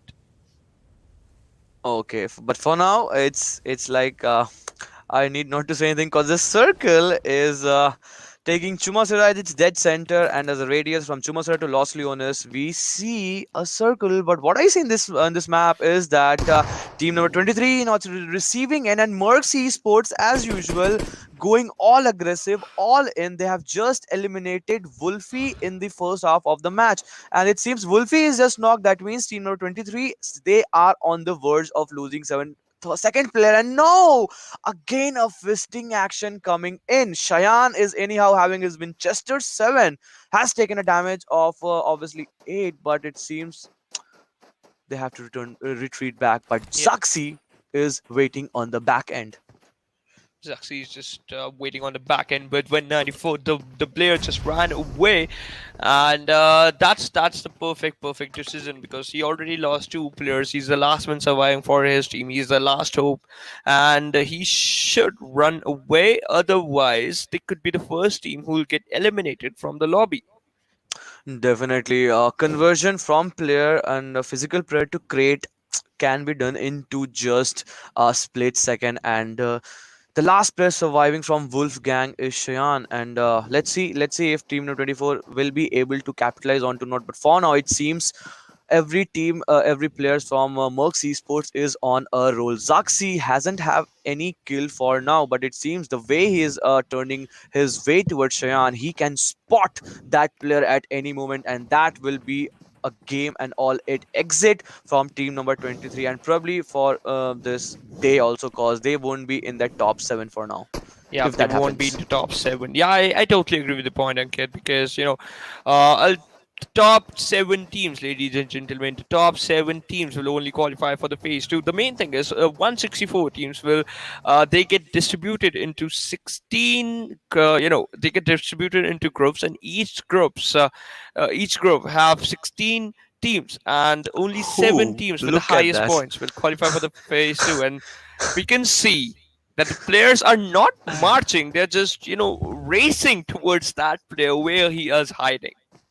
And it seems Cheyenne location has been compromised, and yes, that's the moment. No, shotgun is not the way you want to take, but no, Knight know how to secure that kill, and that was a healthy competition between team number 24, that who is going to take that final kill and increase the player tally, cause there is also a thing that is known as MVP for this whole tournament, and $500 would be allocated to them, and that all fight erupted into the famous city of Hacienda del Patron. But as we move towards Cruz Dev Valley, we see team number 19 and 18, MS and Just Victory, into the fight. Play 69 again into the action. That means Just Victory is not stopping, and they are eyeing onto the third chicken dinner.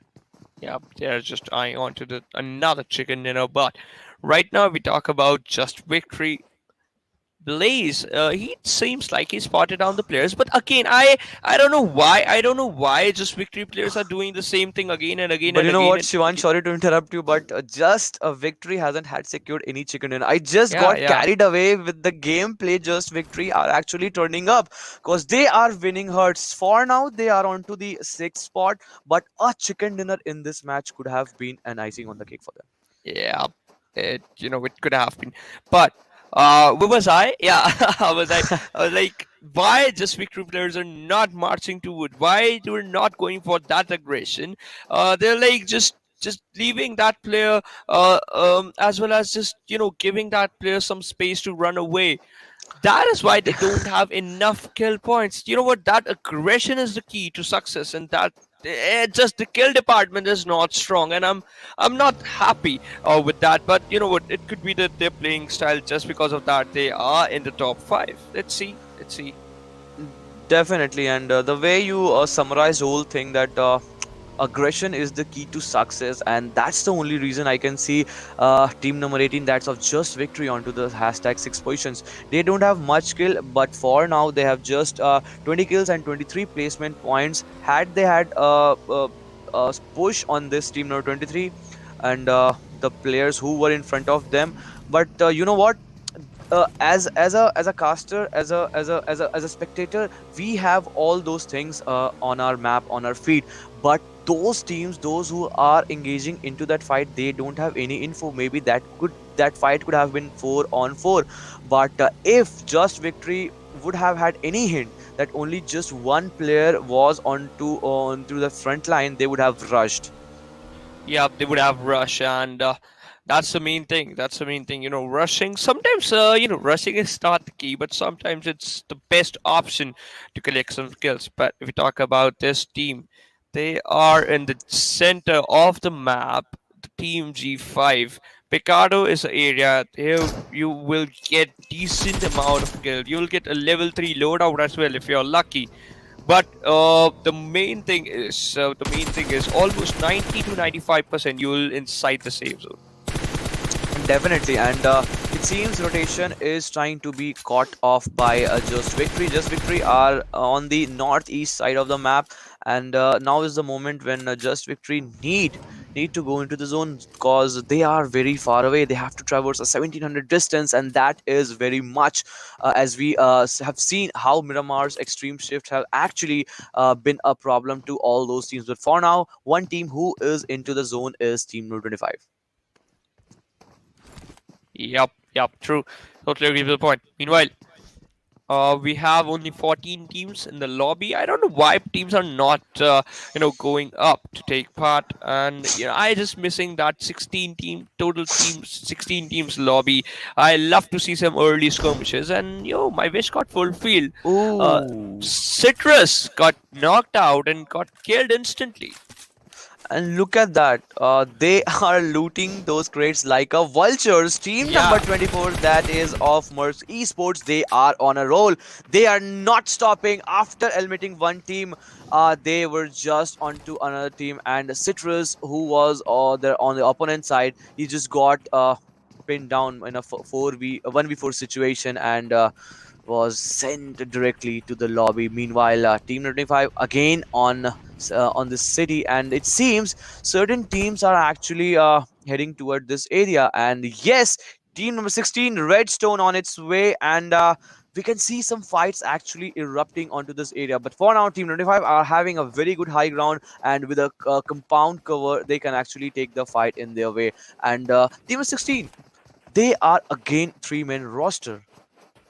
Yeah, again a 3-man roster, which I don't like, because I love those 4-men marching towards that single, double, or triple, or a whole score to eliminate them. But right now, we're just missing that aggression. But if we talk about the blue zone, it start closing in. Just Victory taking damage of the blue zone. MS Groot also taking damage of the blue zone. VFNT finally moving in.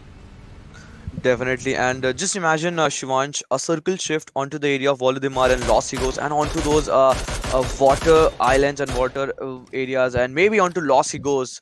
That could actually change the temperament of the game. But then, can we expect some clashes? We can expect some drop clashes. We can expect some rotation being cut off, and the player caught being on off onto that area if that happens. But for now, airdrop 1 is on its way and has landed onto the ground, cause we see red smoke, smoky ashes coming out of that flames, and actually that's a flame, and that consists of Groza with 67 ammos and 4x inbuilt into that, and all level 3 kit, which includes backpack, helmet, and Whoa. vest. The backpack. Oh, I was talking about this thing, man. Jay-Z and his teammate Protein, they are so good with their aim. And Protein spotted down another player. He has that Mossine with an 8x, and can he able to convert that knock into a kill is the biggest question. Meanwhile, Ronin trying to dish out some damage to the rock, and he's unfortunately could not able to do that. Definitely, Knight coming into the action, and actually he was the player who was on the receiving end, but finally he's trying to create a cover. He has just burst down his pickup truck, and now is the moment where he can get a cover fire from behind. But KillerElite is eliminated from team 25, that is of 20, that is of Tyro. That means 24 is in a sandwich situation. As I said, look at that map from the Chumasera. In front is team number 14, that is of Mr. 007, and onto their back there is one more team, that is of Tyrox, and Tyrox can spoil their game for MerckESP for now. True. They certainly can. Meanwhile, Zaxi is the one just going to pick off Russia, and I'm just missing those slam-ins. I love that. But I think so. The players of MerckESP, they first of all they have to clear those backlines, otherwise they'll get punished by the team. But right now they're just focusing on the team, Mr. MR007, because they got a good hold on the fight. Definitely, but what I see is that Zaxi is having a good angle, he's having good loadout, he have some mini tap shots, so we can see some tap shots being connected onto the Mr. 007 teammates. But for now, yes, Noob is on its 20 HP. That means Knight has inflicted some of the damage. Now the thing remains is that onto the left side of Zaxi there is still one a teammate of obviously MerckESP, that is Knight, and Knight, I think he is actually not able to rescue himself from that position, cause any moment if any player sees him, caught him off Mr. 007 from that teammate, he can be knocked out then and there. Yep, he can be knocked out. Meanwhile, second zone just closing in, and G5, the players of G5 just they're going to focus on the rotation. But meanwhile, 420 knocked out one player, and the players of VFNT, they are also doing those rotations. So finally, the teams are realizing that moving inside the safe zone is their first priority, unless any team will forcefully Definitely. engage them into a fight. Definitely, and for this game, VFNT Esports, that has to become a very strong game for them, because for now they are on the 8th spot. That means they are still in that danger zone. They want themselves to lift up and go into the top 7, so it becomes important to take a fight, especially not when they are out of the zone. For now, they have started retreating, but a fight that actually erupted 2-3 minutes back is still on its way. Zaxi is on the crosshair of Mr. Boot, and we have seen how Mr. Boot have connected some of the headshots in past. He actually does some good sniping, but for now he is not being able to spot Zaxi. But you can see team number 25 on the back end of obviously Zaxi. That means Zaxi can be sandwiched anytime. Yeah, Zaxi can be sandwiched anytime between these two teams. Meanwhile, Russia trying to dish out some damage, and the players from Tyrox, they can easily eliminate Zaxi and claim that kill as well. Third zone started closing in. Bablu from the team G5, he's still scouting the area, and I really like that, Ankit. I really like that when teams will engage in some fights, but the dog could not able to survive for too long. Definitely, and now is the time when team number 10 is actually trying to make a move, and in that vicinity, we see team number 15. For now, Bablu has secured the only kill for the team, and that's the only kill that team has secured, and that has gone into the name of Bablu, and that's a big name coming out from the region. Obviously, we have seen him performing, and let's see how they perform. But for now, Chuma Sera, the complete city is into the zone. In the southern half, we can see RGL trying to get into the zone, but Dynastic Yep. 777, it seems they are also playing against three-man roster, so this is not a good side for these teams. But on the eastern half, we can see only one team surviving. But for now, team number 15 versus team number 22 is on its way. And it seems like the team number 22, they are going to win this fight because one player of team VFNT he already knocked out. And right now the revival is there. The revival is there. The nades have been have been lobbed out. And oh my god. Can with VFNT survive this? No! And the answer is no.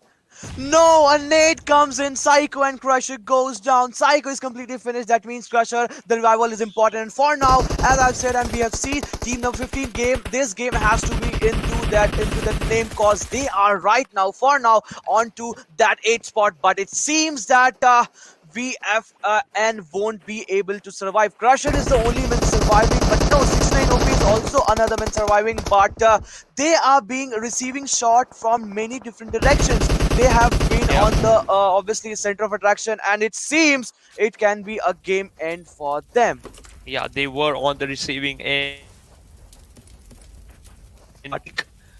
They secured one chicken in, and what just I witnessed in the kill feed, one player got rammed in, and his kill conversion is also there. Meanwhile, Vegeta got knocked out. This was a player who who did 1v3 clutch in the previous match, but right now he's on the verge of elimination, and he got eliminated as well. Right now, Lucifer is doing his work, a jump shot, but no, you can't survive from a very far away opponent.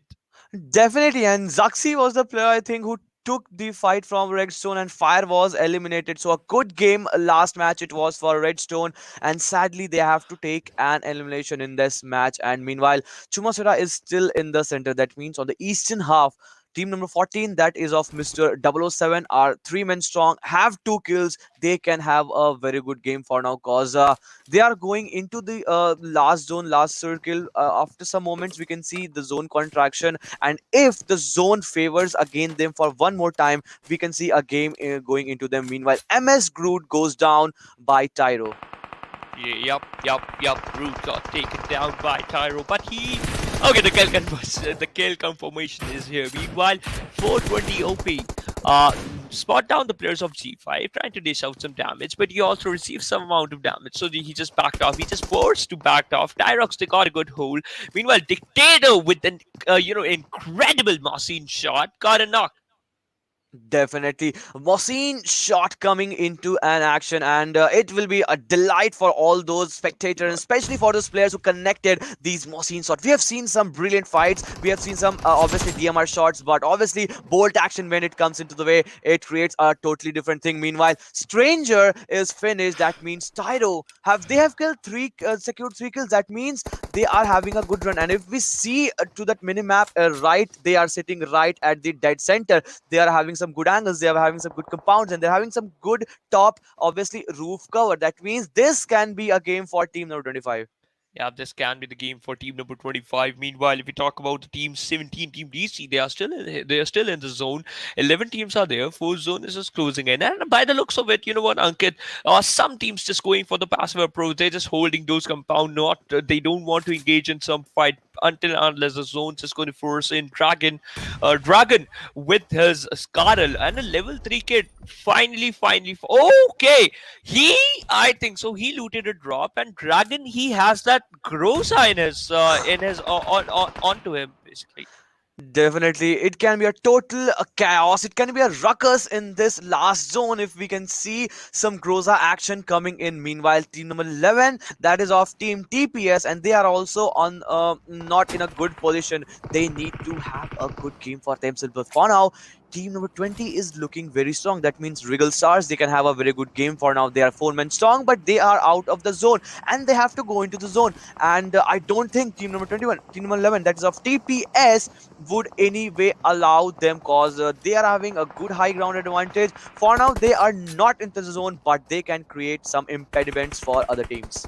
Yeah, they can really create some impediments for other team. Meanwhile, okay, one player from Just Victory, Raptor, is the one on the receiving end. He got knocked out, and his players, his teammates are there to revive him. But the player Mental, he can do wonders from that position because first of all, he's in the open. He got that position. Oh, that grenade by Rebel could be more lethal. Definitely, that could have been a graveyard situation for all those team members. And if that grenade could have been at the right time, as we have seen, RGL Rigel Stars players have come into that same area. Meanwhile, GS Dictators falls off from a brilliant spray of AKM from Mr. Noob.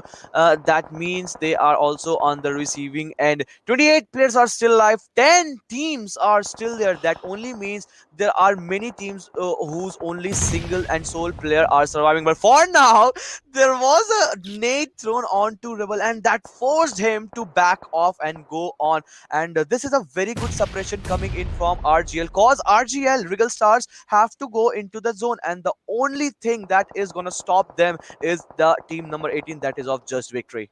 Yeah, Just Victory is the one just going to stop them. Meanwhile, Rebel spot down the players of Dynastic. Why? Why didn't he fire a single shot? I'm still wondering. That is not good because that was a free kill, my friend. Meanwhile, Eddie taking some damage. Mental brought down to 5% HP. He is just throwing some random utilities to stop the aggression. But look at that compound. It's just literally glowing. Oh, that grenade was so lethal, but Eddie could not able to survive for too long. Definitely, and one by one players are falling, and we can see obviously it seems soon team number 20, that's of Rigel Stars, will go down. Mental, his kill is also secured, and team number 18, within a fraction of seconds, they have secured 2 kills for them, and especially more importantly, they haven't allowed other team, those who were trying to come from the east half of the zone. Naruto is still surviving. In the last game, this player did some action, but until and unless Tyro, Ronnie spots him and takes him down. But no, JV's Raptor is onto his crosshair. That means he just exposed himself, and many teams are just emerging into this fight. You know what? JV Raptors just got knocked out 4 times in a row, which is not looking good. But what was that? What was that? Literally, you know what? Haxer was literally waiting for him when he's just gonna step into the room, when he's just gonna come in, and when he's gonna eliminate my teammate. Then I'm going to knock him down. Noob with a decent comeback. He knocked out. He was about to knock out one player, but somehow he managed to force him to back off. Even if this team is surviving on 2 players, they have still 5 players. They are looking very strong on east half, on west half. Sorry to say, they are still surviving, and they can play some good ridges. If you see in that mini map, they can play some good ridges. But Mr. Noob's M416 and ScarL is not stopping, as he is taking some real damage, and he's taking some real players. And Kashipopi is also on his receiving end, and it's now the time when Ninja will be taken down, and it seems he will be surely taken down. 6 kills into the team's name and 3 kills onto Mr. Noob's name. Boot has also 2 kills, and as I said, on the west half of the circle, this team is looking pretty damn strong. Yeah, why Kashif did that, it was not necessary. Meanwhile, if we talk about Noob, they are looking pretty strong. The player from MR007, they already secured 6 kills. Boot is in the open area, just taking care of that wall. And they are just 30 meters far away from the safe zone. Baba OP, this man, I have eyes on this man, because in the previous match he was the one who was the clutch master, but unfortunately right now he's taken some damage. He was he was on low HP, but right now he's still surviving. Definitely. And can Mr. Boot execute a heal battle? It seems difficult because he is taken down by Tyro's one player. That means one player, Mr. Noob, was also surviving on the other end. But for now, Dynamic 777 is not looking strong. They have the zone, but they don't have the main advantage. Two players are locked down, but Tyro, they are looking very strong. On the top half of the map, they are ruling because on 2, 3, 4 teams, they are trying to inflict. Meanwhile, JV is also trying to make a mark into this map because Blazy is still knocked. And one more knock comes in from Baba OP, and Baba OP, as his name suggests, he is playing a brilliant game for his team. Yeah, he is playing brilliant game for his team. Now we are down to only 2 teams. These are the 2 teams. Tyro's in, not stopping. No, still surviving in that shack. I don't know. I'm really sure that the players from Tyrox didn't know that the players are there.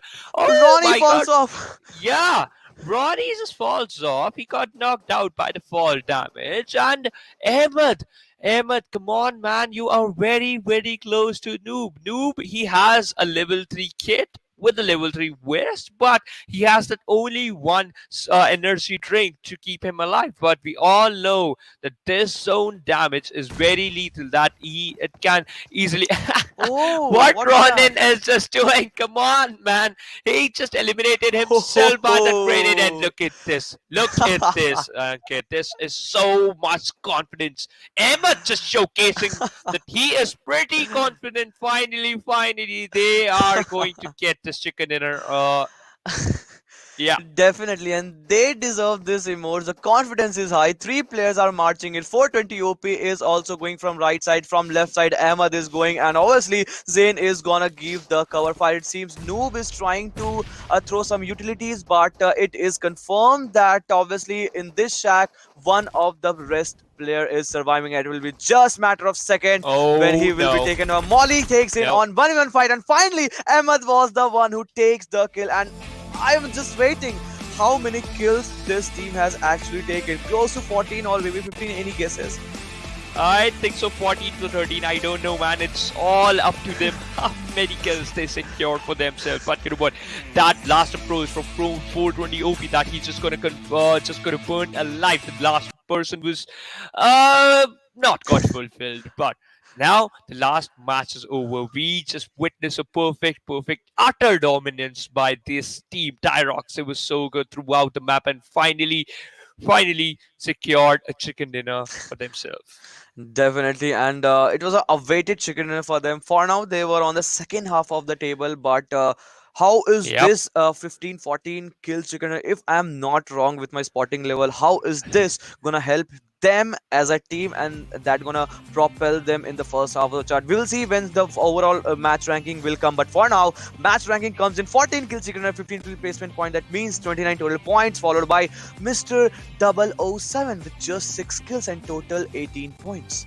Up with total 18 points, just victory on the 4th position with 12 points. But DYNASTIC 777, a good game for them because they secured 3rd position for themselves with 15 total points. But KillerElite, look at the position of KillerElite. They are on the 6th position with only 2 placement points, but the amount they dished out of the damage, the amount is pretty huge, and they secured 7 kills for themselves. RedStone on the 2nd page of the match ranking with only 3 total points. Definitely, and again shattering game coming up for 3 teams where they are standing on 13, 14, 15 and 16th position. VFTN, they could have actually cemented their place had they had a very good game this time. We saw good rotation coming from them, but then they faltered. For this match they secured 0 points, but we'll talk about this later. But for now, Oppo F19 Pro moments on your screen, guys, and this was the push onto MerckESP. That was a brilliant push from RedStone. Yeah, that was a brilliant push from the side of RedStone, but could not able to survive for too long. But the main thing is that kill stealing from Zaxi is on point. That kill stealing was so good. Just victory. They were also looking too good. Eddie, that push was unnecessary. Just throw one lobby, just throw one molly, just throw one grenade. At least you will knock down one player. But you know what? This was literally surprising. That one player just waiting for him. That maybe my teammate is going to get knocked out, my teammate is going to get eliminated, then I'm going to knock down the opponent, which is kind of weird. And I don't know why it just happened. But congratulations to all the team who played well. Tyrox came up with the chicken dinner. Definitely. We'll see how all those teams have actually made a move in the top half of the ranking. Overall ranking after game number 6, MerckESP with 6 matches, 2 chicken dinners, 48 placement points, 56 kills, makes a total of 104 total points. That's a massive number onto them. DYNASTIC 777 follows them next with total of 27 points. RedStone comes next with just 4 matches, but they have secured points more than Rigel Stars, who have played 6 matches, 3 more points than Rigel Stars, and a total of 63 points. Onto the name Rigel Stars comes next with 60 points, and Just Victory with 55 points, MS with 44, and Mr.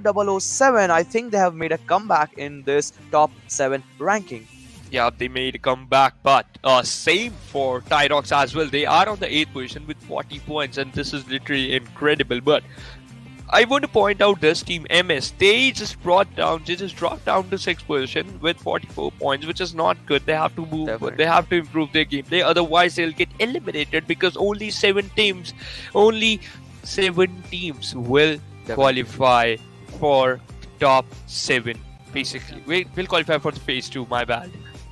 Definitely, and Team TPS would be like, they wouldn't actually like this match to go into their favor, and they would be disappointed if I use that word, cause they were Yeah. on top 7 and they have slipped from top 8. That means they are not only got a one placement drop, but 2 placement True. right, that puts them onto the 9th position. They just secured 1 placement points in that match, and they would have been pretty much disappointed from this match. Yep, they just disappointed us as Velocity fans from this match. But let's hope for the best, because now Group 1 and Group 2, their matches are over. They already played their 6 matches. And one more thing, they have left 3 matches, and let's see how these teams are going to perform. Let's see how these teams are going to Definitely. qualify, because only 7 teams will qualify. And that it is for today, guys. All the matches are done. Today's matches are done, and Group 1, Group 2 played amazingly. Tomorrow, Group 3 and Group 4 are going to play their respected games. Until then, take care. Bye bye. Good night. Signing off.